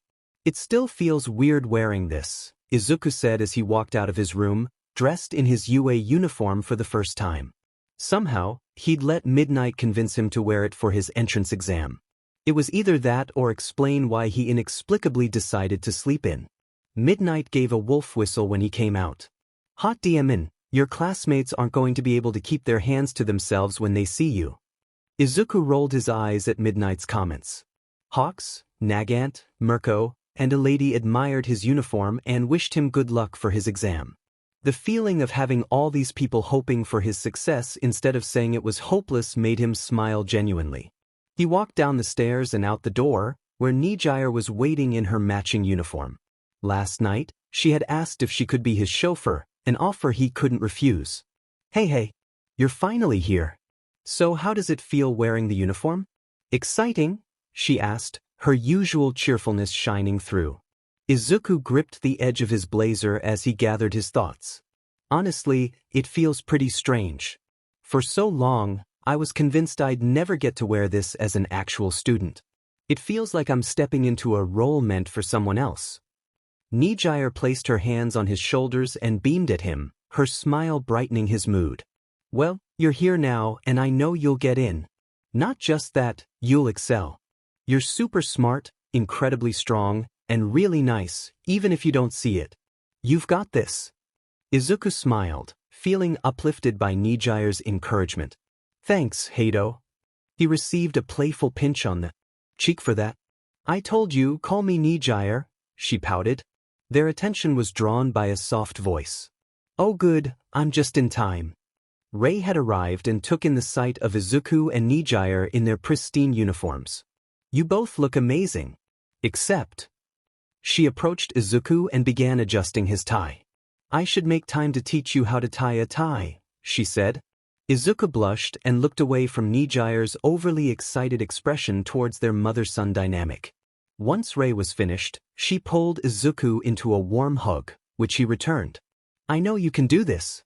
Your father and I, along with everyone else, will be waiting for you to come back with good news. Izuku nodded. Thanks, Mom.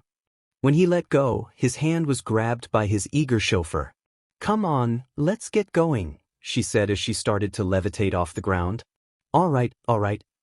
Izuku propelled himself upward with a burst of cold flames to avoid burning the pavement. Rei smiled and waved them off as they flew. Just before they were out of earshot, Nijire called out. Bye, Izuku's mom. Both Izuku and Rei had stunned expressions as those words left her mouth, but Rei's quickly transformed into one of happiness. She called me his mom.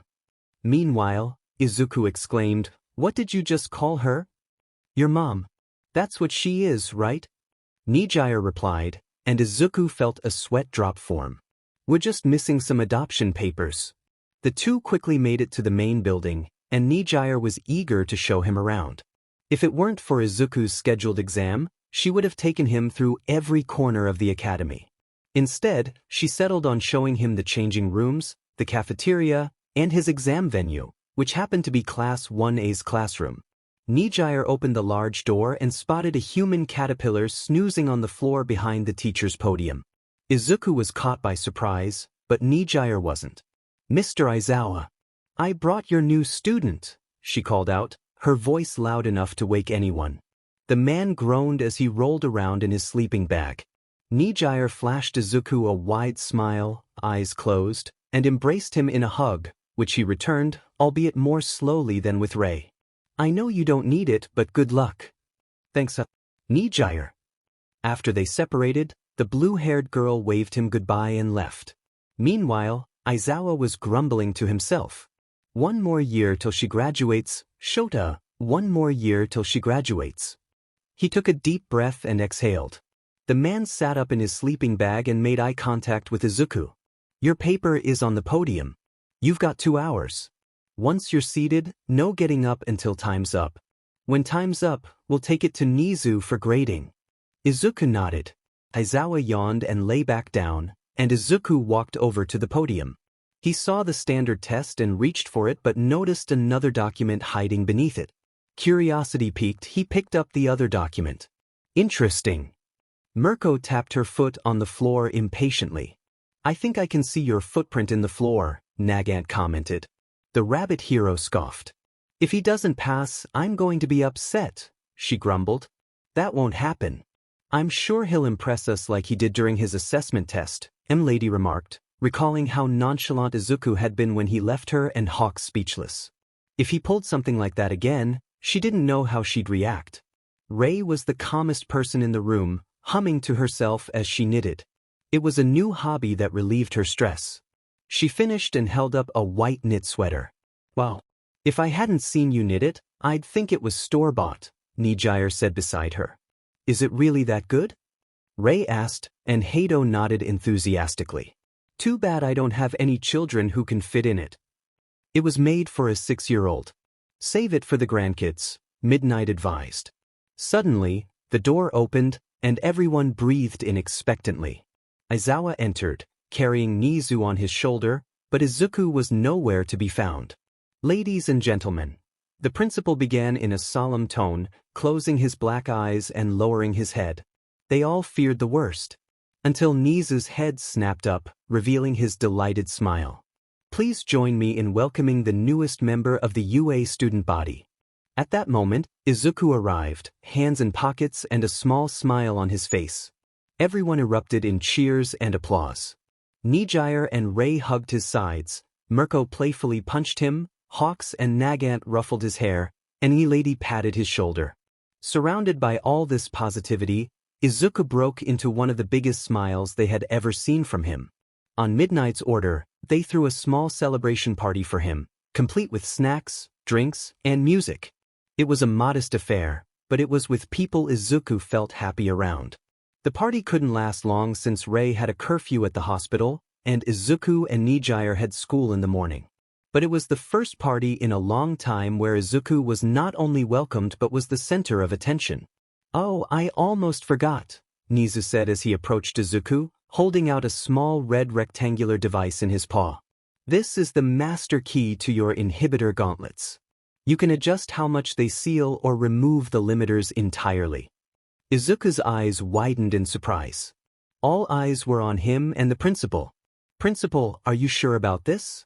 You know what I can do. Nizu nodded knowingly, still smiling. Yes, and you will still have to wear them during your gym and heroics classes. We trust you to be responsible with your power, just like the rest of our students. Izuku's hard heart softened a little. He looked around and saw only faces of encouragement. They trusted him. The boy gulped as he reached for the key to his full power. Well, if you're all sure. Nizu and the others showed no signs of uncertainty, only support and trust. That I won't make you regret this. Thank you for everything. Izuku removed his gray blazer and rolled up the sleeves of his white shirt to reveal his gauntlets. He inserted the tiny red key into the ports at the bottom of each gauntlet. They both fell to the ground. Izuku's shackles were finally off. He took a moment to soak it in, gripping his pale forearms. How do you feel? Nijire asked. Fush. Emerald flames erupted from Izuku's arms. He extinguished them just as quickly and smiled. Better than ever, he answered Nijire. Then Izuku lay in bed under the covers, a smile on his face and the portrait of his father facing him. Can you believe it, Dad? I'm going to UA. The quirkless disappointment, making it into the best hero school in Japan. Izuku's smile faded. Izumi and Katsuki probably got in too. I can't promise that I'll be able to keep it together. You know what they did to me. VVVV. Time for Izuku and Nijire's nightly chats. Nijire, you made I. Partying face party popper. Izuku, yeah, and I'm still surprised. Nijire, I'm not. You went through so much to get here.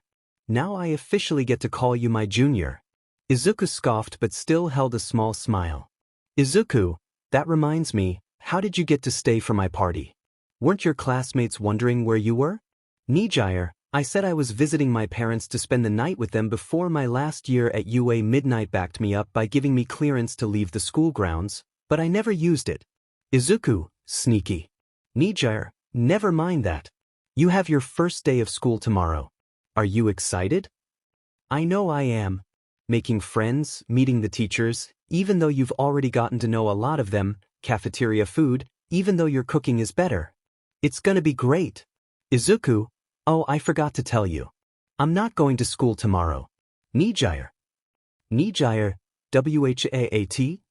Face screaming in fear. Nijire, what do you mean you're not going to school?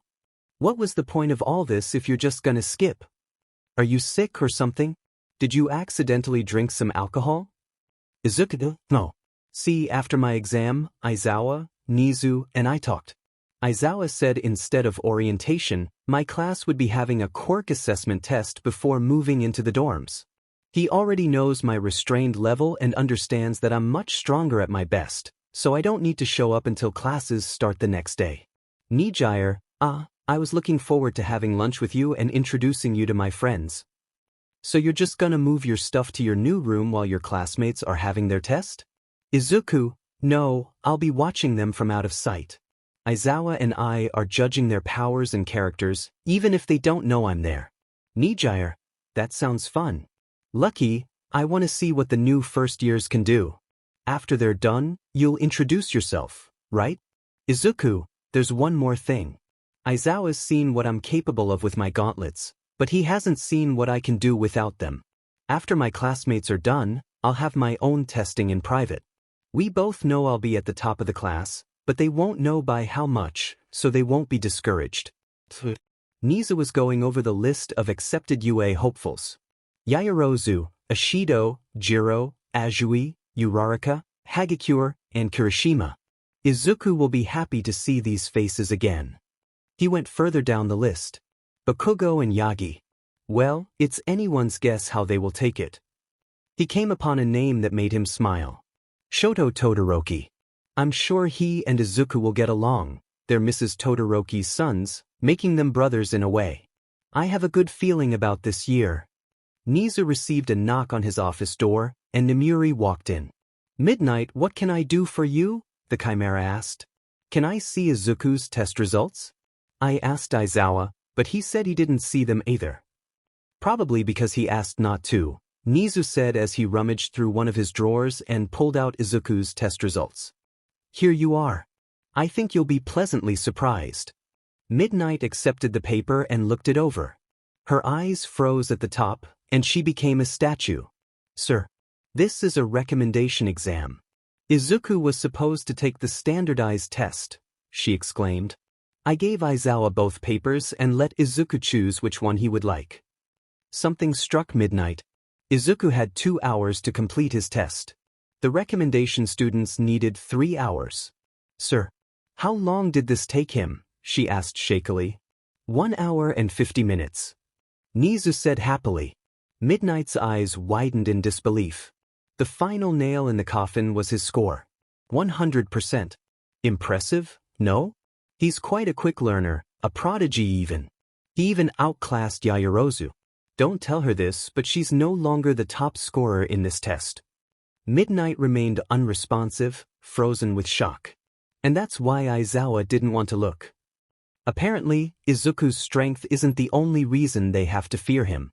The great day has finally arrived.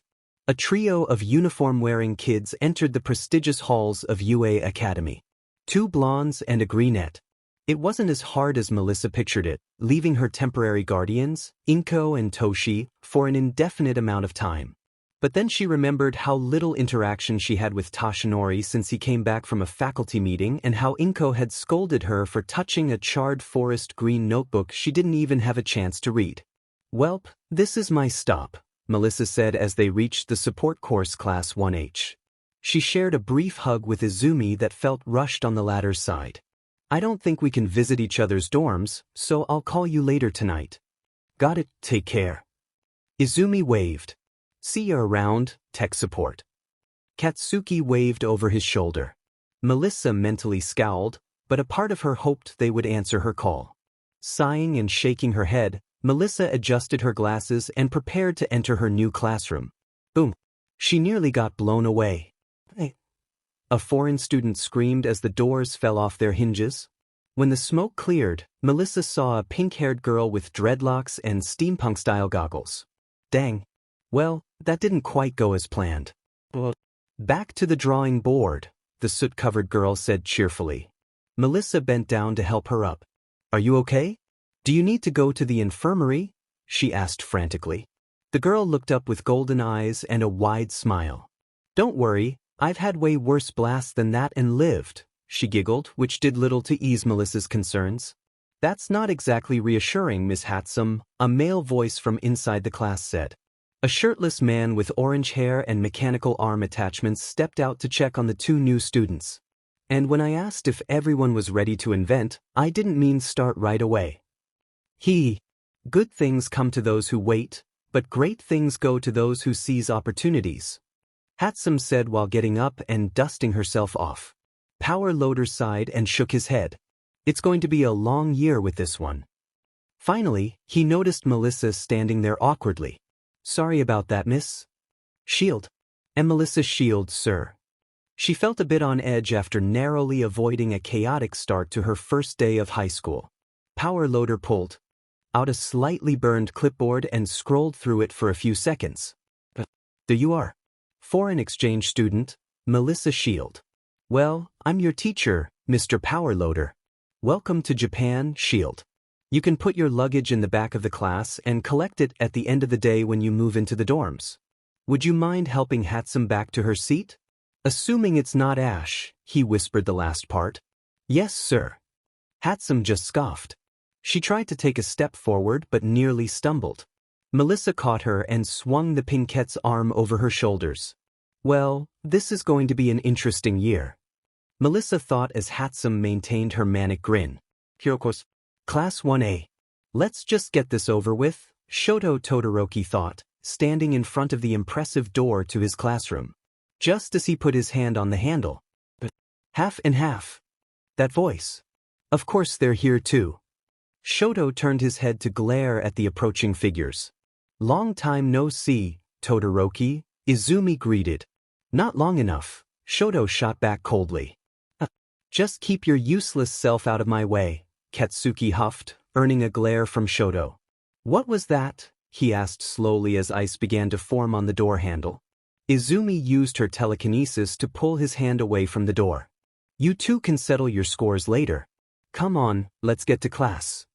While her words were sound, her tone was arrogant. Behind her, Shoto and Katsuki exchanged fierce glares. Day one was not going as anyone had imagined. Instead of going to orientation, their unconventional homeroom teacher made them change into gym uniforms and meet him outside. They would be competing in physical tests to gauge their potential as heroes. The one in last place would face serious consequences, prompting cries of outrage from the students. "You think just because one massive threat has been handled, you're allowed to take it easy?" The Green Devil was incredibly powerful. Who's to say there won't be another like him? The former #1 hero and his runner-up were effectively defeated in the same day. Villains are more active now than in recent years, and several pros have been killed, forced to retire, or quit. If you can't face the reality that you have to fight tooth and nail for security in this world, you don't belong here. The next person to object can leave now. Suffice to say, no one else spoke up. Good speech, Aizawa, Izuku thought to himself. He was safely tucked away behind a ventilation unit on the roof of the gym while his classmates had their tests below. He looked over his shoulder and felt his heart soften. He saw a pink-skinned girl using acid to glide across the 50-meter dash. He saw a frog-like girl hop across with impressive leg strength. A brunette tossed a ball into orbit, and a ravinette literally created an electric motorcycle. He had to use thermal vision on the floating set of clothes he assumed belonged to Hagakure, and he was right. Did she put on a bit of muscle? It wasn't just her. Izuku's actions had left lasting effects on society, ironically positive in this case. The kids had witnessed how ugly things could get in hero society and learned that they needed to be strong enough to combat that ugliness. Of course, Izuku wasn't fond of everyone he saw. There was a boy with two-toned hair using ice to slide across the field. One glance at his right side was all he needed. Shoto, Rei's son. That thought stung strangely. Izuku also noticed the burn scar on his left side, something Rei had confided to him long ago. That was their first commonality, a shared loathing of endeavor. A spiky redhead with an energetic demeanor was familiar to Izuku. I know that voice and that energy. Is that Kirishima? When did he start trying to emulate Crimson Riot? A short kid with purple orbs for hair made Izuku's chest burn whenever he visibly salivated at the girls. He had dealt with a number of predators and recognized the look from a mile away. He saw a tall blue-haired boy with glasses, easily one of the fastest students on the field. His quirk was a dead giveaway to his lineage, the Turbo Hero family. They have the same engines. Guilt filled Izuku. Unlike Endeavor and All Might, he had no reason to hate Ingenium, and he doubted he ever would. Still, he had caused severe physical injury to a good man and emotional damage to his family, he suspected. Every time explosions rang out, Izuku grimaced and internally cursed. He could read Bakugo by the heat he was emitting. He could feel the pride and overconfidence, the same with Izumi. It was poison to him. But things shifted when Aizawa glared at her with his quirk. He couldn't hear it, but he could sense his dear sister feeling frustrated. What Izuku didn't know, but Aizawa did, was that Yagi's body was slowly deteriorating due to the immense power she was holding. She was playing a risky game by coming to UA and keeping quiet about her condition. She couldn't just fight from a distance all the time. Someone like you shouldn't be here, Aizawa's words echoed in her mind. That was the first crack in her delusional bubble. Even if she dismissed it as untrue, it would continue to gnaw at her over time. Mineta lamented about being expelled and tried to use that to gain attention from the girls. However, before any of them even considered it, Aizawa interjected, clarifying that no one was actually expelled and that he would be keeping a close eye on Mineta. After that, he instructed Yagi to see the nurse about her finger, and the students were sent to collect their belongings and move into the dorms. With that, Class 1A's testing was complete, and they were all accepted into Shota Aizawa's class. The shaggy teacher walked away, leaving the kids to chat among themselves. Phew! That was nerve-wracking. Glad we're past it, right guys? The electric blonde, Denki Kaminari, said. Yeah, that guy wasn't the most welcoming, Hantashiro agreed. I can't believe you actually thought he would expel someone on the first day, Momo Yaoyorozu said to Mineta, who was nearly motionless. I can't believe you would use that as leverage. Kyokajiro added. Having trouble breathing. Mineta gasped, clutching his chest. Someone needs to help me. And it has to be someone with soft lips. He didn't know when to quit. But Jiro was happy to assist in a different way. Her way involved delivering a swift jab to Mineta's chest, sending vibrations through his body. He screamed as if his heart was experiencing an earthquake. What was that for? I think you broke a rib. Mineta yelled. Kyoka smirked and twirled a finger around her extended earlobe. There, you're breathing fine now. You're welcome. Everyone had a good laugh at Mineta's expense. Izumi was approached by Tenya Ida. I'm surprised you went so far as to injure yourself for a higher score. You ought to take it easy, he said. Izumi grimaced as the slightest movement sent a sharp burn of pain through her hand. I'll be fine. This is nothing, she lied. Despite only using a finger, her whole hand felt immobilized with pain. Izumi wasn't used to someone taking pity on her instead of praising her for her accomplishments. She turned from the tall boy and noticed something that caught her eye. Or rather, someone. The back of someone in a gym uniform standing on the roof, with short black and green hair.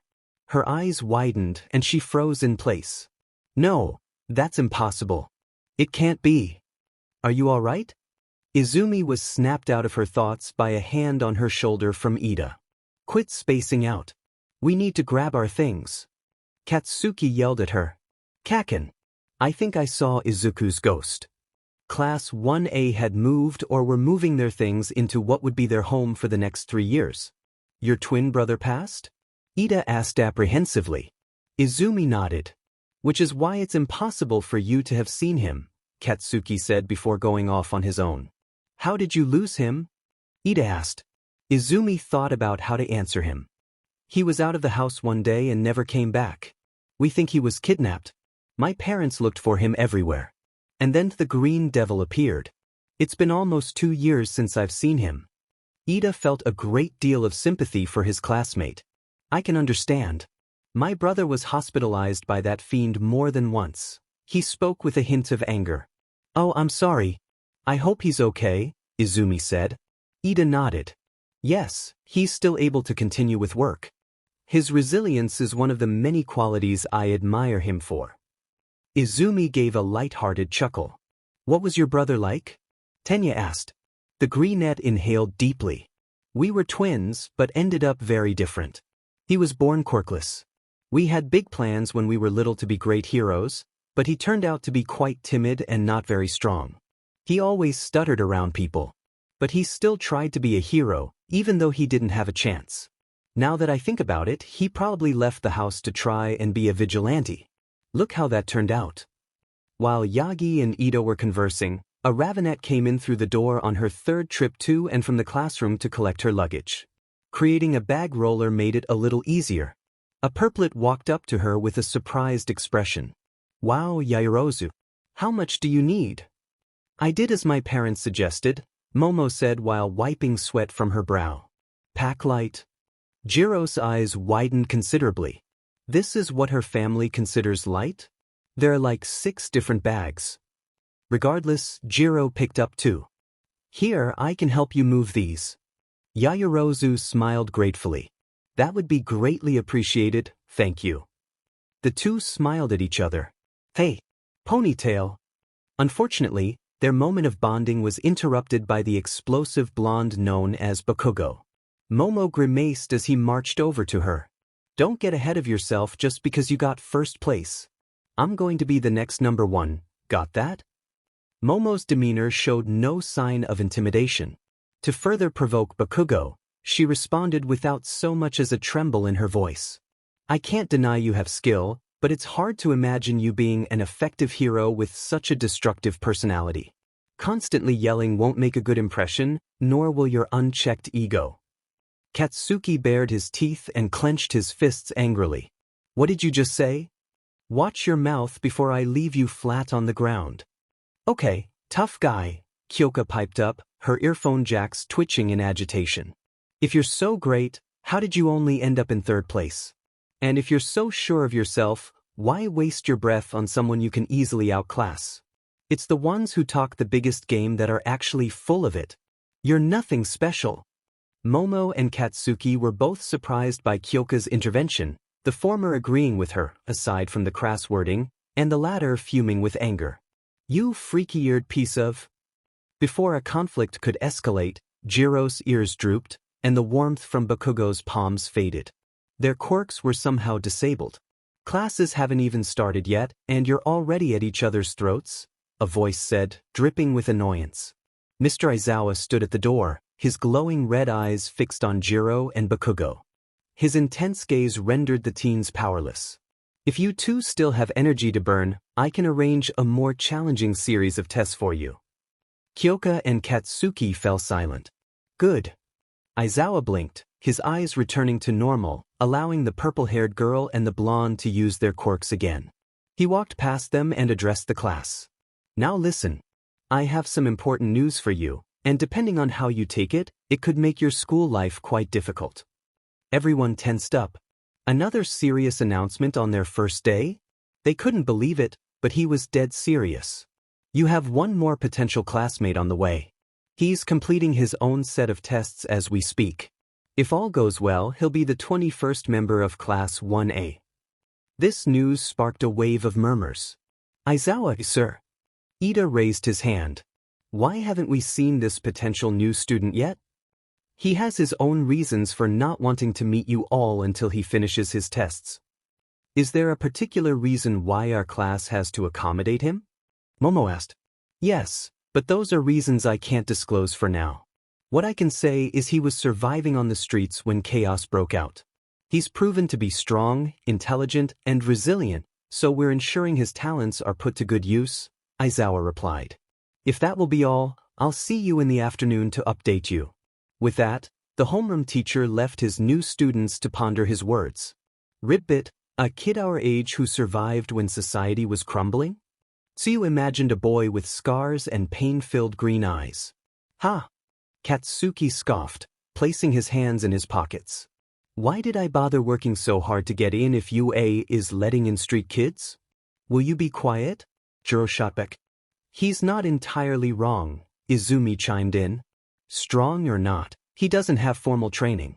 He's probably still figuring out how to control his power. Says the one who can't use her wind pressure move without hurting herself, Todoroki remarked from across the room. Geez, these four aren't the easiest to talk to, Kaminari muttered to himself. I hope the new guy isn't as intense. Poor boy. Later, in the late afternoon, Class 1A had settled into their new environment. Most of them gathered in the living room, getting to know each other, mainly names and quirks, occasionally sharing aspirations. They were passing the time until the new student arrived. From what Aizawa had said, they were all curious about who he was and what he could do.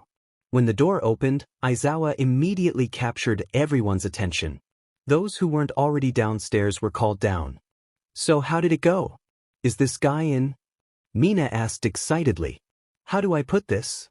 Aizawa ran a hand through his hair. From his body language, the freshman sensed bad news. The results were disappointing, to say the least. Most of the students looked downcast. They could imagine the frustration and disappointment of not succeeding. Bakugo sat down, crossing his right leg over his left and resting his hands behind his head. What a shocker, he thought sarcastically. Poor guy's probably upset. Izumi imagined Izuku in tears. Fine. 19 other obstacles are more than I need already, Todoroki thought. Can we at least meet him before he goes? Azui asked, making Aizawa blink. Why would you want to do that? He replied. Pity turned to confusion among the hero students. Because you just said he didn't pass. His results were disappointing, right? Kaminari pointed out. Flashback, how's it going? Aizawa asked Nagant, who was wearing a protective suit. Let's see, she said, holding a device that tracked Izuku's performance. He crossed the 50-meter dash in 0.3 seconds, scored 83 kilograms on the grip strength test, and completed the long-distance run in 2.5 seconds. Next, he's doing the ball toss. Aizawa nodded. Some might call this cruel, but to him, it was fair. The new students got to go all out during their tests. It wouldn't make sense for Izuku to hold back just because he had slightly more power than the average 15-year-old. Any onlookers? Shota asked. Just one. But he knows if he gets within Izuku's field of vision, he's in trouble, Nagant said, gesturing to Toshinori, who was watching from the gym window. Back to Izuku, the boy held the ball. At first, he thought he could mimic Bakugo and achieve a higher score in one of his best tests, but after observing the other students, he got a bit more creative. He engulfed the ball in green flames and floated it in front of him. Then he created a flaming baseball bat and took a batter's stance. Izuku twisted his back and swung with all his might. The ball was launched with an explosion far bigger than anything Bakugo had accomplished, rocketing away at tremendous speed. I think that'll get you the same distance as Yaoyorozu's cannon, Aizawa commented from behind Nagant. I'm not done, Izuku replied. The ball rapidly approached a range where Izuku wouldn't be able to maintain his flames. Just before it was out of his control, he moved his pointer and middle fingers toward the ball, creating another massive explosion to propel it further. Even from the ground, the heated shockwave was felt. And that's 50 kilometers. Anyone ever tell you you're a terrifyingly powerful kid? Nagan asked. I'm going to be hearing that a lot soon, Izuku answered. Present. Aizawa blinked again, meeting the confused stares of his students. Oh no, you misunderstood me. Compared to him, you all are the disappointments. Everyone's eyes widened in shock. Eichuch, most of them shouted. What? Izumi exclaimed. Are you serious? Bakugo finished. The students scrutinized Aizawa's expression for any sign of a joke, but his face was as serious as it had been when he first greeted them. Yeah, and come to think of it, him doing his test without you all was a kindness. If he had been with you from the start, the bottom 5 wouldn't be here now, Aizawa stated plainly. They thought he was exaggerating, but to be honest, he was downplaying it. Bullshit. Bakugo yelled, rising from his seat. If he's so amazing, where is he? I'll show him who's really number 1 around here. Aizawa shrugged. Your funeral. He knocked on the door, signaling the supposed strongest student. Everyone fell silent as a boy entered, wearing blue gym pants and a black shirt, carrying a bright yellow backpack and a green suitcase. They noticed the scars that covered his hands and fingers, as well as the 2 scars on his face, one beneath his left eye. They sensed there were many more hidden beneath the surface. He held a neutral expression as he looked at them, concealing his emotions. No one noticed, but his gaze lingered on Kirishima, Todoroki, Yaoyorozu, Jiro, Uraraka, Azui, Hagakure, and Ashido just a moment longer. When he looked at Katsuki and Izumi, his expression darkened. The spiky blonde and the brunette wore shocked expressions. What the heck? Deku? How is he alive? He was supposed to be gone. Am I going insane, or is that really? No way it's him. He couldn't have survived out there. Even if the devil never appeared, he'd get himself killed in a week. Meet your new classmate, fresh from hell, Aizawa said. Izuku couldn't help but notice a boy with glasses blatantly comparing him to Izumi. He was sure the others were doing the same, though not as obviously. Regardless, he ignored it and stepped forward. My name is Izuku, he said. For 9 members of the class, it was a familiar sound. For a select few, the Izu part echoed in their minds. It's a pleasure to meet all of you. Aizawa spoke up again. Your room is on the 3rd floor. Put down your things and… What the actual heck, Deku? Katsuki shouted, interrupting the teacher. He marched up to Izuku, fury etched on his face. There was a time when the sight of an angry Bakugo would send Izuku running, but now it filled him with a desire to stand his ground. You're supposed to be gone, you jerk. I was at your funeral. So why the heck aren't you 6 feet under? Bakugo yelled, pointing his finger at Izuku, whose glare shifted to one of suppressed anger. Did you ever find my body? Izuku asked coldly before grabbing his suitcase and walking away. Katsuki was taken aback by his newfound confidence. For starters, any fear in the biggest coward he knew was nowhere to be found. And intimidating him didn't work as well anymore since he was now taller than Bakugo. If he had to compare, he was closer to the height of the rich know-it-all. But something clicked for Katsuki. Aizawa had declared him the strongest. Compared to him, you all are the disappointments. That's insane. It would have been slightly believable for anyone else, but Deku? The weak, quirkless, timid Deku, the strongest? The others were just waiting to be taught a lesson, but him. He should have learned years ago. He shouldn't even be here. The crafty JRK must have cheated somehow. That's the only reasonable explanation, and he was just putting on a front to seem tough. Every volatile thought in Katsuki's head made his blood boil, his teeth grind, and his palms clench. He took off running toward Izuku as he reached the stairs. Hey! Get back here, I'm not done with you. God damn it. Aizawa thought as he reapplied erasure, this time affecting Izuku as well. The scarred boy quickly turned to face Bakugo, catching his obvious right hook by the forearm. Everyone tensed as another conflict erupted because of Bakugo.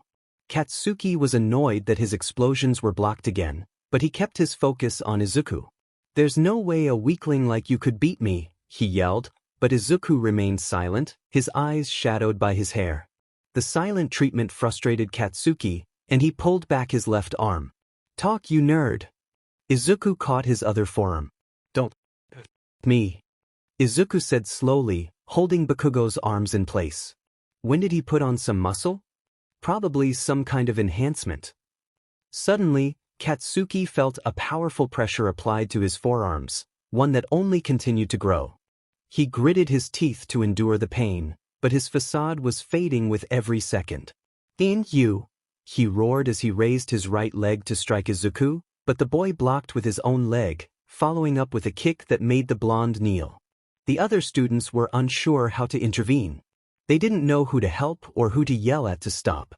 They just stayed quiet and watched in suspense. Katsuki growled and was about to yell another insult, but it died in his throat when he made eye contact with Izuku for the first time in over a year. His eyes were fierce, filled with anger. They almost radiated a dangerous intensity. When Izuku's piercing emerald eyes met Katsuki's blood-red ones, something in him snapped for a moment. "Argorg!" "No!" Katsuki yelled as the pain flared up to new heights in an instant. He was still powerless against Izuku's incredible strength. The others watching recoiled when Katsuki's howl echoed through the common room. "Ahem!" Aizawa cleared his throat, gaining Izuku's attention. His glare made words unnecessary, and Izuku complied with the demand of his now homeroom teacher. With it, he threw Bakugo a considerable distance away from him. The blonde tumbled for a while, only stopping when Yagi caught him with his powers. Katsuki huffed and breathed heavily. He examined his forearms. Bruises were already forming. He and everyone else looked back to Izuku, only to find him no longer looking at them and gathering his things to go to his room. Izumi, now angered over how Izuku hurt her best friend, stepped forward to say something. "Hey, wait, Slam." The words died in her throat when Izuku's first step on the stairs resulted in a thunderous smash that formed a foot-shaped dent in the wood. His physical strength was terrifying, but not as much as the anger written all over his face. Izuku whipped his head around to glare at his sister. Whatever nerve Izumi had in that moment was replaced by a paralyzing fear, one that was shared by the other students. Veins throbbed on Izuku's temple, cheek, and neck. His eyes were wide, pupils shrunk to the size of pins, and his teeth were bared. Even Katsuki couldn't look that intimidating if he tried. It shook every member of Class 1A to their core. Finally, Izuku went up the stairs and disappeared from Aizawa's line of sight. "Finally," the underground hero thought as he fished in his pocket for some eye drops. "I figured this would go without saying, but try not to provoke him. It won't end well. Well, I'm done here. Enjoy your new friend." With that, Aizawa left his students with shocked expressions on their faces. Izuku. That had to have been Izumi's brother, there was no mistaking it. However he had managed to survive until now, he was definitely not weak, timid, or cowardly. Ida and many others who watched him thought the same. Aside from Izumi, the girls and Kirishima shared the same thought. Those eyes. They seemed familiar. Izuku angrily and hastily made his way to his room. Without Aizawa's quirk holding him back, he felt like he was about to explode. Once inside, he went straight to the balcony and opened his mouth, exhaling a large wave of green flames into the air. Ha! Ha! Ha! Izuku breathed heavily. He had seen and experienced things that would have driven anyone else to madness, but he was furious, barely holding himself back from confronting Bakugo and Yagi. As luck would have it, a perfect distraction presented itself when his phone buzzed. Downstairs, Bakugo had ice packs taped to his forearms, courtesy of Yagi and Shiro. He would see the nurse first thing in the morning. "So," Shiro began, unsure of what to say. "Your brother is terrifying. Also very much alive." Yagi gritted her teeth. "I'm aware," she growled. After all the effort they put into finding him, he chose to show up now and disrupt everything. Glad to see he hadn't changed too much. Disdain was evident on her face. "That wasn't him," Katsuki muttered to himself. "Deku was weak. There's no way someone like him could do this to me." He was still reeling from the encounter with the so-called weakling. Once he had some treatment for his arms, he walked to the elevator, Yagi following closely behind. Later, Dinner was brought to the students, and they were informed that starting tomorrow, they would be responsible for making their own breakfasts and dinners. However, not many were in the mood to eat. Some, like Shoto, retreated to their rooms with their meals. Bakugo may have been harsh to the new guy, but even for him, that was a lot to handle. At least he's quieter now, Jiro said while sitting next to Momo at the counter, who had an absent expression and was barely paying attention to her food. Those green eyes, the clear hatred for Bakugo and Yagi. Could Izuku really be? Yaoyorozu, you okay? Jiro asked, tapping the heiress's shoulder. Yes, I'm fine. Apologies, I was just thinking. Jiro sighed. Yeah, that new guy's been on my mind too. I swear I've seen him before. Screw it, I'm gonna go talk to him, Kirishima declared resolutely while finishing his food. He got up and headed for the elevator but was stopped by someone from the kitchen. The others questioned why he thought it was a good idea to approach him when he was clearly in a volatile mood. So just leave someone who survived the Green Devil's hell to himself instead of trying to help him out? Doesn't sound very manly. Besides, I still want to ask him a bunch of stuff. Tsu Azui, the resident frog, grabbed 2 bowls of food and chopsticks and walked to join Kirishima. It's not a good idea to just question him out of the blue. He'll close up even more. Remember, he was basically attacked by Bakugo. Let's try getting to know him before the interrogation. The redhead smiled at his classmate as they boarded the elevator. Gotcha. Thanks, Azui. You know, you're pretty manly. The frog's sweat dropped at that remark. I'm going to take that as a compliment. And call me Tsu. Meanwhile, Izuku was on the phone. So your classmates know you're the strongest, but not by how much. You were really angered by your old friend and sister, and now they're all terrified of you? Nijire asked on speakerphone. All things considered, it could have gone a lot worse, Izuku replied while finishing unpacking his things. And what about the 7 you met before now? They're nice, right? They are, but I'm pretty sure I ruined any potential relationships when I had the look of someone ready to fight, Izuku sighed. Just then, he sensed 2 people approaching his room. One felt uniquely cold. Azui. Sorry, Nijire, I gotta let you go. Let me know how your friends are, bye ye. Izuku hung up on Hato and went to answer the 2 at his door. He opened it to see the spiky redhead, Ijiro Kirishima, accompanied by the frog-like Tsu Azui. The latter was holding 2 bowls of food, which Izuku presumed were for him. Hungry? She asked while holding his dinner out to him. Izuku reached out and accepted, revealing his scarred hands once again. Thank you, he said. Mind if we come in? Kirishima asked. Izuku hesitated, and they expected him to turn them down. But to their surprise and elation, he opened the door wider and stepped aside, letting them in. Ijiro sat on Izuku's desk chair, facing the back, while Tsu sat on his bed. The room's owner leaned against the wall, keeping his guard up. Hey man, sorry about Bakugo. He's a JRK, but that was straight up assault, the redhead said. It's fine, I know what to expect from him, Izuku replied, his voice low. Do they have history? Tsu and Kirishima wondered, the former looking into the scarred boy's eyes. They were filled with pain and malice at the mention of Bakugo, and they were painfully familiar. When Tsu tried to look away, she was drawn to the countless scars on his hands, another familiar sight.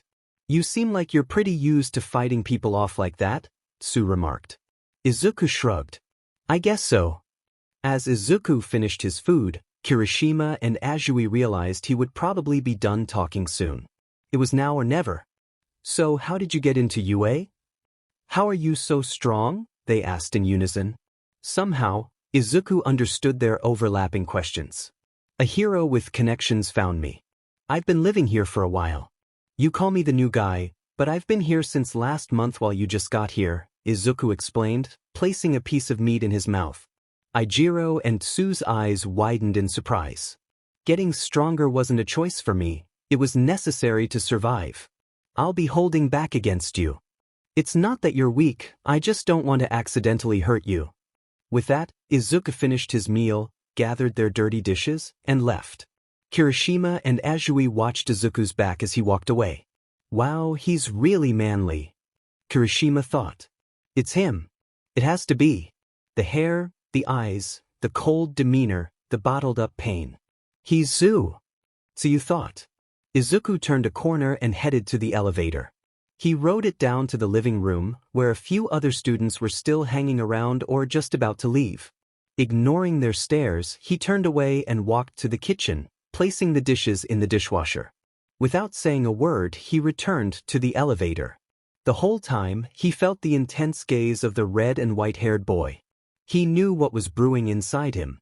Shoto Todoroki, you may be half-Ray, but… Izuku boarded the elevator again, returning the glare to his classmate.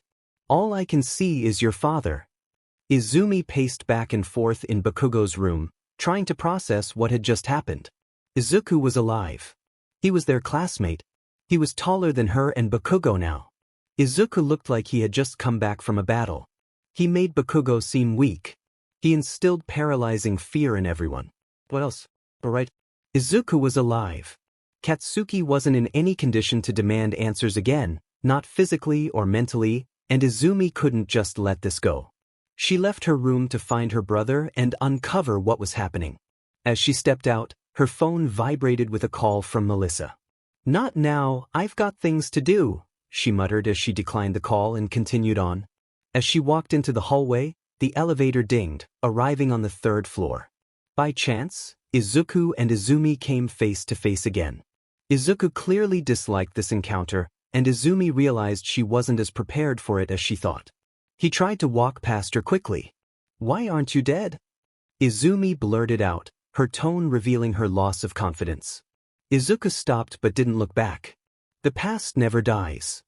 That was all Izuku said before heading back to his room, leaving a stunned Izumi questioning who had replaced her once powerless twin.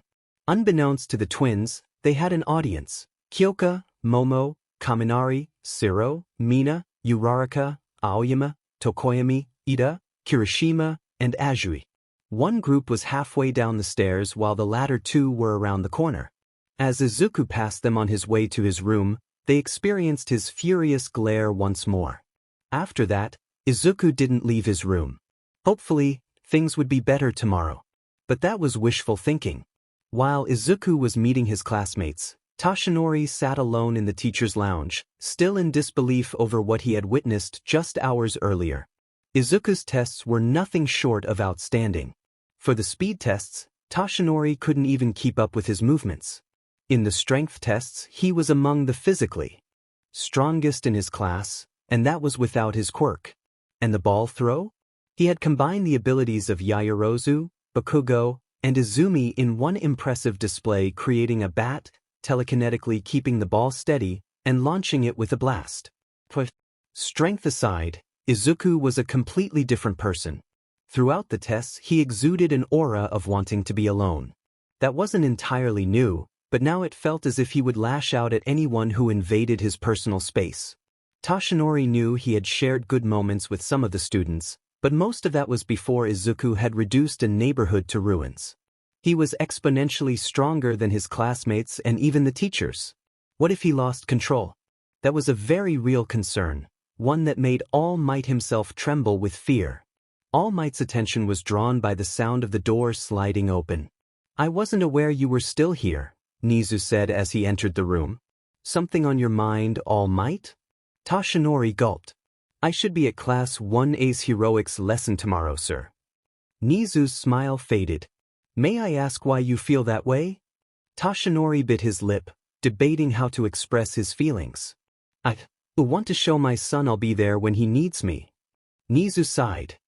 He would have believed that if he hadn't seen the fear in All Might's eyes.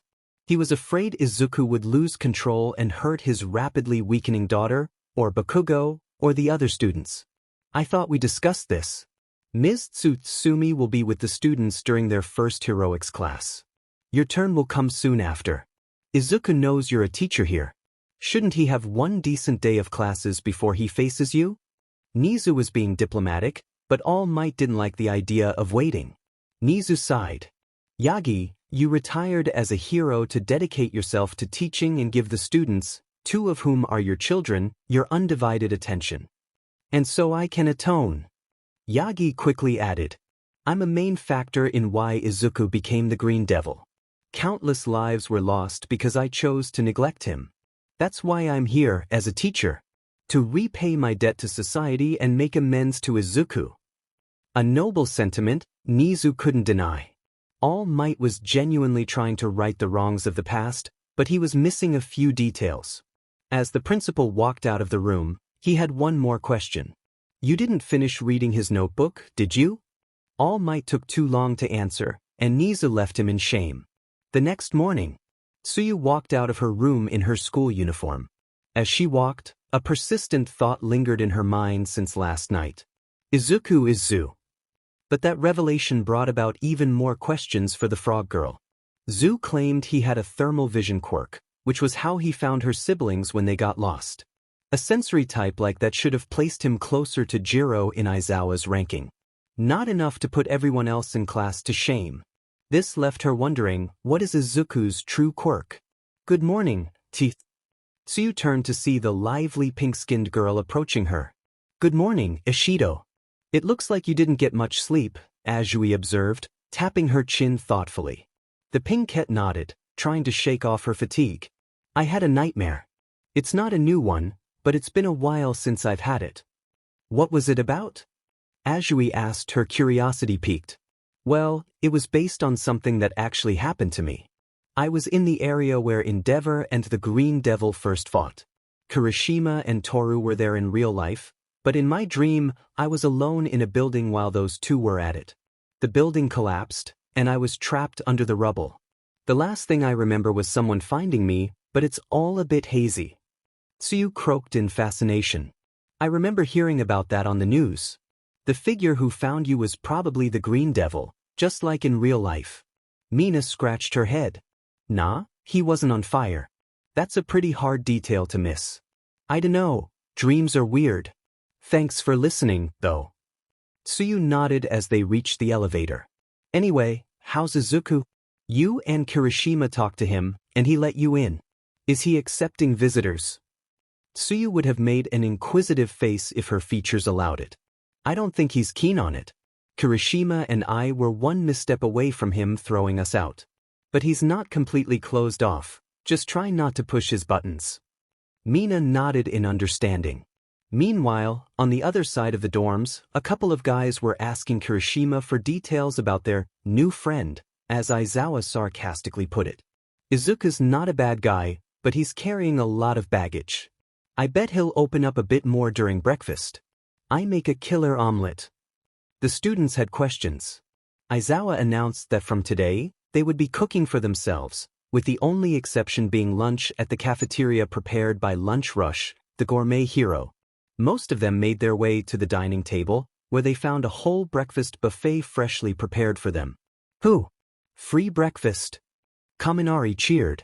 It smells delicious. Uraraka exclaimed, salivating. Was Mr. Aizawa deceiving us again?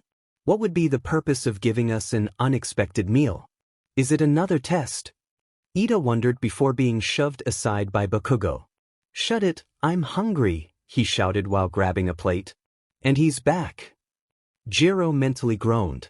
Shoto wasn't far behind, walking toward the soba. It's even better than it smells. Uraraka squealed in delight. Everyone else who was feasting agreed. The rice was soft and fluffy, the miso soup was a perfect blend of salty and sweet, the tamagoyaki was expertly rolled, the vegetables were cooked to perfection, the grilled fish was delightful, and the soba was exceptional in Shoto's opinion. Momo commented that the food was on par with her home cooks, which spoke volumes about their chef skills. However, 2 members were missing from the delightful meal. Someone needs to get Yagi, she's totally missing out. Toru said. She's busy calling her parents. Don't bother her, extras, Bakugo said, clearly in a bad mood. Katsuki distanced himself from the others, opting to stand and eat his food in front of the window. In the reflection, his eyes kept drifting to his forearms. They were still sore, and the sight of the bruises made him feel ill. Knowing that Deku of all people left lasting damage on him. We've got our first heroics class today. I'm going to get back at that guy. Meanwhile, Mina announced, I'll get him, with a plate of culinary. art in hand. Food like this is sure to put a smile on his face. It made my morning. With a bright smile, she headed to the elevator. Ashido, wait. Ida called after her. You're venturing into the boys' section of the dormitory. Azui went last night to accompany Kirishima, so I implore you to make the same sound decision and… Ding. The elevator left with its pink passenger. Kirishima patted the back of the now disappointed Ida. You tried, man, you tried. Mina bounced through the hallway of the third floor, searching for a plaque that read, Izuku. When she found it, she knocked on the door. Hey Zuku, someone made a killer breakfast. You gotta try it. I brought you some. She received no answer and knocked again, raising her voice. If you don't get out here, I'll scarf it all down and give you an empty plate. I know I already ate, but it's just that good. Still, there was no response. Don't say anything if I can come into your room. Silence greeted her, and a grin appeared on Mina's face. She swung the door open. Breakfast in bed. I'm spoiling. You. The room was empty, leaving Ashido confused. The bed was made, nothing was out of place, and there was no sound from the bathroom, indicating he wasn't showering. Did he leave already? Someone's an early bird. I hope he ate. As Ashido left the boys' room and returned to the elevator, she realized something. Izuku was nowhere to be found, which meant he must be an early riser, and there was a buffet of some of the most amazing breakfast she had ever seen. Her dark eyes widened in realization of who had cooked this heavenly food. Zuku, you angel. Meanwhile, Izuku had arrived at school with plenty of time to spare. On his way to homeroom, he ran into Midnight. You're a sweetheart, you know that? She teased. He handed her a new notebook to keep tabs on himself, similar to the one he had when he was a vigilante. The first page contained the events of last night leading up to the surprise breakfast that morning. Was this your way of apologizing for getting all scary on them? I know you like it when people enjoy your cooking. I hope Hato doesn't get jealous that you're cooking for others now. Izuku rolled his eyes and walked away. Midnight called out to him before he got too far. I think you're going to like Hero Class. Lady Nagant will be looking after you. Izuku paused for a moment, then continued on his way. He had to admit he was curious to see how Kana handled the little sheets. Izuku slid the door to his classroom open and took a seat. In the fourth row, furthest from the door, was another desk. May 21st be an awkward number for a class, but Izuku couldn't care less. In the meantime, he took out his notebook and jotted down notes. At the end of the day, he would give it to the school counselor, Hound Dog, and collect it the next morning. In the few minutes of privacy he had, Izuku decided to limit his interactions with two of his classmates. It's best if I keep my distance from Azui and Yaoyorozu. When I first met her, I told Azui my quirk was thermal vision, which helped me find her brother and sister. And there's a chance Yaoyorozu will recognize the scar under my left eye. I already knew I wouldn't be staying here long, but it looks like it'll be even shorter than I thought. Izuku was pulled from his thoughts by the warmth of approaching classmates. He didn't look up as the first few entered the room: Ida, Yaoyorozu, Kirishima, Todoroki, and Azui. Yo, Izuku! Kirishima waved as he approached. Izuku looked up as they gathered around him, except for Shoto. That breakfast was amazing! Kirishima exclaimed. Nutritious and delicious. Ida praised while adjusting his glasses. Where did you learn to cook so well? Tsuyu asked. I read cookbooks in my free time, Izuku replied. It was splendid, thank you, Momo said with a smile. Izuku glanced away from her and toward Shoto. Good soba, he muttered. Izuku rolled his eyes, but he wasn't mad or annoyed. Soon, more of Class 1A arrived, praising Izuku's cooking skills and thanking him for the feast. He had gone from being feared to loved overnight with just one meal. Rikido Sato insisted they cook together sometime to compare notes. Sure, he agreed with uncertainty. Izuku knew UA would bring completely new experiences and push him out of his comfort zone, but the last thing he expected was to be well-liked by the other students. To us. However, the positivity was interrupted by the late arrival of two figures, Izumi Yagi and Katsuki Bakugo. Izuku felt a familiar tension in his chest the moment they walked in, and they shared a three-way glare. Bakugo had returned from the infirmary, and Yagi had left the dorms late after a long call with her parents. She wasn't in the mood to eat breakfast. The goodwill in the classroom faded. Not a word was exchanged between the three before they took their seats, and everyone else felt it was time to do the same. When Aizawa entered the classroom, everyone was already seated and quiet. Now that he couldn't complain about. The first few hours of the day were filled with regular classes like English, mathematics, and modern art. Boring, yes, but Izuku surprised everyone with how academically adept he was, taking notes and answering questions from the teachers.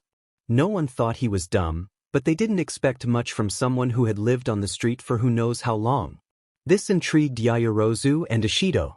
The former hoped to have group study sessions, while the latter found it oddly familiar.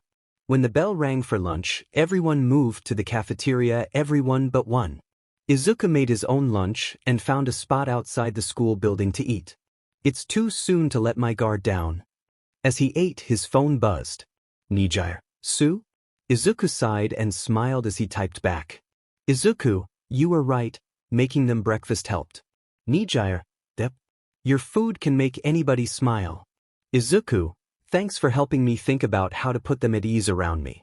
I haven't forgotten about my end of the deal. Expect a bento box on your balcony tomorrow. Nijire, beaming face with smiling eyes face-savoring food. Meanwhile, at the girls' table, Yagi was ravenously devouring a large bowl of katsudon. Unlike her peers, she had skipped breakfast and needed the fuel. Momo handed her a glass of water when she choked. Yagi, what's Izuku's quirk? The frog girl asked. Izumi wiped her mouth with a napkin before answering. He shouldn't even have one. The doctor said he was quirkless. I've never seen him show any power, she replied. Tsu sighed, finding that answer unhelpful. Has Zuku always been smart? Ishido asked. I was wondering if he'd help me study. Izumi looked at the pink girl in surprise. I guess he knows a thing or two. Yaoyorozu and Azui felt a sense of dissatisfaction. They noticed Izumi didn't seem thrilled to have her twin brother back in her life, which was concerning. If you want to get close to him, it won't end well. Take it from someone who knows. Jiro spoke up. Really? Because I think he seems like much better company than the blonde guy you're so close to. Speaking of, that very guy was fuming at the boys' table. I'm so excited for our first hero training. Kirishima said enthusiastically. Most of the boys agreed. Not to brag, but I've put myself through a lot to strengthen my quirk. The harder I'm hit, the harder I get. You might want to rephrase that, dude. Siro said beside him. I'm more curious about our newcomer's abilities, Tenya said. He has impressive physical strength, but that wouldn't be enough to place him very high. Whatever he can do, it won't matter, Todoroki said coldly. Do you guys ever shut up? Bakugo yelled, slamming his hand on the table, a small explosion erupting from his palm. Deku this, Deku that. I don't want to hear another word about that guy. Kirishima, fed up, had to ask the question that had been gnawing at him. What's your problem with him? You tried to attack him when he first got here. What's the deal between you two? Katsuki glared at the redhead, anger radiating from him. None of your business, shitty hair. Keep supporting that loser for all I care. He aimed to leave the cafeteria. Before he was out of sight, Kirishima spoke in a lower voice. That loser made you look weak, you jerk. Whether he meant to or not, Bakugo heard Kirishima's comment. His pupils narrowed, and he walked back toward the redhead, sparks emitting from his palms. Ijiro stood up and removed his blazer, his arms hardening as the blonde approached. Tenya stepped in between them before they could clash. Calm down, both of you. This isn't the time or place. Instead of defusing the situation, Ida was pushed aside by Bakugo. Stay out of this unless you want some two for eyes. At this point, the two first years had captured the attention of most of the cafeteria, including their female classmates. What are you doing? Jiro yelled. Deku can wait until I've taken care of you. Katsuki shouted. Try it, you coward. Ijiro retorted. Have you both lost your minds? Yaoyorozu yelled. Disarm your quirks before you cause even more trouble. Shove it. Bakugo yelled back. That's it. Kirishima moved to grab Bakugo's collar. However, as he did, a strong, flexible appendage coiled around his waist, preventing him from advancing toward Bakugo. The hardening quirk user looked back to see Izumi holding him back with her tongue. Tsu? Ijiro exclaimed in surprise. Katsuki seized the opportunity and prepared to throw a punch. Die! Instead of an explosion, all Katsuki managed was a few beads of sweat. Tsu instinctively pulled her friend back, causing his hardened skin to revert to normal. The realization hit the students instantly. Oh, Kirishima thought. This is bad.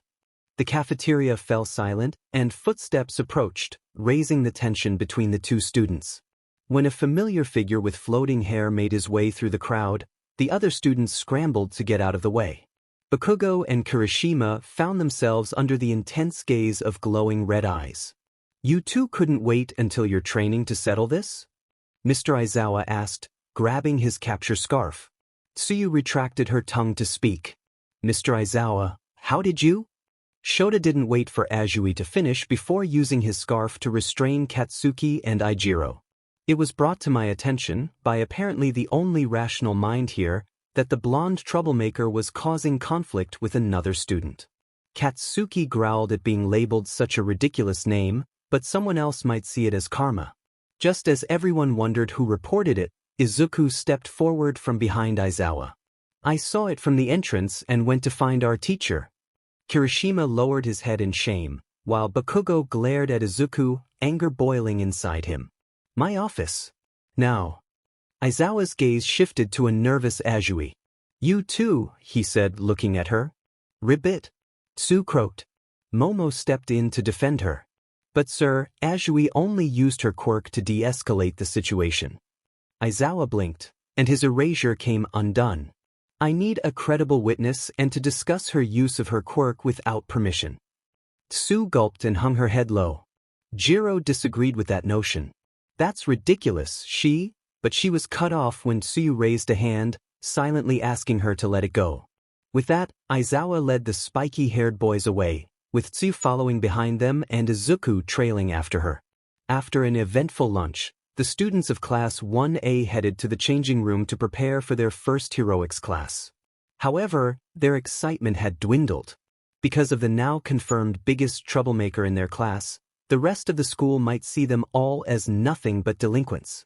Not to mention, 2 of the 3 students meeting with Aizawa might miss out on this. I feel bad for Kirishima, Kaminari said, with the boys murmuring in agreement. It makes me wonder what school Bakugo came from to think he can act like that, Ida sighed. I'm just glad Izuku did the right thing and alerted a teacher. What about Izumi? Isn't she going to get punished? Mineta asked. I doubt it, Shoji replied. She used her quirk, but only to help. I'm sure Aizawa will let her off easy. Sato punched his fist into his palm. Did you guys see Izuku when he looked at Bakugo? It seemed like he wanted to confront him just as much as Bakugo did. Shiro groaned. And just when it felt like he was starting to warm up to us. Meanwhile, on the girl's side, Jiro grumbled to herself, narcissistic, egotistical, brash troublemaker. It was official, she disliked Bakugo, and most of her peers weren't far behind. I hope Tsu is okay, Toru said sadly. Izuku went with her, maybe he'll try to cheer her up, Achiko said, trying to lift the mood. He made a smart decision by alerting Mr. Aizawa, but I'm sure he'd rather handle Bakugo personally again, Momo said. I think I would have helped him. Kirishima didn't deserve to get dragged down with that troublemaker. Ashido shouted. Amid everyone's opinions, Izumi remained speechless with an unreadable expression. Jiro confronted the greenette. Aren't you going to say anything about how your best friend was talking trash about your brother and got scolded by Aizawa again? Seriously, Iggy, you've got bad taste in friends. Izumi's face showed clear annoyance. Kaken doesn't lose his temper without reason. Don't forget, Kirishima was more than willing to throw a punch at him too. Many of the other girls looked at her as if she were insane. It was silent for a moment until Mina sharply inhaled. I get wanting to defend your friend. But are you insane? He lost his temper before Izuku even did anything. And you don't even seem to care about your own brother. Did he really leave home, or did he just need to get away from you? Izumi and many of the other girls looked at Mina in shock. Here she was suggesting that Izuku ran away because he was tired of her. Izumi wasn't angry at the accusation. She was hurt that it was true. But she couldn't let Mina know that, so she feigned outrage. Don't pretend like you know me, Kaken or him. With that, she stormed out of the changing room. Uraraka, Hagakure, and Jiro wondered if that should have been handled differently. But Yaoyorozu and Ishido, the pink-skinned girl, remembered watching a news report a while back with a friend. Teleki's kid goes missing, but the hero and her family don't know how. That still doesn't sit right with me, especially now. The Ravenet glared at Yagi's back as she left. She recalled a broken boy's furious voice describing her and Bakugo. Of all the countless troublemakers at Aldra, those two are the worst. I know you all better than you think, Yagi, she thought. Meanwhile, you did well, Azui. Ribbit? Tsuyu croaked in surprise at the first few words from Aizawa. They were outside the Erasure Hero's office, where Bakugo and Kirishima awaited their judgment. You weren't just a bystander when it was clear words wouldn't defuse the situation, and you pulled Kirishima away before things escalated. Wise judgment.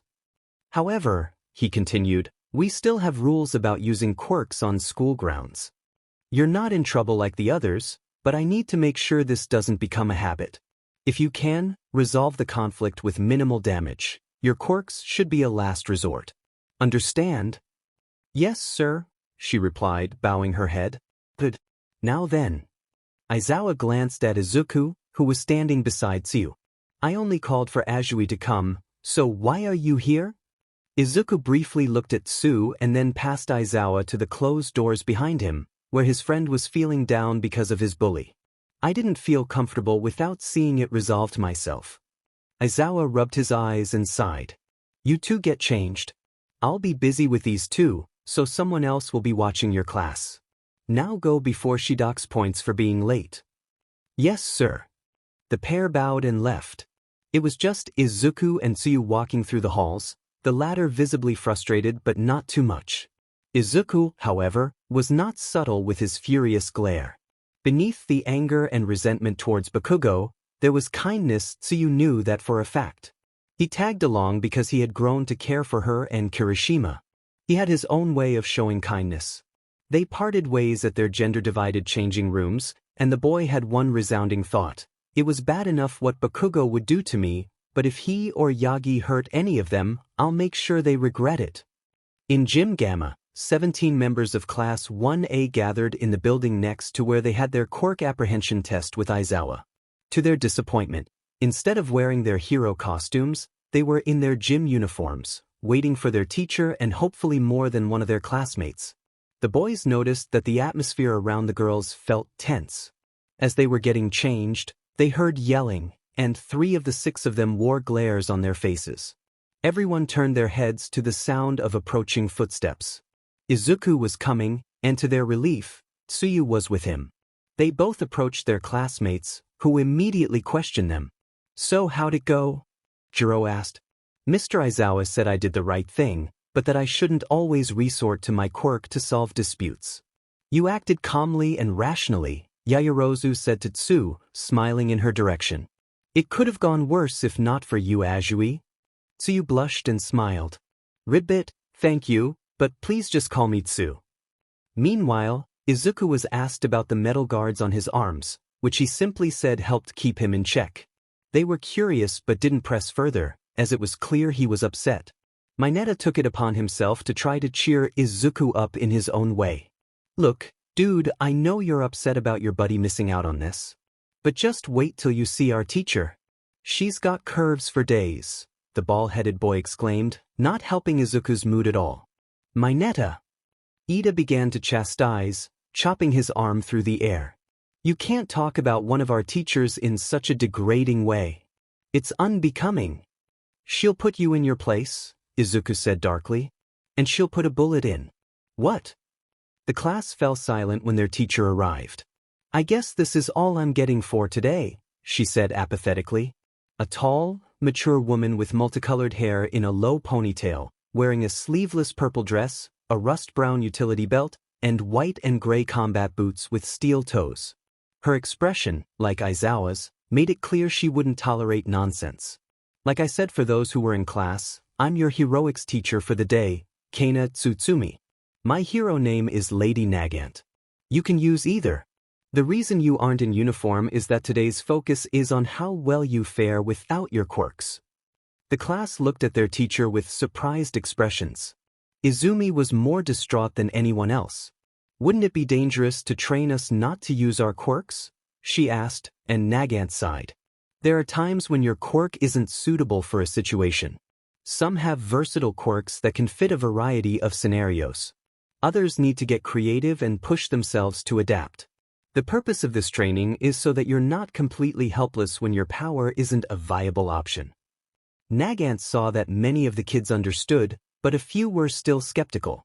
I'm keeping it simple for now, but all of you will be put in various situations where you'll struggle, and you'll be graded not by how easily you get through it, but by the effort you put in to adapt. Prove to me that you're strong, not that you have it easy. Kana's reasoning was more than valid. Her lesson focused on overcoming weaknesses. You'll be doing one-on-one sparring. Everyone goes at least once. Shoji, no making extra appendages, only the hands on your upper arms. Yes, ma'am, the multi-armed boy replied. Azui, keep your tongue in your mouth. Yes, ma'am, the frog girl said. Thro, keep your ears limp. Ojiro, no using your tail. Yes, ma'am, they both said. With the rules clear and in place, Nagant invited a volunteer to get the ball rolling. Immediately, Izuku stepped forward. But who would be willing to trade blows with him, especially in his current mood? The scowl on his face didn't suggest he would go easy. However, before Lady Nagant could pick a partner for Izuku, someone else stepped up to face him willingly. It was none other than Yaoyorozu. Most of the class gasped in surprise. Izuku was mildly surprised but didn't show it.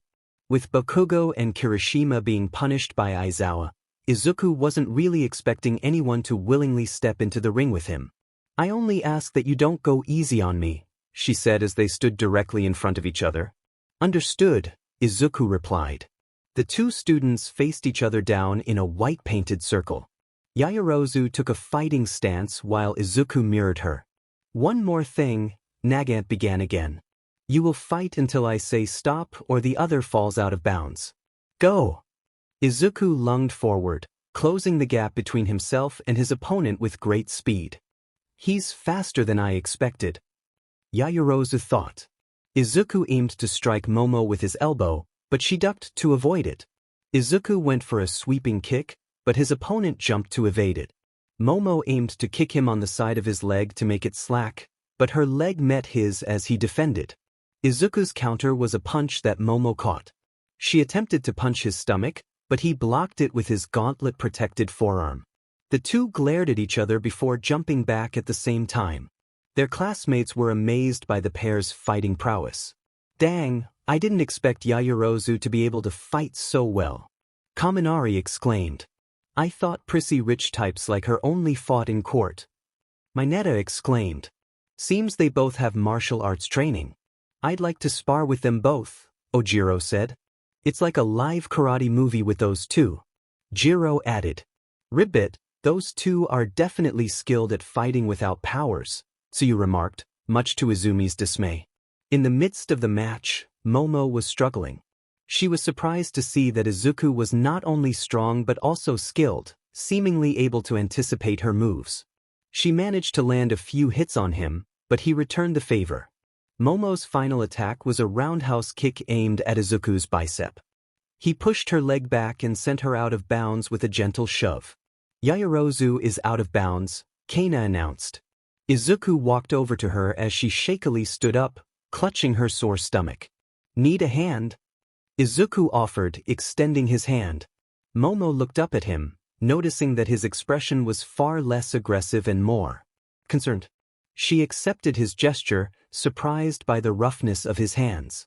The scars on his palms hinted at a life of training, but they were oddly textured as well. Where did you learn to fight like that? Momo asked. Izuku looked away as soon as she was upright. I watched someone impressive, he replied before stepping away. For a brief moment, Momo caught a glimpse of sadness in his eyes and a scar beneath his left eye. After witnessing Izuku and Momo's match, the rest of the class felt motivated to step up their efforts. Although few were eager to face the first two, the class was progressing well. Surprisingly, Hagakure volunteered to be Izuku's sparring partner. While she wasn't as polished as Momo, her spirited flurry of punches kept Izuku on his toes as he dodged and parried. He even caught her hand when she attempted to poke his eyes. The others watched in astonishment, but none were more surprised than Toru.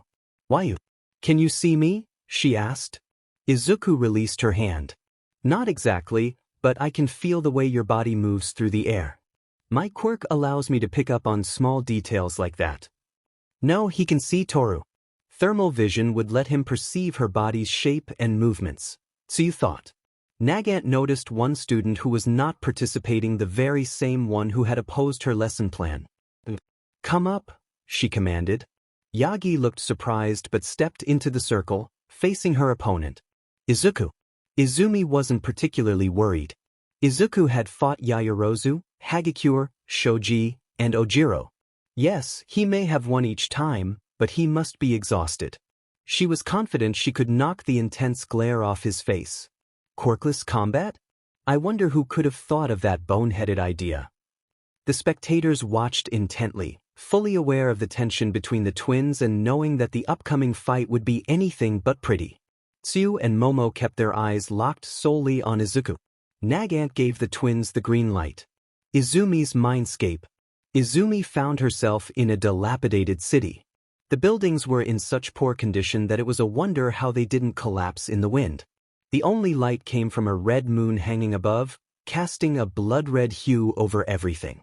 The ninth wielder of One for All felt a deep unease and an unusual sense of alertness.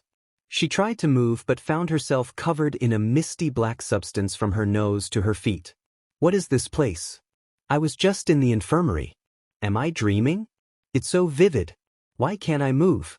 What? Izumi's thoughts were interrupted as she shifted her gaze to survey the haunting area. In the distance, she saw something that made her heart stop: tombstones.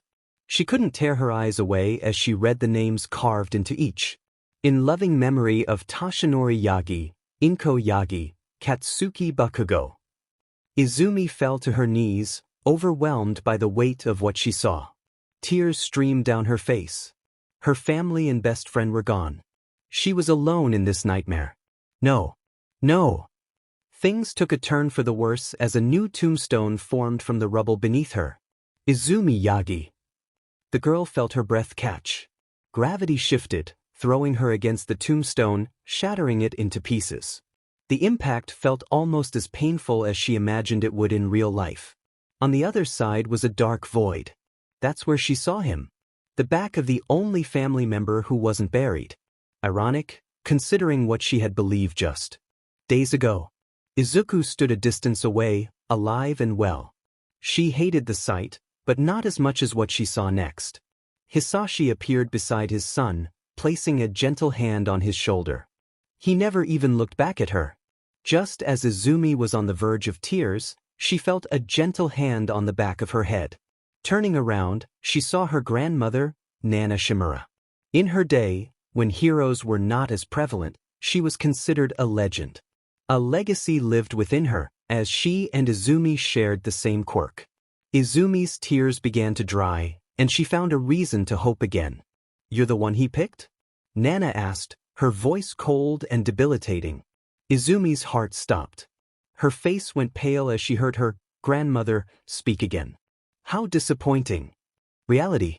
Izumi jumped out of bed with a gasp. She thrashed about for a few moments, convinced she was still immobilized, but in reality she was, unfortunately, fine.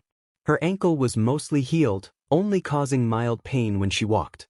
Still, sweat covered her as she recalled the painful memories of her dream. It was just a dream. Just a meaningless dream. She smacked herself on the cheeks and got dressed in her uniform. Focus, Izumi. Today's hero training, the real deal. I'm not a disappointment, far from it. The real disappointment is the one who should have died. Teacher's dormitory. Midnight ummed in delight as she took a forkful of a delicious breakfast. With all the drama and busyness of the new semester, she had forgotten how outstanding Izuku was in the kitchen. If he wasn't interested in being a hero, he should really consider becoming a chef. After finishing his meal, the boy redressed in his student uniform. The night before, he had simply worn his boxers to sleep, unaware that certain people would love to see that.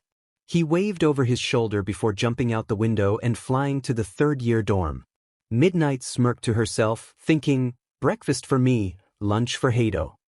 He certainly knows how to treat a girl. Thank you, Nijire exclaimed, wrapping Izuku in a long hug. Izuku rolled his eyes but hugged her back, knowing this was his last stop before heading to UA. Once again, Izuku was the first of his classmates to arrive in the classroom. He sat at his desk with his notebook in hand, bracing himself for the day ahead. Toshinori, Izumi, and Katsuki all in one day. He would try his best, but he truly doubted he could keep his composure. The gauntlets would help him avoid acting out, but he feared it might not be enough to keep them safe.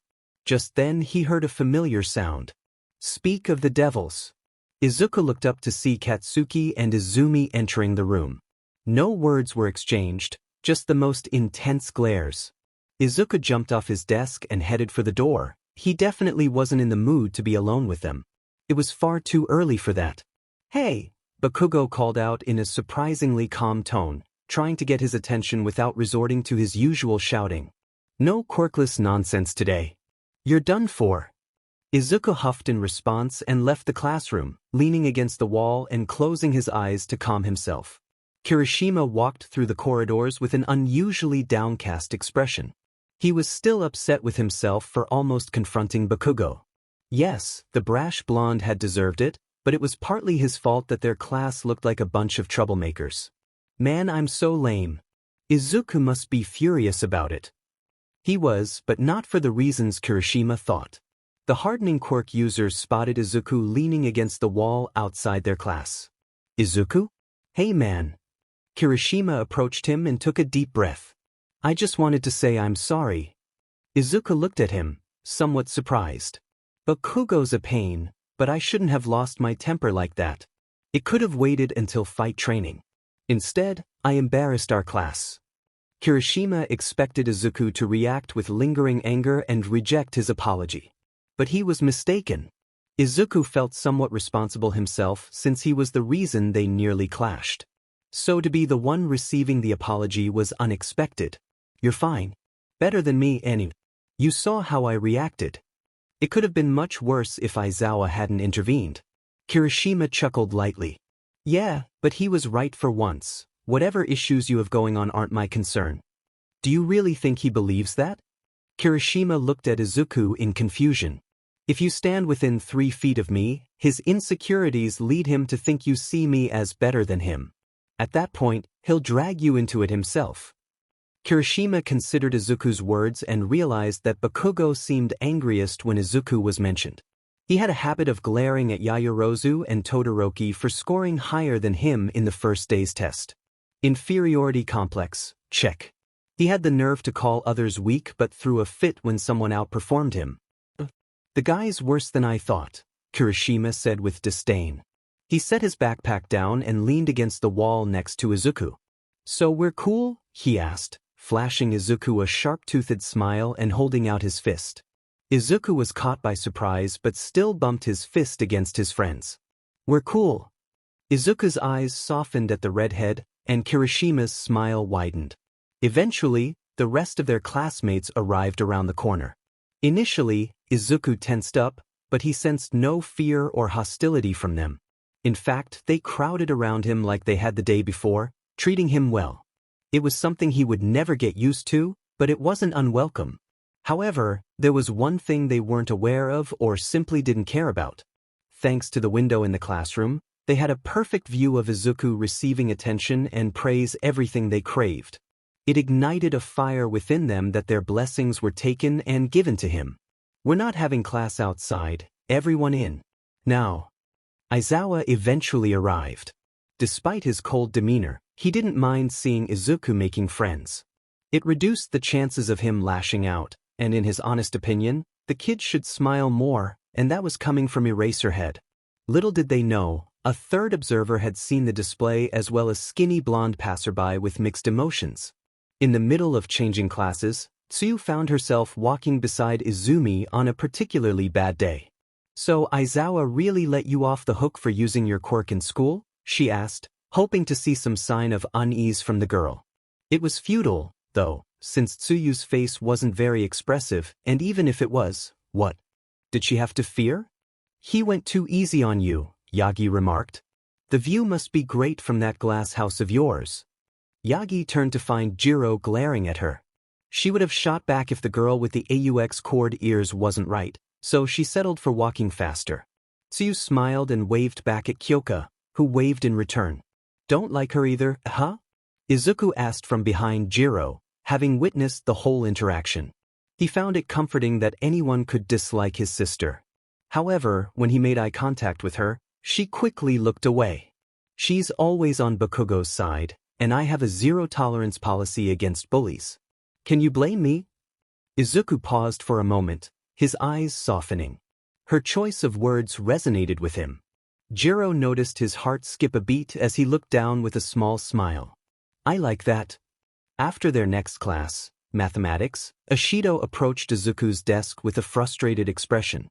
"Zuku," she groaned, grabbing his attention. "Let me guess, you need a tutor?" he asked, hitting the nail on the head. Mina smiled widely. "Well, if you're offering." Izuku sighed and slung his backpack over his shoulder. Before leaving the pink-skinned girl, he had an answer for her. "Just say when."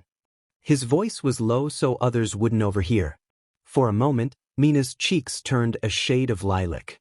"Hey Izuku, why don't you ever go to the cafeteria?" Tsuyu asked. "I make my own lunch so I don't have to stand in line, and I find a tree to sit under outside," Izuku replied. "How about you sit with the rest of us?" Izuku looked at Tsu with a hint of consideration in his eyes. "If it's about how our class is looking right now, you've got less to worry about than any of us." She reminded him that he was the one who alerted Aizawa when Ijiro and Katsuki were about to clash. "Fine, Azui. I told you to call me Tsu." In the cafeteria, Achiko slumped down in her seat with her female companions and Yagi, while Izuku sat alone a few tables away. Apparently, when Tsu asked to sit with them, he interpreted it as just being in the same building. Their only option from there was if one of them sat directly across from him. "But it wasn't all for nothing," the brunette said with a mischievous smile. "I managed to sneak the last machi into his bag while he was talking with Tsu." Most of the girls snickered at that, except for two, Yaoyorozu, who was staring at his back, and Yagi, who was perplexed and annoyed by the situation. She had spent all day watching the other girls in her class fawn over her twin brother. Frustrated, she punched the table, bringing Yaoyorozu back to reality. "At what point did all of you lose your minds and start crushing on Izuku?" she exclaimed. The girls exchanged contemplative looks, unsure of how to explain it to her. Last night, while Yagi rested in the infirmary, the rest of the girls had a meeting in Tsuyu's room. Many of them confessed to having met Izuku under the guise of the mysterious Tsu. For Tsuyu, he had brought her lost siblings back to her and shared his painful domestic life that he had left behind. For Achiko, he had shared a meal with her and Milady after saving her from causing collateral damage. She was shy about sharing that story, especially since her earlier mishap didn't paint a pretty picture, but none of them were disgusted. Jiro revealed that she had been a victim of bullying for her freaky ears throughout middle school. One day, Izuku had stood up for her, confronting the bullies and stating his core belief: "I just have a zero-tolerance policy on bullies." Since then, she had resolved to be the kind of person who wouldn't let herself be pushed around, and the kind of hero who wouldn't allow anyone to take happiness from others. Her story about Izuku felt like her origin story, which made her blush as the girls pointed it out. For Mina, he just happened to be at the same library where she was studying for her makeup tests. He turned out to be the best tutor she ever had and a joy to be around. She had searched their old hangout spots to thank him for his help, but couldn't find him anywhere. Toru was the only one who hadn't interacted with Izuku before UA, But she already had a budding interest in him from Mina's enthusiastic stories, and she was not completely invisible to him. But how would they break all this to Izuku's sister? Hey, we met your brother when he was living on the street, and we're pretty interested in him. There really was no easy way to put that, but they had to say something. Yagi. Momo finally spoke for the first time since they sat down. She had been unusually quiet, especially on the topic of Izuku. Her opinion of Izumi Yagi and her unpleasant friend Katsuki Bakugo wasn't great to begin with, but recalling her memories of Zu had lowered her opinion even further. If they really cared, would they ever ask why I kept coming home burned and bruised? Would they neglect to call me for dinner and let me starve for countless nights? Would they throw a grand birthday for their favorite child and then forget they even had me? You don't have the slightest idea what kind of house I ran away from. You think words are enough to heal these scars? I've tried more times than I can remember to connect with them. You don't know how many cries for help have fallen on deaf ears in that awful excuse for a home. What did you do to your brother? Momo glared at the greenette, her intensity surprising everyone around them. Yagi attempted to respond with anger, but it felt like a candle flickering against a bonfire. It didn't help that Momo bore a striking resemblance to Nana Shimura, and the look of resignation in Yagi's eyes mirrored her nightmare. What does a spoiled brat like you know? With that, she left the table, hoping she wouldn't return. Momo sat back down, her fists clenched tightly. It was frustrating, not just for her but for all the other girls. Izuku was wounded beyond imagination. Their first instinct was to heal those wounds, not just as heroes but as people he had let into his life. But despite how he carried himself, he was a delicate case. Push him too far, and he might never open up to them again. They knew his family life was awful, but how could they prove it? Inko Yagi, the former hero Teleki, was someone they knew little about, and she could have them all thrown in jail. If she hurt her son beyond recognition, what would she do to them? If the apple represents the tree, they weren't willing to bet on the woman having a sense of guilt. Most of them sighed in frustration and looked back at Izuku, who was now approached by a girl with a waterfall of blue hair. She approached him without hesitation, unlike everyone else who passed by. She smiled brightly at Izuku, who didn't seem to mind her presence at all.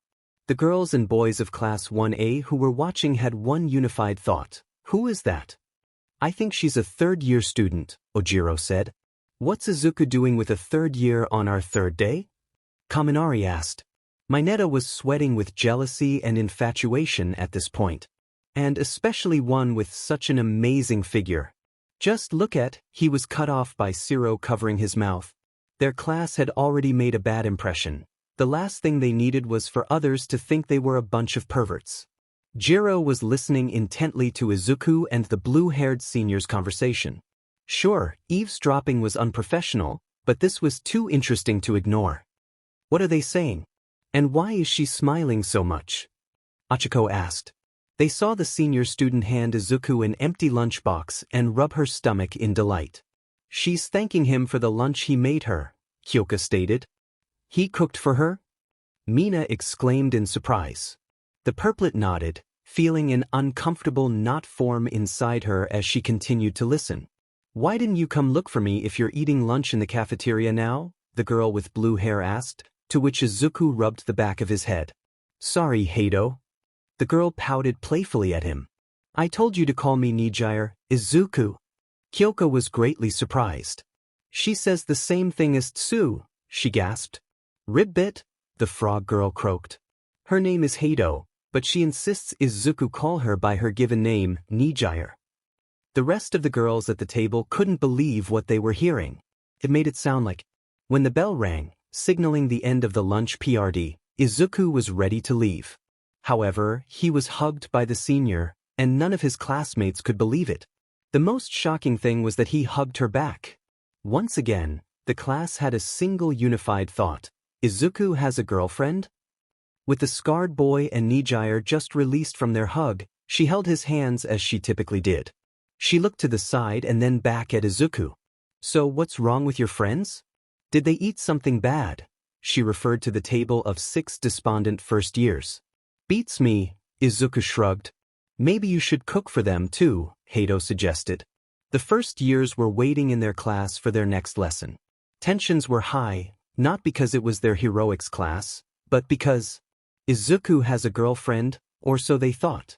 The boys were either incredibly curious or super jealous. The same could be said for the girls. It wasn't an impossible concept, but it was an extremely surprising one. They couldn't picture the stoic, scarred Izuku sitting down on a date with someone. It was a blow that the girls weren't prepared for. The only solace for Achiko was that he found and ate the piece of mochi she left in his bag. The only ones that didn't share these feelings were those who glared at him hatefully. There was anticipation in those scornful glares. Hero training would be combat-focused, with quirks this time. For once, the three children of Calamity had a unified thought: I will bury you. Suddenly, the door swung open. I am here. Walking through the door like a normal person. All Might entered the room and announced his presence, not like a normal person would. The muscular blonde was wearing a yellow pinstripe suit and blue tie, which was at least normal for a teacher. Most of the class stared in awe, their faces showing surprise, excitement, and anticipation. Izumi and Bakugo grinned knowingly. Izuku kept his head low to hide the look of resignation and discomfort on his face. But while the students gasped and murmured, All Might gestured for them to calm down. Before we begin today's hero exercise, I feel the need to remind you of my retirement. The mood in the class suddenly dropped. After the fight with the Green Devil, my body was left more damaged than it seems now. I can only fight in dire circumstances. And so, the most heroic thing I can do now is ensure the next generation is strong enough to succeed where I've failed. But I am now retired as a pro. It was quite an odd thing. One of the strongest heroes the world has ever known, stepping back and being vulnerable about it in front of a class of children. His angle now was inspiration through humility since he no longer had the strength to do it his usual way. It made Izumi and Katsuki's stomach churn unpleasantly, but not Izuku's. For a moment, he thought maybe this was a sign Toshinori had changed. So from now on, you will call me Mr. All Might. He finished by flexing his muscles, and the students clapped for him. Of course. Izuku thought as he facepalmed. All Might didn't seem to realize that insisting on being called by his hero name and flexing his muscles undermined his entire speech. Izuku wondered how he ever looked up to this clown. The former number 1 hero clicked a button on his remote, causing the wall at the end of the classroom to open, revealing suitcases labeled 1 through. The students cheered over finally getting to wear their hero costumes and eagerly grabbed them to go get changed. All Might stared at the back of one particular student who kept his head low but could feel the animosity from a mile away. He had been watching him throughout the day, seeing his interactions with the other students from afar. Every time someone approached him, Toshinori was afraid he might snap and attack them. But instead, Izuku looked happier than he could remember seeing the boy.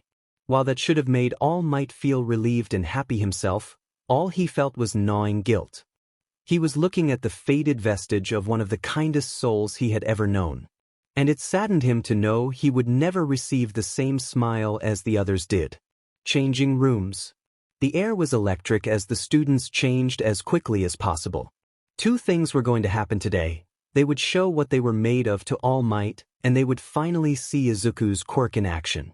Tensions were still thick between the girls as they changed, especially with Momo. Although it wasn't very heroic of her to think this, she hoped Izumi would be pitted against either her or Izuku, so she could have a bit of karma. On the boys' side, Izuku had his back turned to the rest of the crowd, stewing in his own feelings of resentment. He felt like he could melt his locker simply by breathing on it. This rendered him deaf to the conversation happening behind him. The boys were all talking either about All Might teaching them or Izuku's supposed girlfriend. Bakugo immediately dismissed it as nonsense, and Mineta refused to believe it. But their moods changed when they noticed Izuku was now shirtless. His body was toned and chiseled like a Greek statue. The scars only added to his rugged appearance. Holy cow! Wow! So many! So manly! Izuku finally registered that the attention was on him and looked back over his shoulder. Dude, your body is so... I can't even! Kaminari exclaimed, and many others had similar reactions. Kirishima, Are you crying? Sato asked. The redhead was indeed tearing up at the sight. The manliness. He choked on his tears. Too much. Izuku didn't even know how to feel about that. Mineta was having an existential crisis. With a body like that, the girls would go crazy over you. No. There's got to be something. Come on. At least tell me you're average. The muscles are just compensating, right? There's no way you can have all that and be Nah. Shiro's tape came to the rescue once again. Katsuki gritted his teeth as he watched everyone obsess over Izuku's physique. First, the girls in their class swooning over him, then a senior who was rumored to be his girlfriend, and now this. He was starting to think everyone except him and Izumi had lost their minds. All Might awaited the class's arrival, eager to see their hero costumes, but he couldn't forget his earlier discussion with Nizu. No intervening with Izuku's fight until either time ran out or a victor was decided by capturing an enemy or securing the weapon. When everyone arrived, they got an eyeful of Izuku's hero costume. It was exceptionally dark, a dark green bodysuit with black accents and black pants. He wore black boots, dark green shin guards, and a tattered black cape around his waist, held in place by a red utility belt. He donned fingerless black gloves with padded knuckles, and a black metal respirator with curved edges rested around his neck. His gauntlets were visible as he pulled back his sleeves. A few members of the class praised Izuku's costume, and even Tokoyami nodded in approval. All Might returned to the lesson. Heroes and villains in teams of 2 would fight in the designated building. Heroes win by either capturing the villains or touching their weapon, rendering it inactive. Villains win by either capturing the heroes or protecting the weapon until time runs out. Yaoyorozu raised her hand. Sir, there are 21 of us. Shouldn't we be split into teams of 3? She asked. You make a good point, but the setting doesn't provide a very spacious area, so cramming 6 of you all at once could get out of hand quickly. But I've thought this through. The person without a partner will go last, and someone from the first round will volunteer if they've got the strength. Now let's assign those teams. Round 1. H. Hagakure and Shoji vs. V. Bakugo and Yagi. Round 2. H. Yaoyorozu and Jiro vs. V. Kaminari and Mineta. Round 3. H. Aoyama and Ishido vs. Tokoyami and Azui. Round 4. H. Sato and Koda vs. V. Kirishima and Shiro. Round 5. H. Achiko and Todoroki vs. V. Ida and Ojiro. That just left Izuku without opponents or a partner. All Might looked at the first 2 groups who were scheduled to go. Alright, who thinks they can handle 2 fights in one day? Izumi and Katsuki almost immediately raised their hands. Izuku scoffed. Now, for Izuku's partner. I'll fight alone. Izuku cut All Might off. All eyes were on him in surprise, but he didn't flinch. His gaze was locked on All Might, unwavering in his decision. Young Izuku the trial. I'll fight them alone. Izuku repeated, his tone firm. Katsuki grinned viciously. If he wants to take that risk, I don't see why not. Izumi nodded. Fine with me. All Might could see he wasn't going to get through to these stubborn teenagers. As a teacher, he should bend the rules so everyone has a chance. But as a mentor, he couldn't bear to see Izuku in pain and hopelessly outmatched, unable to intervene. Eventually, he folded and gave the kids their wish. With that, the first 2 teams moved on to their battle venues while the rest followed All Might to the viewing room. Hagakure was relieved that her invisibility meant no one could see how anxious she was. She was up against Bakugo and Yagi in the first round. Those 2 were formidable. She felt like she was going to. Oof. Her stomach connected with a sturdy forearm. It was Izuku's forearm. He wasn't looking at her, instead focused on the ground where a pothole was. He noticed her again. Thanks, she said. Izuku nodded and continued on his path. But a floating glove tapped his shoulder. Any advice? I'm kind of freaking out here, huh? Izuku thought for a moment, recalling when he saw her eating. The food became invisible when it entered her mouth. I have an idea. In the observation room, Izuku had his arms folded and his eyes fixed on the screen. All Might hid his nerves behind his usual smile. It felt like Izuku's gaze was just one small shift away from burning a hole through the back of his head. Literally. All Might says our teams were assigned randomly, but let's be honest. Bakugo and Yagi with anyone other than each other would go horribly, Mina said. Yeah, and those two work well together. They're both a handful, Jiro remarked. The two stopped bantering when Achiko approached them. How's strategizing with Todoroki going? Achiko sighed. Not great. He barely looked at me and said not to get in the way. Kyoka rolled her eyes, and they landed on Momo next. She was standing a few steps behind Izuku, staring at him while holding her forearm in clear nervousness. So, are you going to make a move, or just keep standing there, staring? Mina asked, startling Momo and making her face turn bright red. I wasn't. Don't blame you though. If what the guys were saying earlier is true, he must have quite the physique. Mina added before being interrupted. Momo looked down at her outfit, which resembled martial arts attire, influenced by her combat training to defend herself with or without her quirk. Momo's story with Izuku was probably the most complicated. She met him at a mall where he was being harassed by some students. The sad part was that he was surprised she intervened instead of just laughing at his pain like so many others. It was how she learned that his family treated him poorly. From his perspective at the time, relying on others seemed like a path to suffering. But that wasn't the only reason she had been cautious around him. The girls had discussed Izuku's quirk.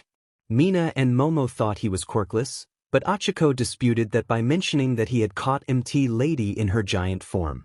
She didn't see exactly how, so she assumed his quirk was telekinesis, like his mother and twin sister. Tsuyu disputed that, explaining that Zu had told her his latent quirk was thermal vision, which helped him locate her siblings and enabled him to engage in hand-to-hand combat with Toru. He could see her to some extent, which made the invisible girl oddly happy. Jiro noted that he seemed to possess two quirks, similar to Todoroki. He displayed incredible speed by taking down two troublemakers before she could react, and then he surprised her by flying when she hopped on his back after missing a bus. Whatever Izuku's quirk was, it was clearly versatile. Tsuyu, being the voice of reason, decided to put the topic of his true power to rest for now, suggesting they shouldn't try to force it out of Izuku since he was determined to keep it hidden. Instead, they would focus on addressing the Zu situation, as he didn't seem to be hiding that. Afterward, they all retired to their rooms, but Momo found herself unable to sleep, lost in thought. Izuku and Zu were the same person, but what about a third identity? Izuku's eyes were the most painful to look into, but there was one person who could compare someone who should be dead. The Green Devil. The thin scar under his left eye matched the cut Momo had inflicted on the devil during her kidnapping last year. Coincidence? She didn't think so. She had put up a struggle, and he likely witnessed her combat skills, not just against him but also against her kidnappers. Izuku had countered her moves in training as if he had seen her fight before. He had mentioned he watched someone impressive when she asked where he learned to fight. It felt like a hint at the truth. It also reminded her of the time she called for help when he was in trouble. To further support her theory, Izuku had looked like he was suppressing a great deal of anger when All Might appeared. The Green Devil had been at his most furious against the former #1 hero. If she was right, and Izuku was the Green Devil, where would they go from there? From Mina, Toru, Jiro, and her own experiences, the Green Devil wasn't a complete monster. However, he was one of the greatest threats Japan had faced. The villain team wins. All Might shouted, snapping Momo out of her thoughts and causing Izuku to clench his jaw. Shoji and Hagakure couldn't defend against the weapon. When the teams gathered, All Might provided his review. Hagakure was praised for her creativity in hiding some of the capture tape in her mouth, which allowed her to capture Bakugo when his guard was down. The invisible girl revealed that it had been Izuku's idea and thanked him for it. It was then time for the next teams to compete. Bakugo stormed over to Izuku, glaring intensely. The two stood in a corner, away from the others. You gave Invisibitch away to capture me. You're just eager to die, aren't you? He growled. Izuku clenched his jaw in anger. What did you call Hagakure? He asked slowly. Katsuki scoffed. This isn't about her. It's about you constantly getting in our way. Why couldn't you have just stayed gone? Izuku felt a surge of anger at that question. His body screamed to confront the scumbag, but he fought it down. His time would come. It wasn't like their conversation had gone unheard. You JRK? Kyoka thought. If Izuku had one thing in common with his hypocritical stepfather, it was their shared appreciation for the potential displayed by the rest of Class 1. Watching all these aspiring heroes in action, their powers put to the test, neither could help but wonder how far they could rise. The main difference was that only one of them could actually teach them to handle their powers better. All Might could never hope to be the analyst Izuku was. The young man's mind was a whirlwind of ideas for how his classmates could improve, from rigorous training to new techniques. Eventually, the time came. Izuku unfolded his arms and looked down. Behind him, across the observation room, his opponents were waiting. Bakugo's palms were smoking, and Yagi stretched her fingers until they cracked. All Might still disagreed with this. Izuku may be extraordinarily powerful, but 90% of it is inaccessible to him now. Not only that, but fighting Izumi and Katsuki alone. Let's do this, Kirishima said as he joined Izuku's side. All Might and many others were caught off guard by the redhead's action, while Katsuki and Izumi were more angered than anything. Izuku, however, had anticipated this. He knew Kirishima was just trying to be a good friend, and getting to fight Bakugo would be a bonus. But part of it also came from seeing how skilled he was with his explosions and how well he worked with Yagi. He may have been captured by Hagakure, but it was his own carelessness that had given her an opening, and his team still won. He would be much more cautious now. Your fight didn't end that long ago. You're still winded, Izuku said as he walked away from Kirishima. Then take me. Yaoyorozu stepped forward, surprising everyone further. Even Izuku was caught off guard. I've had more time to recover, and you've seen how versatile my quirk is. I can help you. Achiko stepped up as well. I practically didn't do anything in my match, so I'm here if you need me. Ida shared the sentiment. It isn't fair that you should do this alone. Soon, the majority of the class insisted on fighting alongside Izuku. All Might was frankly astonished. He thought only one or two would want to help, but it seemed he had won over almost everyone. A genuine smile spread across his face. Just as he was about to assign Izuku a partner. No, Izuku said firmly, shutting everyone down. He looked back at them over his left shoulder, his eyes more sad than anything. I appreciate it, really, but I have to do this alone. It's personal, please don't get involved. Izuku wasn't just being demanding, he was asking. Class 1A knew about the complicated history between Izuku, Yagi, and Bakugo, with some understanding that he was the victim. He wanted to settle the score between them. When they realized how important it was to him, they respected his wishes. Hey, Kyoka piped up, catching Izuku's attention. You better kick their butts. Izuku nodded to her and walked away. What the heck is wrong with those extras? Bakugo yelled in frustration over how many people were on Deku's side. How does Deku have so many followers? Are they on something? Izumi wasn't disputing him. Beat us? Jiro doesn't know anything. There's no way he can do that. But maybe this is a blessing in disguise. We don't need to go after the weapon right away. It can wait until we've put Deku back in his place, in front of all his followers. Then they'll see who's really in charge. Katsuki huffed but liked the sound of that. Fine, but I get to take the first shot. I still owe the little brat for what he did to my arms. Meanwhile, Kaminari asked, watching Izuku through the screen, what is he doing? The lone combatant was stacking useless objects into a kind of barricade around the fake nuke. I think he's planning to leave it on its own, Momo said. Huh? But Bakugo and Yagi are both fast. If one of them slips away and touches the bomb, it's over. Mina shouted. Todoroki squinted his eyes. So arrogant, to think he could do this without a partner. Uraraka coughed beside him. All Might spoke into the microphone for everyone in and around the building to hear him. Look alive, kiddos. It's time for the final round. Get ready to go beyond. The class prepared to finish with him, knowing Izuku would hear them. Plus Ultra. Final round. Bakugo and Yagi vs. Izuku.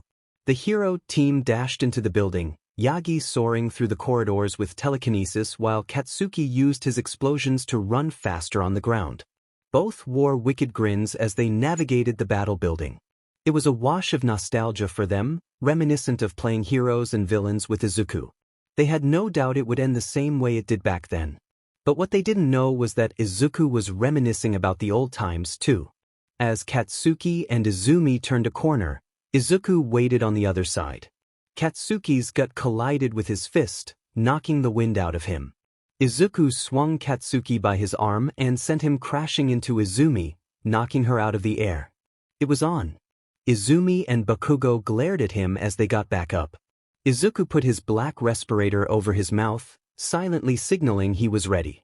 Bakugo charged straight towards him. "This time, I'll take you down myself. Now prepare to lose." Izuku saw the right hook coming and caught it. He retaliated with a punch to Katsuki's stomach, followed by a headbutt and a right hook to the face, sending the blonde to the ground. "Demon you!" Yagi yelled as she lifted Izuku with her quirk and pulled him towards her. She reeled back her fist to strike him. Predictable, Izuku thought. With a small propulsion from his feet that nobody noticed, he repositioned himself so that his feet were heading straight for Yagi's face. She raised her arms to block, but even her bracers couldn't fully absorb the impact. Izuku pushed her back with his feet and backflipped away, landing between Yagi and Bakugo. The two immediately launched at him as he fell. A simultaneous attack from both sides. Too easy. Izuku landed on his hands and spun around, kicking both opponents in the face with enough force to knock them down again. In the observation room, everyone was shocked by Izuku's performance. It looked like he was winning a 2-on-1 fight while quirkless. Tsuyu and Mino were especially impressed by his leg work. The flying double kick and upside-down spin were moves they had used in their battle trials. Imitation is the sincerest form of flattery. Suddenly, Izuku was suspended in midair by Izumi. "Kaken!" she yelled. The blonde got the message and jumped straight at Izuku, ready to unleash a powerful attack. Not this time, Izuku thought. He shifted his body to the side, dodging Bakugo's blast that would have engulfed him. While in the air, Izuku grabbed him by the massive grenade gauntlet and kneed him in the midsection. Oof! Bakugo grunted in pain. He endured several devastating blows before Izumi intervened, slowing her reaction. Katsuki was on his knees, gasping for air.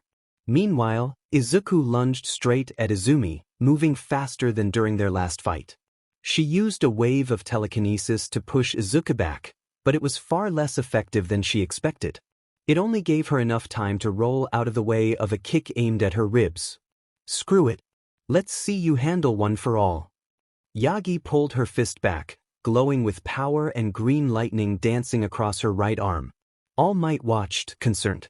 "I know she's in a stressful situation, but is she really going to go that far on her brother?" Smash! Yagi yelled, throwing a punch. A huge torrent of wind pressure launched directly at Izuku, tearing apart the walls and floor as it traveled. Dust and debris filled the tunnel, and the whole building shook in the wake of One for All's power. "Holy crap! That move is insane!" Kaminari yelled. "Is Yagi trying to take out Izuku?" Kirishima asked. "An attack like that could cause the whole building to collapse. She could bury them all." Momo exclaimed. Inside the building, Yagi examined her injured arm. It throbbed painfully, but it wasn't broken. The smash she threw wasn't as strong as usual. If she had to estimate, it was around 60 or 70% of her full strength. "Don't tell me. The backlash on me is intense, but it goes down a couple notches for him?" Yagi couldn't dwell on her thoughts for long as a blur collided with her, knocking her onto her back. "You were distracted," a cold voice uttered. Izuku stomped his foot onto Yagi's injured arm. She screamed in agony. If her arm wasn't broken before, it certainly was now. He dodged Yagi's attack. Sato yelled. Todoroki narrowed his eyes at Izuku. It's like he knew something big was coming and moved just before the attack reached him. He's fast and has great instincts. "You brat!" Katsuki yelled from behind Izuku. He attempted to strike him from behind, but a slight tilt of Izuku's head rendered the attack ineffective. Izuku quickly grabbed Katsuki's arm and flipped him to the ground with a thud. He leaped off his sister to try to pin Katsuki's shoulder, but the blonde swiftly propelled himself out of the way. For a brief moment, they glared at each other before charging forward and locking hands, their fingers intertwined. Katsuki heated his palms, intending to intimidate Izuku, but the scarred boy didn't even flinch. While Katsuki and Izuku were engaged in their standoff, Yagi had managed to pick herself up and fly away, albeit not as quickly as at the beginning of the fight. Izuku noticed this, but before he could act, Bakugo blasted him against the wall. "You were distracted," he shouted as he followed up with an explosion aimed at Izuku's chest. A powerful shockwave hit Izuku directly, but when the dust settled, he remained unfazed. Katsuki was genuinely taken aback. He took a point-blank blast. Kirishima exclaimed in astonishment. "Impressive, but Yagi is heading toward the weapon. The barrier he set up won't hold against her," Ida pointed out. "And I doubt Bakugo will let Izuku stop her," Tsuyu added. Katsuki kept Izuku on his toes, forcing him to dodge and block explosions. By activating his flames the moment Katsuki's blasts hit him, he prevented any pain or burns from affecting him. When you're pursued by heroes and villains alike, this kind of defensive reflex becomes second nature. The fact that Bakugo couldn't hurt him was infuriating. "So you think just because you have a bunch of people supporting you, you're hot stuff? Any quirk you've got is nothing compared to us. You're still just a worthless Deku," Katsuki shouted. Katsuki charged in with a right hook that Izuku didn't even attempt to block. "That person is gone," Izuku said as he retaliated with a punch to Katsuki's jaw, sending him staggering back with more force than any of his explosions. "And you'll be joining him someday soon." In the observation room, All Might and Class 1A watched with bated breath. While Izuku and Katsuki exchanged blows, with Katsuki losing ground, Izumi was getting closer to Izuku's weapon. "Come on, Izuku. Take him down and stop Yagi." Kirishima wished Izuku could hear him. "It's no use. They're on the second floor while Yagi is almost at the top. He won't make it in time." Tsuyu said. "He doesn't need to," Yaoyorozu interjected, garnering confused looks. "Izuku knows Yagi is going for the weapon, but he hasn't made a genuine effort to get past Bakugo and pursue her. Perhaps he's thought further ahead than that barrier." They hoped Momo was right, as Izumi had just found the weapon. It was against the back wall, protected by piled-up barrels and planks. Izumi effortlessly cleared the obstacles and approached the fake nuke, gripping her injured arm with a scowl. "You and I are like mom and dad. I'm far more incredible like her, and you're weak and uninteresting like him. I don't know what happened to you to make you think that changed, but it hasn't. You got lucky on one of my bad days. You've got the support of people who will never measure up to me or Kaken. And, for the millionth time, you'll lose and be left pathetic and alone." Meanwhile, Izuku shifted his focus away from Bakugo. "She made it. Took her long enough. I was getting tired of keeping him off my back." Blast! Bakugo unleashed an explosion directly in Izuku's face. For the first time, Izuku staggered, which fueled Katsuki's confidence. But what happened next surprised everyone. Izuku shook off the blast and opened his eyes, glaring at the explosive blonde. Strangely, the sclera of his right eye glowed green. "What the? Ugh." In an instant, Izuku seemed to teleport his fist deep into Katsuki's midsection. The blonde dropped to his knees, breathless and clutching his stomach.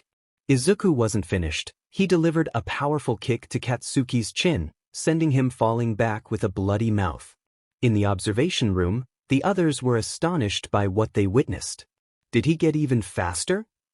Tokoyami gasped. "His punch and kick just now had more power," Ojiro noted. Mineta trembled as he summarized what they had just seen. "Why you mean he's been holding back T till now?" Izuku glared directly at the camera behind him. His green right sclera was a clear sign that he was starting to tap into his true power. The spectators were shaken when he looked at them, none more so than All Might. Izuku glanced up at the ceiling. About 4 stories up, Yagi was just steps away from reaching her weapon. Not today, he thought, raising his open hand toward the ceiling. Not ever again. He clenched his hand into a fist. Mine. Izumi thought triumphantly as she placed her hand on the bomb. All Might gripped the microphone, his hand trembling slightly. Izuku, I'm sorry. You did your best, but… The hero team wins, he announced. Bakugo struggled to his feet, wiping the blood from his chin. Like I said, you may have a quirk now, but you're still a worthless Deku. Izuku's glare was no longer as fierce. In fact, he seemed to calm down significantly, his right eye returning to normal. Are you sure about that? He asked, confusing Katsuki. You just lost, idiot. Everyone saw it. In the observation room, Kirishima punched the floor in frustration. Damn it. Bakugo's never going to let us hear the end of this. Izuku, why couldn't you have just let us help? Why did you have to be so stubborn? Kirishima? So you called. Shouldn't the timer have stopped if one side won? Ijiro, along with everyone else in the room, was so engrossed in Bakugo and Izuku's fight, and Yagi's approach to the bomb, that they hadn't considered how much time remained. Their eyes instantly locked on the timer. It was still running. The match wasn't over. But how? Look at Yagi's ankle, Shoji pointed out. There was capture tape wrapped around it, seemingly appearing out of nowhere. Earlier, Izuku had been seen setting up a barrier around his nuke and covering the front with capture tape as if it were police tape. When he finished, his reel only had a few inches left, just enough to wrap around a wrist or an ankle. He pulled off the last of the tape and discarded the reel. As he turned to confront his old tormentors, he ignited the remaining capture tape in his green fire and concealed it behind one of the stands of the nuke. When Izumi or Katsuki approached, he would be able to see them through the small flame and manipulate it to ensnare his unsuspecting opponent. It seems there's been a mistake, All Might announced over the microphone. Ha! Katsuki exclaimed, and Izumi looked equally bewildered. Izuku almost smirked beneath his black respirator. Yagi has been captured. Both Izumi and Bakugo paled at the news. Yagi looked down and noticed her ankle was wrapped in capture tape. What? How did he? When did he? Beat me? She froze, unable to comprehend what had just happened. Class 1A was in a similar state. From their perspective, it seemed like Izuku had conjured the capture tape into existence at the last moment. He appeared capable of anything, making two formidable foes look like mere children. Bakugo's heart raced with anger, frustration, and determination. Damn it, body, stop shaking. I am not afraid of this cheating bastard. He could tell himself that all he wanted, but denial didn't change the reality. So this means… Mina began. Yeah, Jiro nodded. Bakugo has Izuku's full attention now. Everyone watched with bated breath as Izuku slowly approached the injured Bakugo, who was wounded both physically and emotionally. Dimenu! Bakugo shouted, raising his hands and concentrating his explosions into a blinding flash of light. Stun grenade. The attack seemed effective as Izuku squeezed his eyes shut and stepped back slightly. A blinding attack, Bakugo? What kind of man pulls cheap tricks like that? Kirishima critiqued. It's a viable strategy. He needs to find a way to turn the tables somehow, All Might countered. Die! Katsuki swung with another right hook. His blast missed entirely as Izuku sidestepped the attack, even with his eyes closed. What the heck? Katsuki yelled before swinging again. Izuku dodged once more, then blocked, all while his eyes remained shut. When did he unlock Ultra Instinct? Siro shouted. Izuku dodged another right hook and kicked Katsuki away. The blonde tumbled, holding his sore stomach. Izuku opened his eyes, glaring down at him. The heat your quirk generates makes you too easy to read. Blinding me wasn't a bad move, but your attacks became too predictable. It's clear to me now. Izuku took a step toward the blonde, noticing him flinch. You're getting desperate. Izuku hit the nail on the head. Katsuki's breathing quickened as Izuku approached, his form towering over him. Raf! In a last-ditch effort, Katsuki unleashed a large blast that engulfed Izuku. He was clearly desperate as he fired rapidly. Why won't you go down? He yelled. Those blasts are massive. Is Izuku in trouble? Kaminari shouted, prompting Todoroki to side-eye him. Does getting desperate ever work? He asked rhetorically. Bakugo's explosions ceased when Izuku walked through them and delivered a punch that sent him sprawling across the floor. Don't need to answer that, Shoto said. Bakugo picked himself up, realizing his nose was bleeding from the punch. This is ridiculous. There's no way Deku can be this strong. I'll show him. Bakugo thought as he subtly reached for the pin on one of his grenade gauntlets. I'll make him wish he was never born. You're so full of yourself. Bakugo shouted, trying to provoke Izuku as he continued to advance. Laughing at me and Izumi for years while hiding all this power. Late bloomer my foot. Izuku gritted his teeth, clenching his fists tightly. This was clearly an attempt to get under his skin, and it was working. Here Bakugo was complaining about being left in the dark for so long. Izuku had spent 10 years wondering why he was so deeply resented by his family. A sickening grin spread across Bakugo's face, further enraging Izuku. I bet that sob story is why those worthless extras are kissing your feet. They know how pathetic you are. Especially that blockhead, the frog, and the know-it-all. That was the final straw. You bastard! Izuku yelled as he propelled himself forward at incredible speed. Gotcha now! Katsuki aimed his left gauntlet, positioning Izuku directly in its line of fire. Go back to hell, Deku! He shouted as he pulled the pin. Boom! A massive explosion erupted from the gauntlet, with Izuku caught at point-blank range. The shockwaves surged forth with tremendous force, tearing apart everything in its path, reminiscent of Izumi's earlier smash.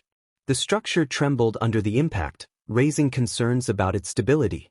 The roaring blast carved a larger hole than Yagi had left in the side of the building. Goddammit, Bakugo's insane too. Kirishima yelled. Mania! My ears can't take much more of this. Kyoka jeered. He and his partner are alike. They have no concern for the damage they're causing. And they're supposed to be the heroes. Momo scowled. Katsuki stood up, grinning to himself. Huffuff. Hee. Ha. Ha. How's that, Deku? I told you you never stood a chance. Better learn right now, a weakling like you will never beat me. You hear me? Bakugo's boasting went unanswered. Moments of silence led him to believe he might have actually defeated Izuku. If he were honest, he didn't feel particularly bad about it. Izuku should have been gone a long time ago. And just when he thought he might have taken his kind, well-meaning advice. Oh well, rest in peace. Izuku would have to watch from above as Katsuki and Izumi rose to become the greatest heroic duo the world had ever seen. Good riddance.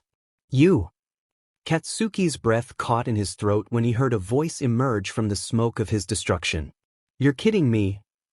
When the smoke cleared, Izuku stood motionless, a few meters away from Katsuki. His right hand was outstretched and open, his eyes hidden beneath the shadow of his hair. You're like a cockroach.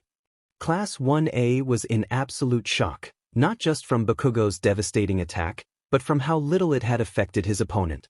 Todoroki looked genuinely surprised for the first time. What the hell is with this guy? What the actual heck? I'm starting to think Izuku's invincible. Mina exclaimed in astonishment. I don't know if I could withstand a blast that big.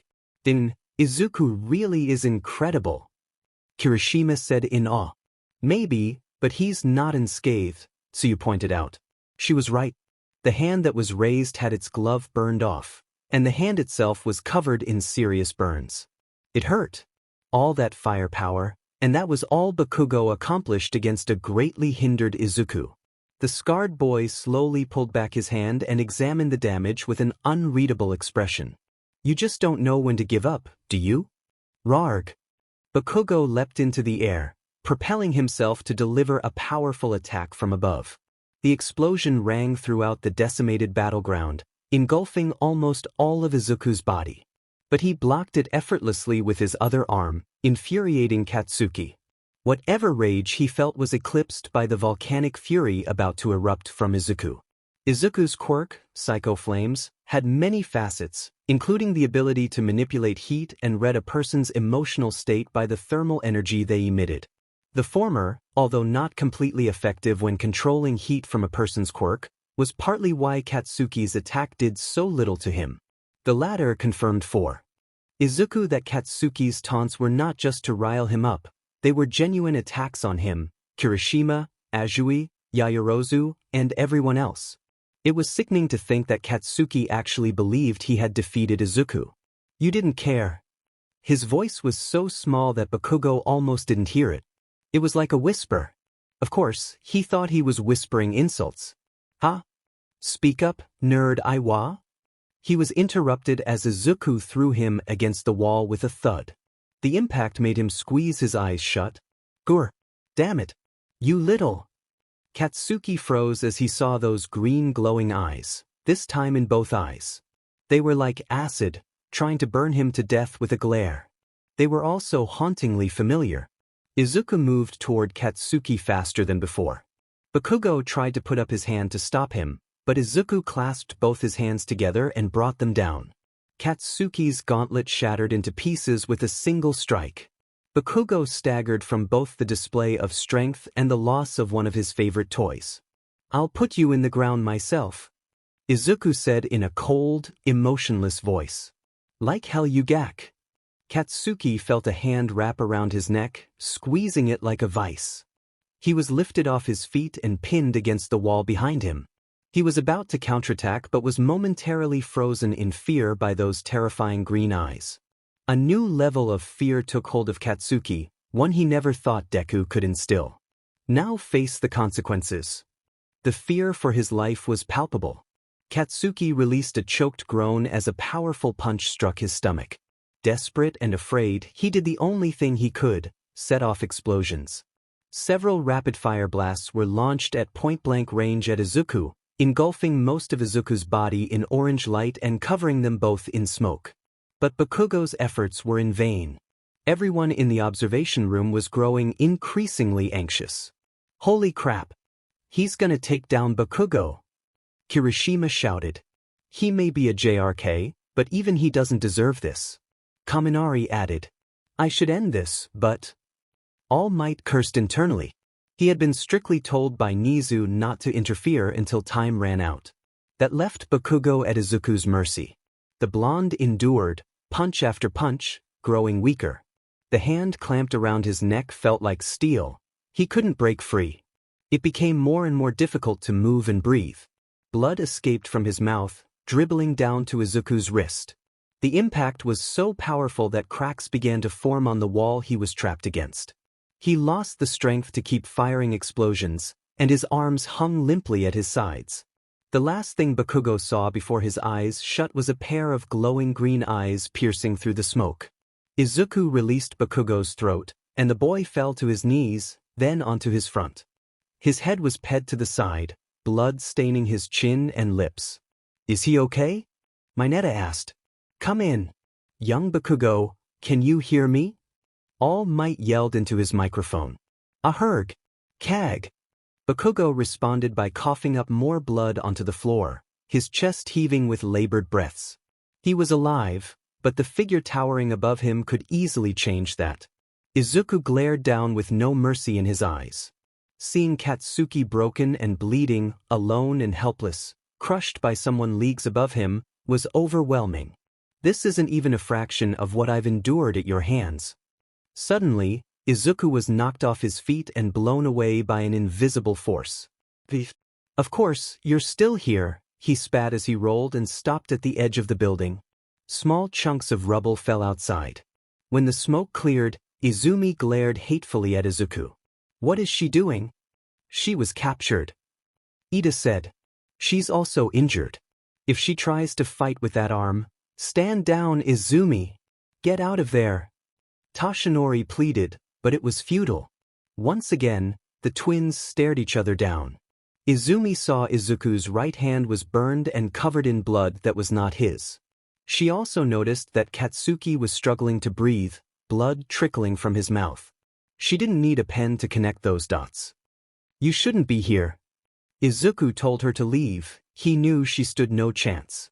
But he knew very well that his words wouldn't make her go. Someone like you shouldn't be here. Aizawa's words from the first day echoed in Izumi's mind.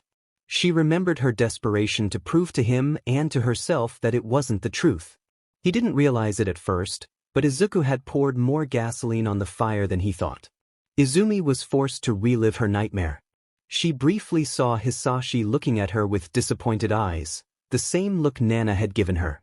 "Shut up," she yelled as she flew straight toward Izuku, her good arm pulled back for a punch. "You haven't changed either."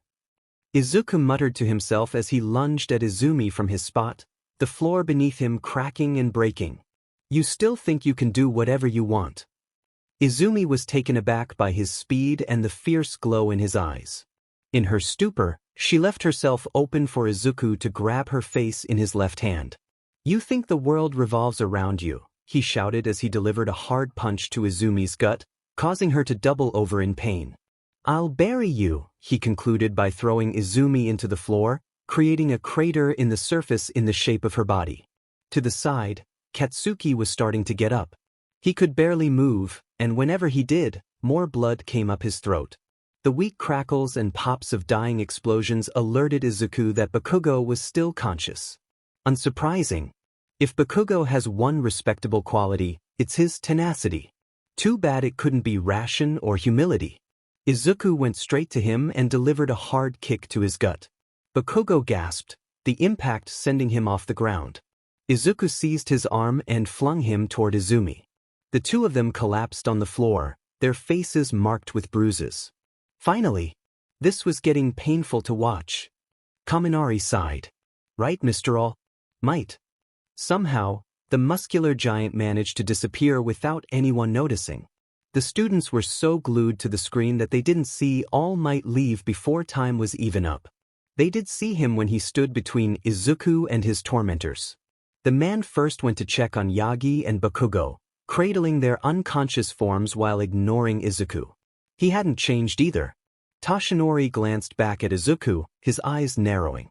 "You went too far. You could have seriously hurt them." Izuku's eyes widened in outrage before closing, the green light fading away. He grabbed his black respirator and pulled it down to rest on his neck. His voice was low and filled with an intensity that surprised Toshinori. "They never cared, why should I?" The blond man's eyes widened. "What are you?" Before All Might could finish his question, Izuku lifted his foot and brought it down with a thunderous stomp. Cracks rapidly formed on the floor beneath them. Izuku managed to jump away, avoiding the collapse, but the others were not so lucky. After that, Izuku vanished from sight. Observation room. "Holy!" Kaminari began. "Wow!" Mineta finished. The class had just witnessed Izuku attempt to bury All Might, Bakugo, and Yagi. What they saw on the screen was not just a training match, it was far beyond their comprehension. Nizu's office.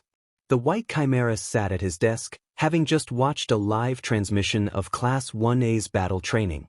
He also had the audio pack, so he heard everything said during Izuku's fight. Although there was blood, he was pleased with the outcome. "Knock knock." "Come in," Nizu chirped, already knowing who was at his door. Izuku walked in, wearing his school uniform. His hand was bandaged, indicating he had paid Recovery Girl a quick visit. Nizu could see the repressed anger in his eyes, even greater than when they first met at Tartarus. "Did you see Hound Dog?" Nizu asked, and Izuku nodded. "What did you discuss before he sent you here?" Izuku took a seat before speaking. He asked if I had any regrets. I said, "I regret letting All Might stop me."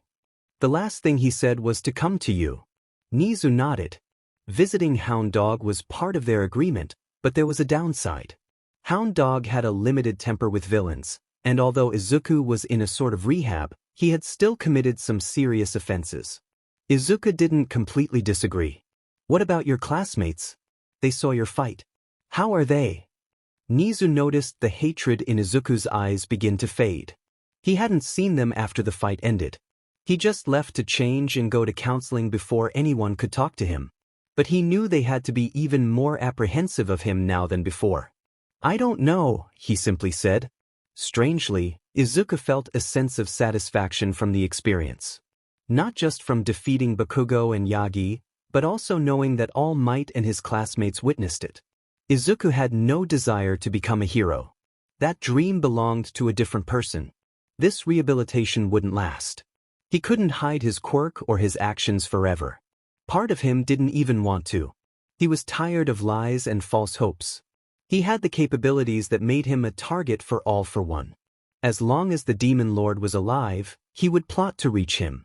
Izuku was resolved to atone by taking the madman down with him, giving the people he cared about a brighter future.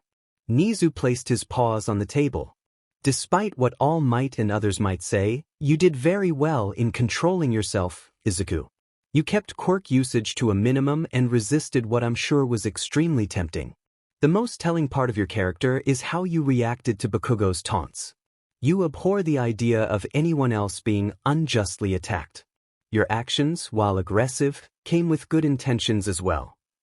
Izuku gripped his forearm. In that moment, Nijire's voice echoed in his mind, reminding him that he was still a good person at heart. He didn't fully believe it. So how was it using your inhibitor gauntlets in combat? Nizu asked. Izuku rolled down his sleeves, revealing that he was still wearing them. Even with only 10%, I had to be constantly cautious to avoid causing any serious harm. Nizu nodded. I suggest you get a diagnostics check on your gauntlets on your way back to the dorms. We can't have them malfunction suddenly and put anyone in danger. Izuku understood that was his cue to leave. He placed his hands in his pockets and headed for the door. One more thing, Nizu called out. Yagi is here because she has one for all. You know what is expected of her and how imperative it is that that power is protected. All Might and Inko will defend Katsuki along with her. They only know about Aldra's bad reputation. I could expel them both. A sinister grin formed on Nizu's face. But after what I just saw, that would be another mercy they don't deserve. Wouldn't you agree? Izuku did answer, a faint smile forming on his lips.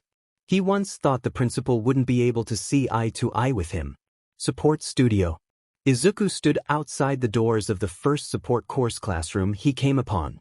Class 1H, Powerloaders class. He had a feeling Nizu had something planned by sending him here for a simple maintenance check. If he was concerned about his gauntlets malfunctioning, why not send them to a major agency? Not a school workshop.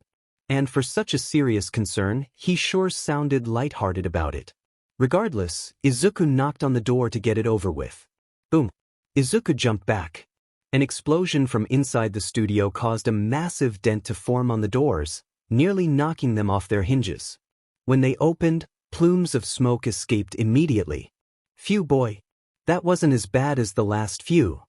Progress is progress, a girl's voice said to herself. As the smoke cleared, Izuku found himself face to face with a girl sporting pink hair and dreadlocks, dressed in a jumpsuit with the sleeves tied around her waist and a tank top.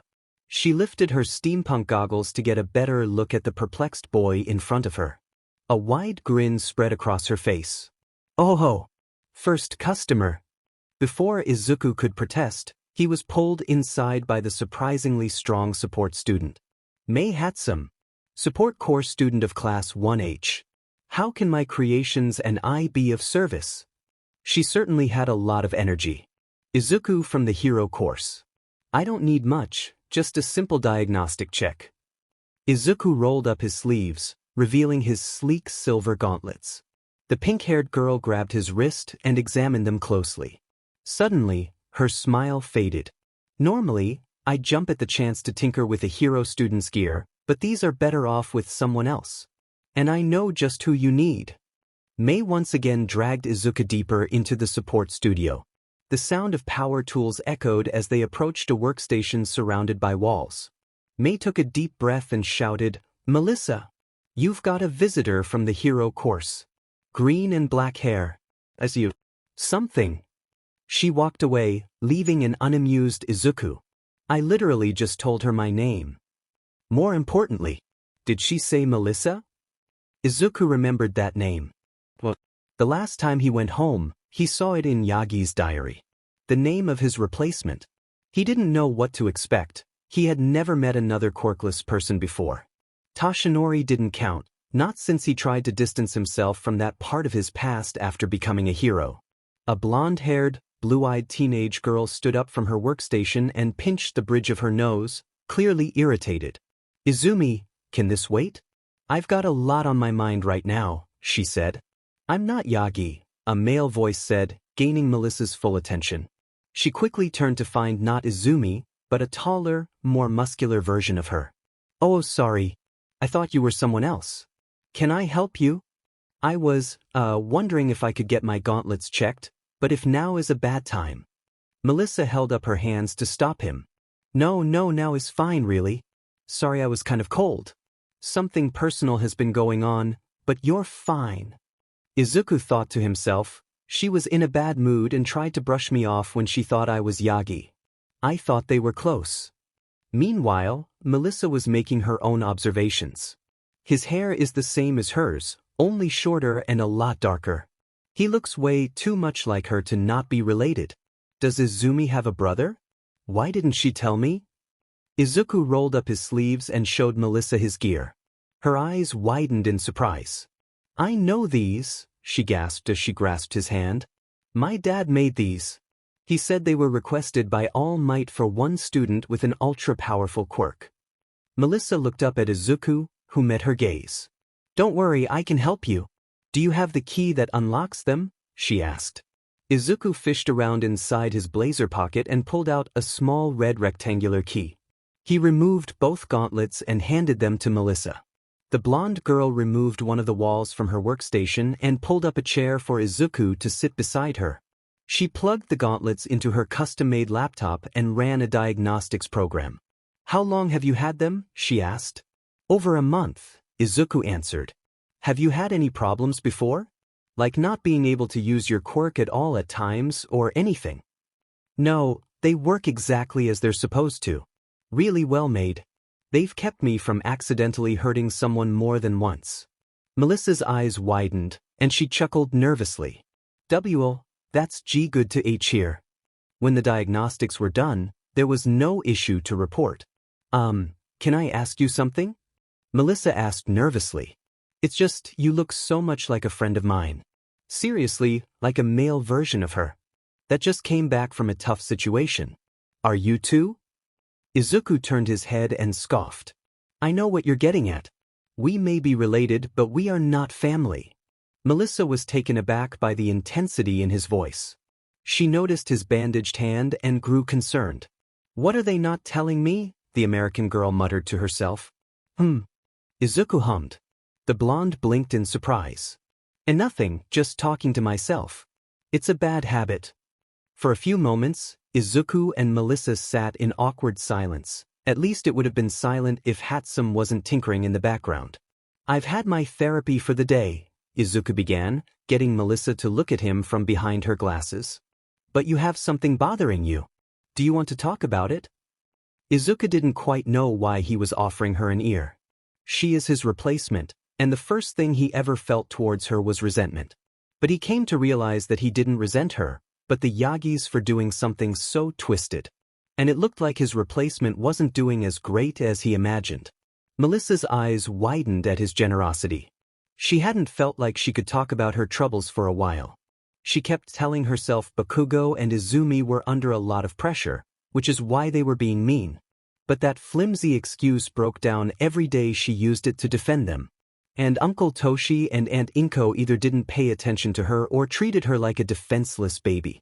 It was also frustrating. The worst part was not knowing why. The tech prodigy gripped the arm of her jumpsuit and looked down at the floor. "My host family," she began. "They're not the best." Melissa went on to express her feelings about her life with the Yagis. Frankly, she was happier when they could only see each other through a screen. Her once close friends treated her like a nuisance, her fun uncle went from overly concerned to barely acknowledging her, and her aunt underestimated her in every aspect. Not a day went by that she didn't feel like family, but a burden.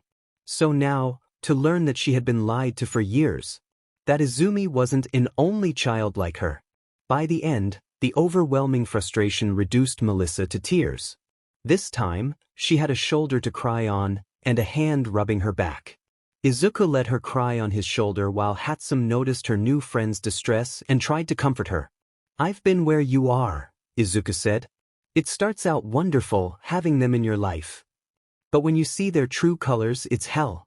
Have Yagi and Bakugo started threatening you yet?" Melissa looked at him with surprised, teary eyes. "No.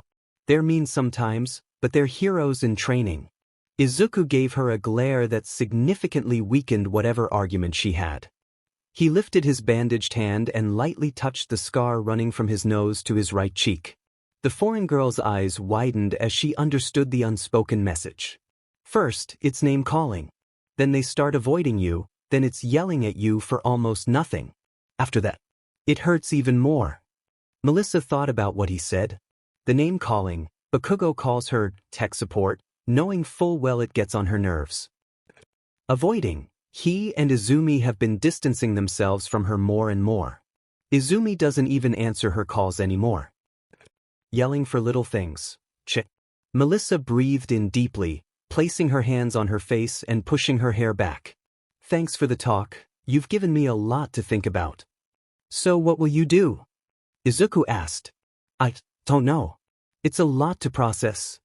Izuku nodded, understanding all too well what that felt like. He had his whole worldview shattered when he finally got the full picture. But when Melissa finds out for herself, she won't be alone. "We should go back to our dorms," Izuku suggested. "Yeah, I could use some sleep," Melissa agreed. "Good night." Hatsum waved them goodbye. Izuku and Melissa walked side by side on the pathway to the first-year dorm area. Izuku was carrying Hatsum in a net over his shoulder. The manic inventor was slightly mad but more proud that her net launcher worked like a charm. They came to a stop when it was time for them to part ways. Izuku set Hatsum down and waved goodbye over his shoulder. "Hey, Izuku," Melissa called to him. She fidgeted with her hair and looked down, not meeting his eyes. "If you ever want to talk about anything, you know where to find me." Melissa's eyes slowly met Izuku's, and she saw that he had a small smile on his face. "Thanks. You too." The blonde's heart fluttered. "And if you ever need some top-quality inventions, you know where to find me," Hatsum added. Izuku smiled at her as well. "I'll keep that in mind." With that, Izuku waved goodbye to both inventors and headed to his dorm. Class 1A dorm. Yairozu poured a cup of tea for each member of the group consisting of herself, Ida, Kirishima, Kaminari, Mina, Tokoyami, Azui, and Jiro. They gathered on the green chairs around the TV. Their other classmates were either in the kitchen waiting for dinner or in their rooms. That was pretty intense. Kaminari started the conversation. "That's an understatement," Mina replied. "I get that there's serious tension between the three of them, but wow. They were really going at it." Kirishima said. "I heard some of what they were saying," Kyoka said, raising her ear jack. Bakugo kept calling him trash and stuff, but Izuku said he was talking about someone who had passed away. Bakugo also tried provoking Izuku by insulting some of us. Tokoyami blew on his tea to cool it down. He has a good heart, but Bakugo exploited the darkness clouding it. He just keeps finding new lows to sink to, Tsuyu added. On the bright side, we can probably talk him into making us breakfast and dinner for a week, Kaminari joked, earning him a punch from Kirishima and a jab from Kyoka. Too soon. Ida and Momo were the only ones who hadn't said anything, despite Ida being the first to sit down and Momo being the one to call this meeting to order. From how she spoke on the first day, Yagi didn't seem all that broken up about her brother's passing. It was less than a year ago that Izuku Yagi was declared dead. I know if it were me, I'd be an emotional wreck. And from watching both of their actions, it's clear there is deep-seated animosity between them. Was she just playing on our sympathy? Disgusting. Momo sipped her tea, unable to shake the image of those eyes she saw on screen. That petrifying glow was burned into her mind from another time. How deep do your scars run? She wondered. What are you all doing here? Todoroki asked as he approached. He poured himself a cup of tea but never sat down. Are you really that rattled by him? He asked. You saw the same fight we did, right? He made everything that was thrown at him look like nothing. Kaminari shouted incredulously. I admit he's strong. Shoto took a sip from his tea. But anything he can do, I can outmatch. Kyoka scoffed. Bakugo said the same thing and look at him. If you're so sure of yourself, I dare you to say that to his face. Mina added. Unlike you, Todoroki, he's skilled with and without his quirk, so you added. Shoto glared at the three, but their attention was grabbed by a late entry. Izuku entered the dorms much later than the others and without explanation. All eyes were immediately on him. Skeptical eyes. Seeing him fight made them more wary of him than ever. Then they won't miss him when he's gone. Without a word, the scarred boy made his way to the elevator, not directly looking anyone in the eye. Hey! He stopped when Shoto called him from across the room. When we trade blows, I won't be as careless as Bakugo. We're on completely different levels. Everyone looked at Shoto like he had gone crazy. This endeavor to prove he was better was an awful lot like Bakugo and Yagi, and they all saw what Izuku did to them. Izuku's eyes darkened. You may be half-Ray but... You really are your father's son, he spoke, angering Todoroki. The day of the devils and lived in infamy for many. For Shoto Todoroki, he was outclassed by a random villain with a blue flame quirk. He didn't understand why, but remembering those words set him on fire. You've got to be the biggest disappointment of all. After all the work that went into you, this is the best you can do. He didn't know why some random person's taunts affected him, or why Izuku's words had the same impact. Neither of them knew anything about him. And yet, they're wrong. I'm not like that scumbag. And my quirk has more potential than anyone else's here. If I had a chance, I would have taken down the Green Devil myself. I'll show you what I'm made of, Izuku. Izuku went to the elevator and pressed the button. He could feel the resentment from Todoroki and the uncertainty in his classmates. He had let his guard down, let them get too comfortable with him. He needed to build up those walls again, keep them at a distance. For their sake and theirs, they had to stay away. I'm sorry, he spoke up before the elevator doors finished closing. I'll try to control myself better. The doors closed and he rode up to his floor. Everyone released a breath they didn't know they were holding. He's not a monster, Momo finally said. Whatever he's going through must be hellish, to say the least. Todoroki left the room at that. What's wrong, Kirishima? Shiro asked, noticing the redhead's downtrodden expression. It's just so frustrating. It feels like every time Izuku opens up to us a little, something or someone forces him to put his walls up again, and we're back to square one. Everyone in the meeting nodded in agreement. I think we've got another important topic to discuss. Kaminari said grimly, staring down at his tea. Izuku's senior girlfriend Shut up. Kyoka glared at him, though she was also very curious about that. Izuku's room. Izuku cursed himself as he finally made it back to his room and sat down on his bed. He had apologized. After just lecturing himself that it was for the best to push them away. It must have been talking to Melissa that softened him up. Dimnizu, that sneaky rat. Izuku plopped back down on his bed and placed his hands on his face. Frustration was becoming his default emotion.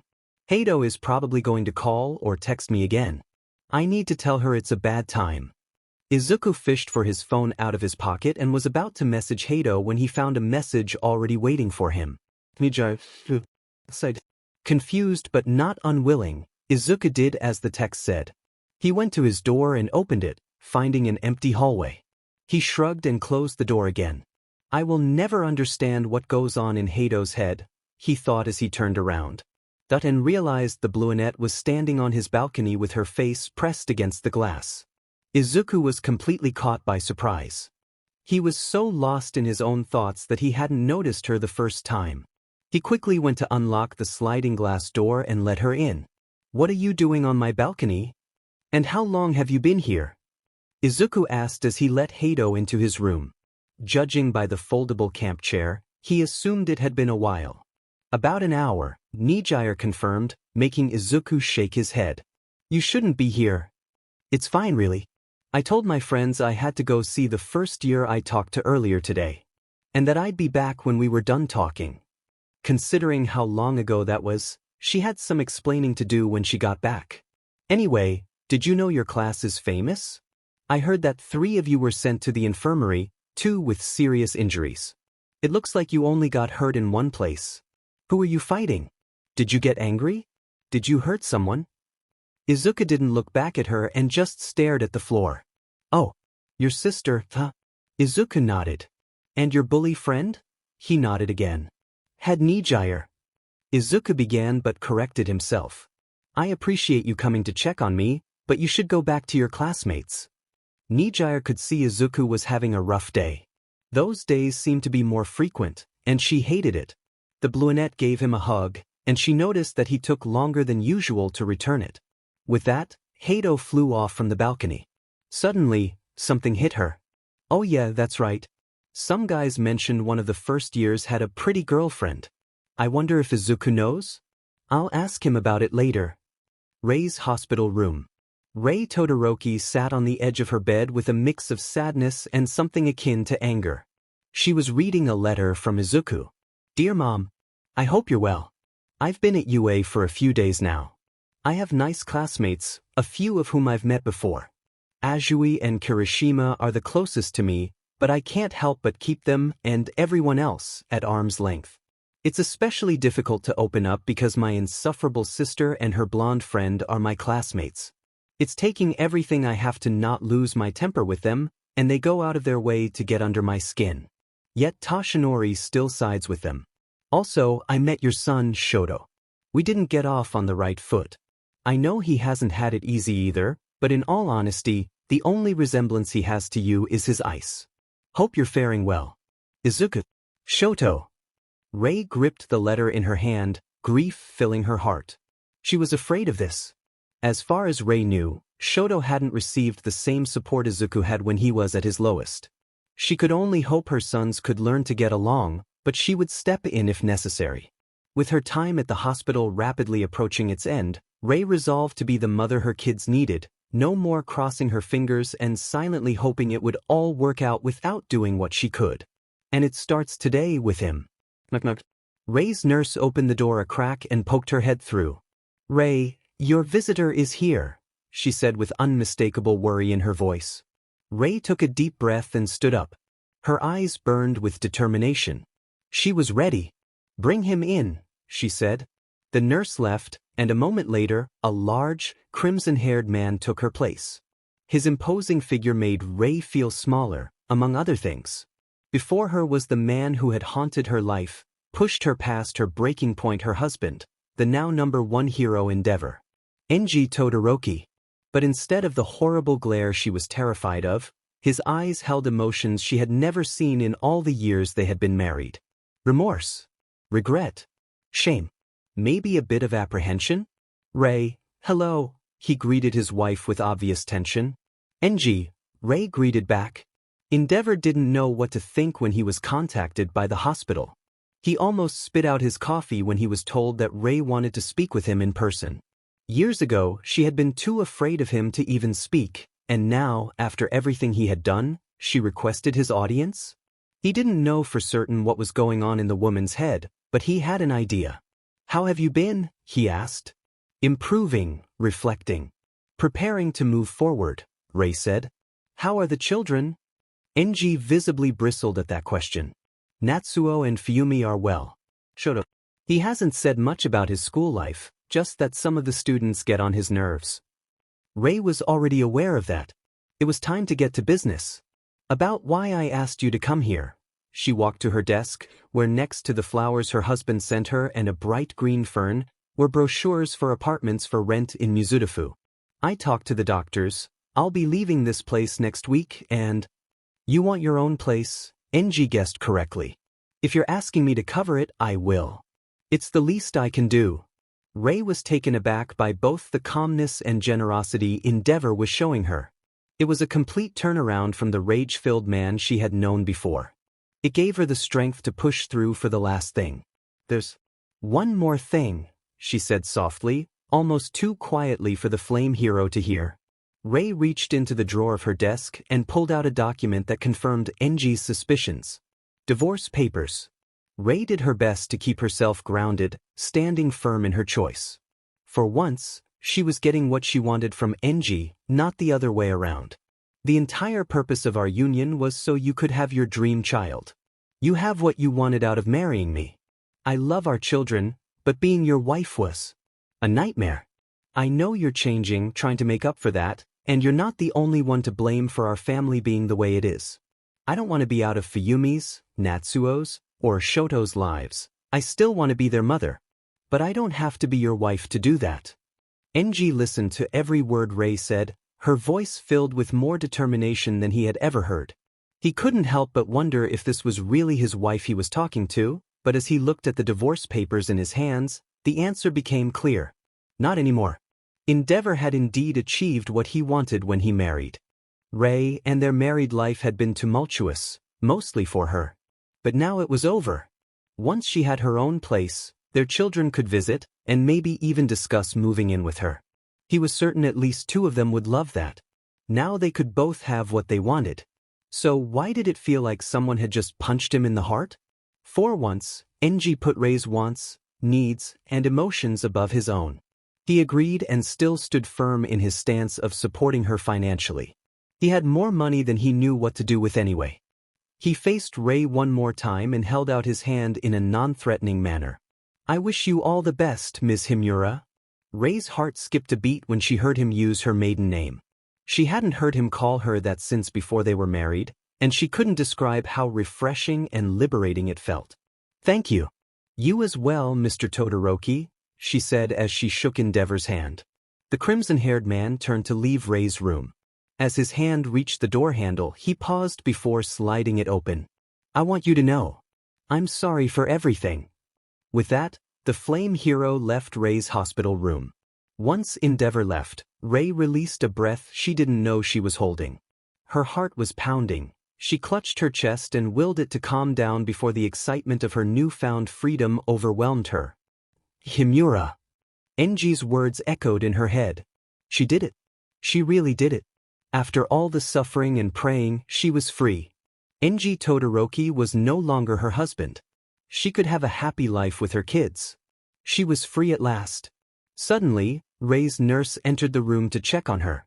Rei, are you all right? She asked, finding her patient sitting on her bed, clutching her chest and appearing breathless.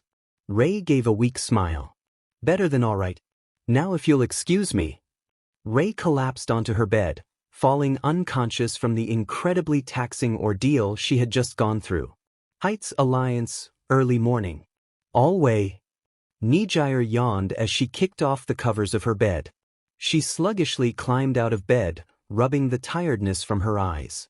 Another day of classes awaited the third year. She went to her vanity and grabbed her brush to tame the bedhead from her long blue hair. Tending to the twisting, coiling waterfall she called her hair was why Nijire got an earlier start to the day than most. Just as she was finishing up with her hair, a knock on her balcony grabbed her attention. Her eyes brightened as she knew who it was and what they were bringing. She jumped out of her seat and ran to her balcony. Morning, Izuku said, holding a boxed lunch with Heido's name on it. The usual routine followed. Nijire accepted the lunchbox and hugged him. I look forward to your cooking every morning, Nijire said as she placed the box on her table. Yeah, that's what a lot of my classmates say, Izuku replied while sitting on the edge of Heido's balcony. Behind him, he heard the shuffling of clothes. Hey, so I saw a kid yesterday with red and white hair. You know what's weird? He looked like an angsty version of Ms. Rei. Is he her son? Izuku gripped his pants at her question. Yeah, he answered. Nijire didn't stop smiling. That's so cool. No pun intended. So he's like your brother. Surely, he's an upgrade from your jerky sister and bully friend. She noticed Izuku's silence, and her smile faded. You're not wrong, he finally spoke. But I don't think he'll like that Rei is being the mom he wishes he had to me. And he declared war on me last night. Even if he is Rei's son, he's too much like Endeavor. Nijire nodded. Hey, you know what would be fun? We could go visit your mom this weekend. She said she'd show me how to knit next time I saw her. And you could get her son to come along. It'd be great. Izuku knew it wouldn't go as smoothly as she imagined. There was no telling how Shoto would react, and the potential of him learning Izuku was the Green Devil, with that information possibly reaching Endeavor, was concerning. Izuku was far from threatened by the Flame Hero, but the repercussions could be serious. Even with all that, Izuku had his eyes fixed on the ground below him. "Did I miss Mom?" he spoke softly. The way he said that struck a heavy blow to Nijire's heart. He had seemed down since she saw him, and she thought of how to cheer him up. "Hey, are you doing anything for lunch?" she asked, and Izuku shook his head. "You should come sit with my friends. You don't usually sit with anyone, so you look lonely during lunch. Plus, I've been wanting to introduce you to them for a while now, so we don't have to sneak around when we see each other before and after school." They had discussed this the night before when Nijire had camped out on Izuku's balcony. He considered it. There really wasn't a reason to keep hanging out in secret now that he was officially a student. The more Nijire made excuses to see him, the more suspicious it would seem when there was really nothing going on between them at the moment. "Please," Nijire pleaded earnestly. Izuku sighed, a small smile playing on his lips. "All right." "Yay." Nijire jumped and hugged him again. Izuku found himself enveloped in her warmth, quickly realizing that she hadn't finished buttoning her shirt. "HM? You're feeling pretty warm. Are you okay?" she asked, tilting her head. When she released Izuku, his cheeks were flushed, and he avoided eye contact. "I'll see you later," he said, his voice cracking slightly, the first Nijire had ever heard from him. He jumped off her balcony and soared towards the main school building, propelled by cold flames from his feet. "What was that?" "She hugged me so tightly, I thought I was going to be overwhelmed. She was right behind me. I should have sensed her coming. I've evaded countless sneak attacks before, so why couldn't I detect this one?" Izuku wondered, his hands on his warm face. Class 1. For the first time, Izuku wasn't the first one to arrive at class. It was Bakugo and Yagi. Izuku saw them through the classroom window and hesitated to enter. They knew he was there, but they didn't glare at him through the glass. They didn't even look up from their desks. They appeared lost in thought. The previous day's battle trial weighed heavily on their minds since they woke up. How nobody was too afraid to face them, how their classmates seemed to side with Izuku, and worst of all, how utterly outclassed they felt by someone they had always considered beneath them.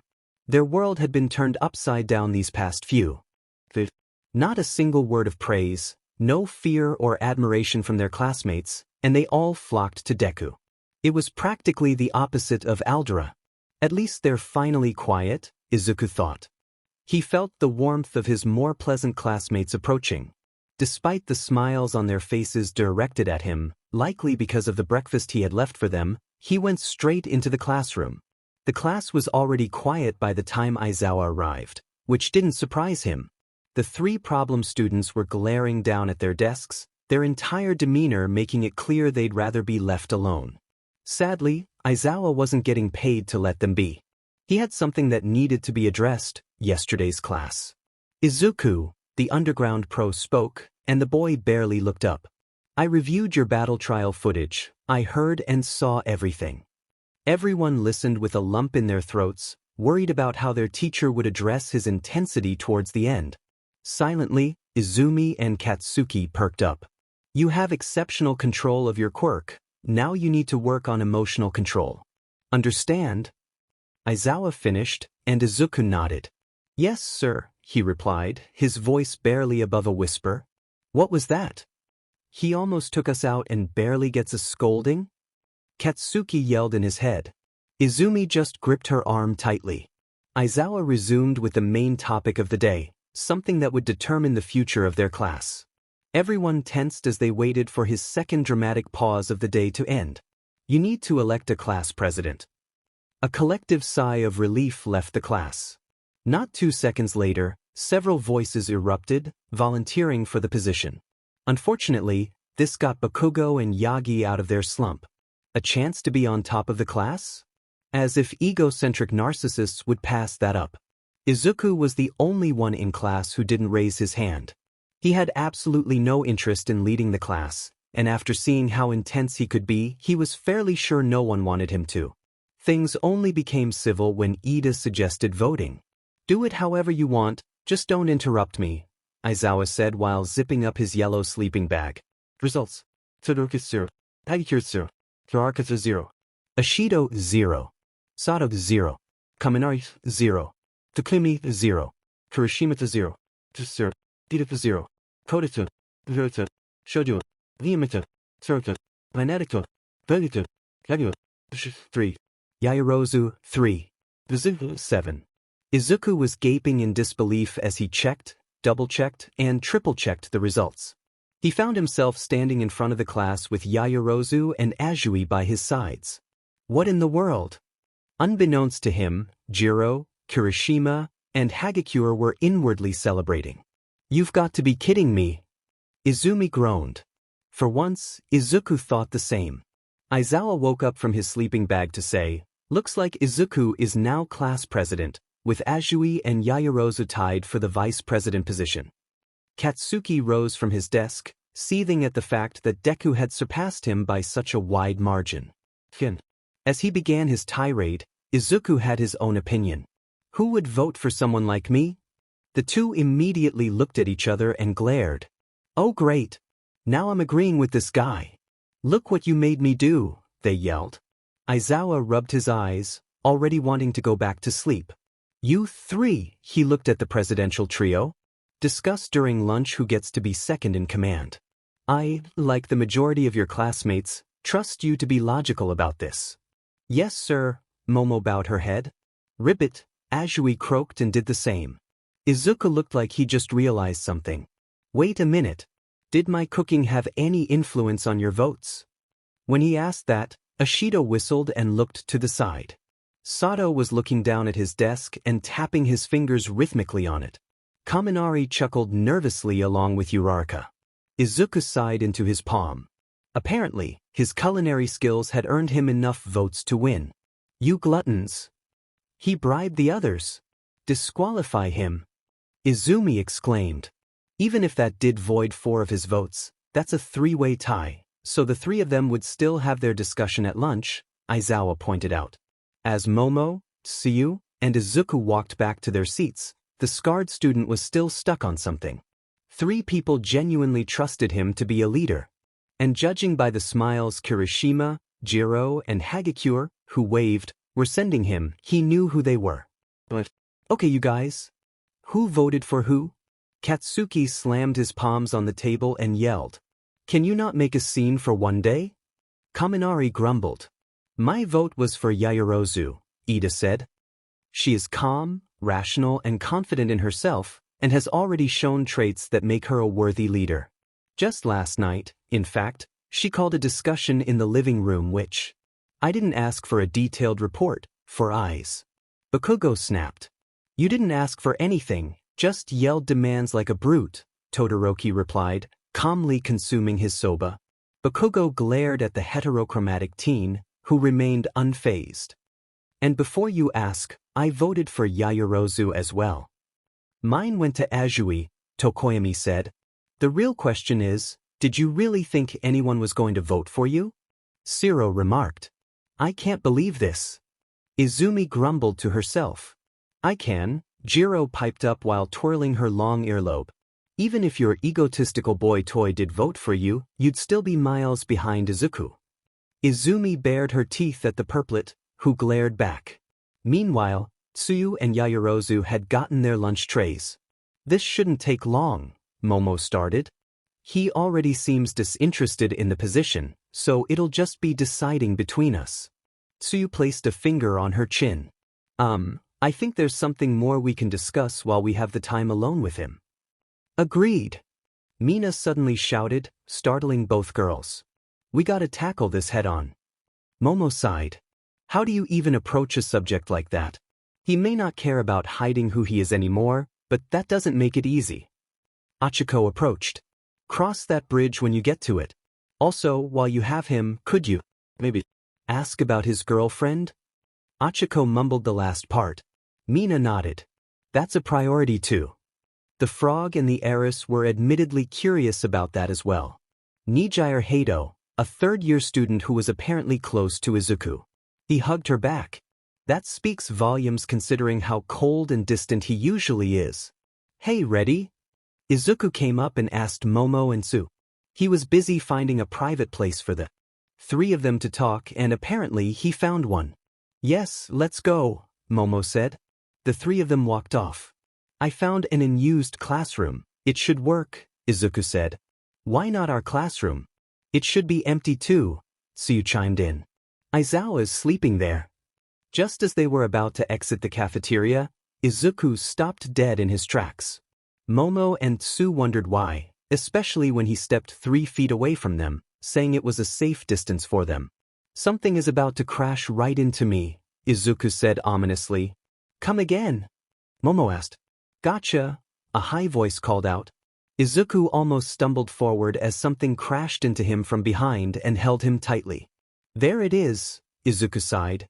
Nijire had pounced on him, wrapping her arms around his shoulders. Izuku instinctively supported her. Izuku, she dragged out his name with a pout on her face, visibly upset. You said you'd eat with me and my friends so I could introduce you to them. We talked about it this morning, remember? Did you forget? How could you forget?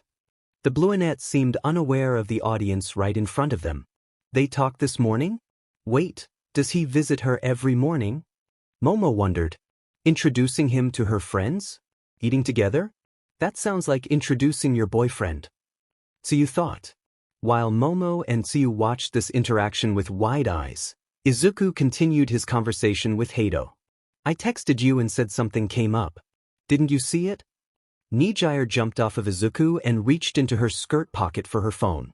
She pulled out nothing. She then checked her blazer pocket, only to find the same result.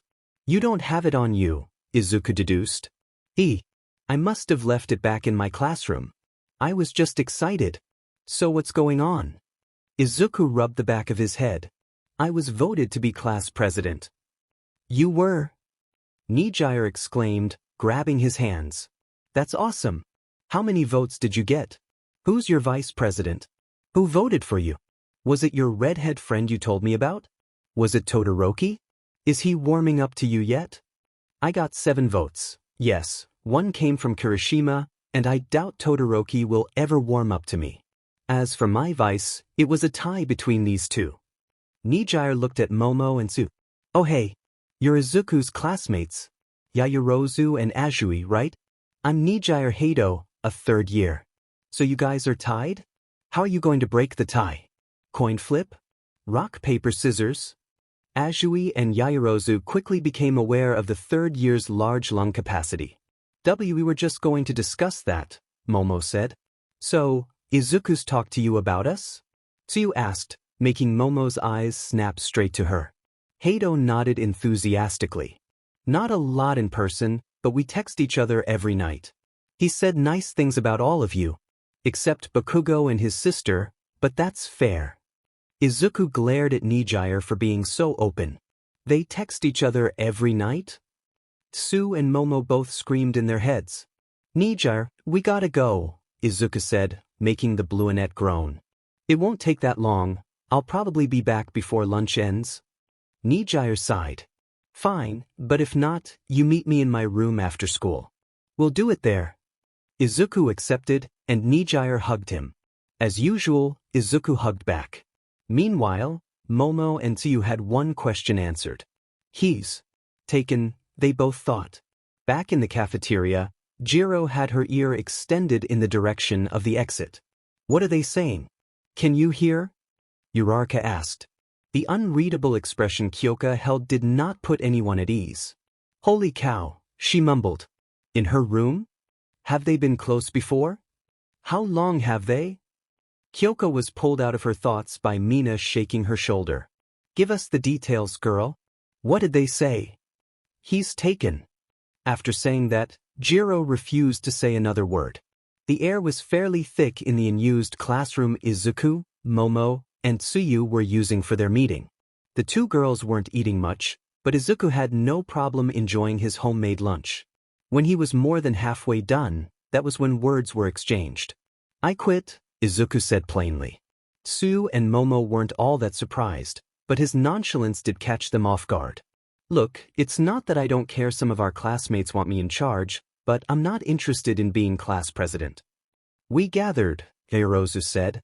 You were the only one that didn't raise a hand for the position. So then, I guess the position goes to either me or Momo, ribbit, Su said.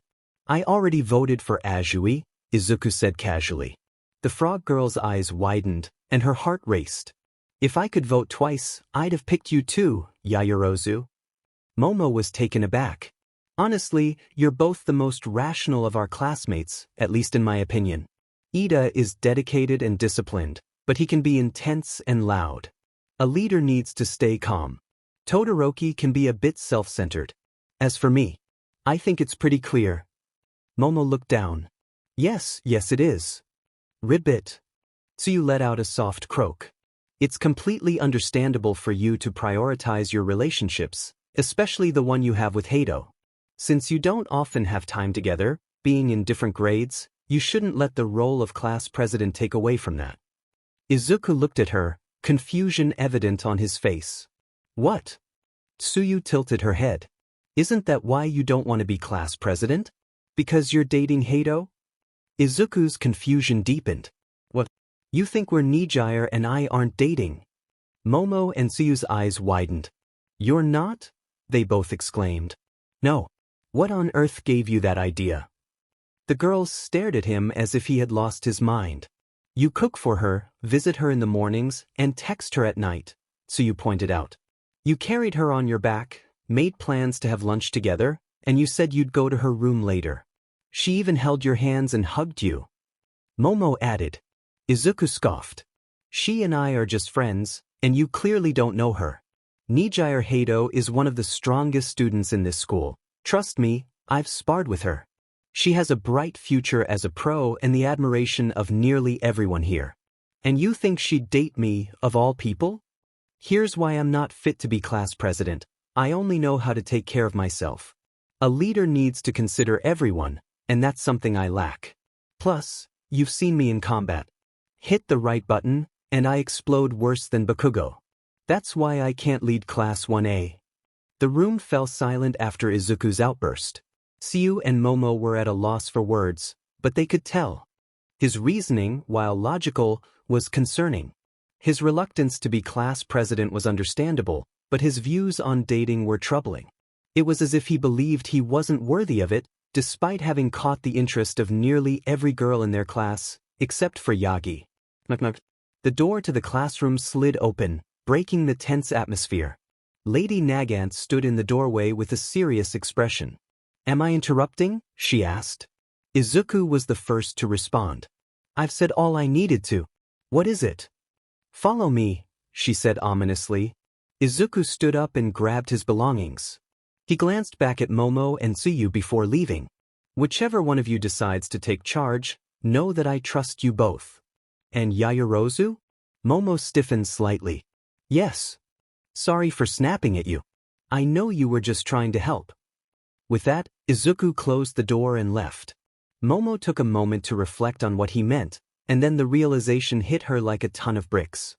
He was referring to their first meeting, how he had raised his voice at her. Momo covered her mouth in surprise. I'm going to assume he meant when he met you as Zu, Tsuyu said. Weiss, Momo stuttered. At least they knew he was open to discussing his Zu persona. Perhaps one day, when the time was right, they would address it. For now, he needed space. So you're leaving Azui and Yaoyorozu in charge? Kana asked Izuku as they walked through the halls. Better them than me, Izuku replied. I'm not so sure. I told you about the last leader I worked with, and I can at least say for certain you wouldn't be the same. But them. They won't be anything like the commission. Now, what did you pull me out for anyway?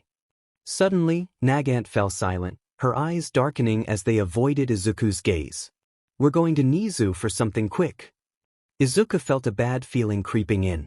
When they arrived at the Chimera's office, he welcomed them in. Izuku, so glad you could make it. Please, come in, Nizu's friendly voice said. When the door opened fully, Izuku saw a sight that made him feel ill. Why is he here? Toshinori stood in the room, looking far from calm. Izuku, what is he doing here? Izuku asked Nizu, anger radiating off him. His fists were tightly clenched, shaking at his sides, and the tension in the room began to rise. Just a quick proposition. You don't have to worry, it's not about yesterday, or him wanting an apology or explanation. That did little to ease Izuku's anger. Nizu looked to the former #1 hero and nodded. Go ahead, All Might. The former hero stepped toward Izuku, trembling slightly. He had rehearsed this moment countless times, but the words eluded him. Still he pushed through. Why, your mother W wants to see you. Tea this weekend. Toshinori waited anxiously for Izuku's response. No, he growled. Izuku, please, Toshinori urged. She hasn't slept for countless nights worrying about you. She hasn't smiled in so long. She's not the same person who neglected you, and neither am I. Just give her a chance to apologize. Kana held back an annoyed scoff. So, he goes through hell to finally get your attention, and he's supposed to just give you a chance because you feel bad? Izuku glared at Toshinori, his eyes burning with anger. It was a reminder that the consequences of Toshinori's actions were still very much alive. You're not my family. She is not my mother, he growled. She is your mother, despite her mistakes. I know you miss having that bond, and she wants to rebuild it, Toshinori said. Smoke began to rise from Izuku's fists. He turned his back to Toshinori and headed for the door. I already have a mother. Toshinori could have let him walk away, but his stubbornness was one of his strongest traits. She isn't your mother, she is young Todoroki's mother. And I don't know how you can replace Inko with someone who isn't stable. Fush. Izuku unleashed a burst of energy as he charged toward Toshinori, moving faster than anyone could react. Kana stumbled back from the force, and Nizu barely avoided disaster as Izuku's flames scorched part of his desk. He grabbed Toshinori by the throat, pinning him against the glass, cracks beginning to form. He tried to summon his all-might form, but it was stifled by the grip around his neck, Izuku's intense heat, and the fierce glare he directed at him. Don't you ever talk about Rei. In less than a month, she's been more of a mother to me than Inko has in a decade. And don't lecture me about replacements when you haven't told Melissa what she really is. All Might's eyes widened, shock coursing through him. If your cowardly, weak-willed wife lays so much as a finger on my mom, I will make her pay. With that, Izuku released the blonde hero who had manipulated him. All Might fell to his knees, weakened and gasping for breath. Suddenly, alarms began blaring. At first, they thought it was the smoke detectors from Izuku's fire. But looking through the window, they realized they had uninvited guests. Another problem you caused. Izuku thought, turning his back on the former hero, anger burning in his eyes. He helped Lady Nagant to her feet before leaving. Nizu, tell Aizawa I'll see him at the end of the day for hero class, Izuku said, leaving no room for argument. Toshinori held his throat, feeling the painful burns. He should consider himself fortunate. Izuku had melted the flesh off the throats of countless villains, and even some heroes. As the scarred student reached the door, which flickered with his quirk, he noticed something. The bottoms of his gray blazer were singed. With a growl, he removed his blazer and tossed it aside. Before he left, he shot one last glare over his shoulder at All Might, causing several haunting memories to resurface. He recalled the hate-filled eyes of a boy-sized figure standing in green flames, taking him back to a time of fear and uncertainty. The vibrant flames extinguished when Izuku slammed the door shut. Kana picked up the discarded jacket by the collar. It was still smoking. She gritted her teeth. "Principal, a word please," she said, her tone almost threatening. Nizu complied, dusting himself off. The security issue could wait until he had spoken with the sniper hero. Before leaving, he turned to All Might with a serious expression. Any experience, good or bad, can push you to be better, as long as you're open to learning, he advised the weakened man. Nizu and Kana stood outside his charred office door, the latter glaring at the principal with disdain. I don't know whether to confront that narcissistic clown or you for thinking it was a good idea to let him near Izuku. Nizu nodded.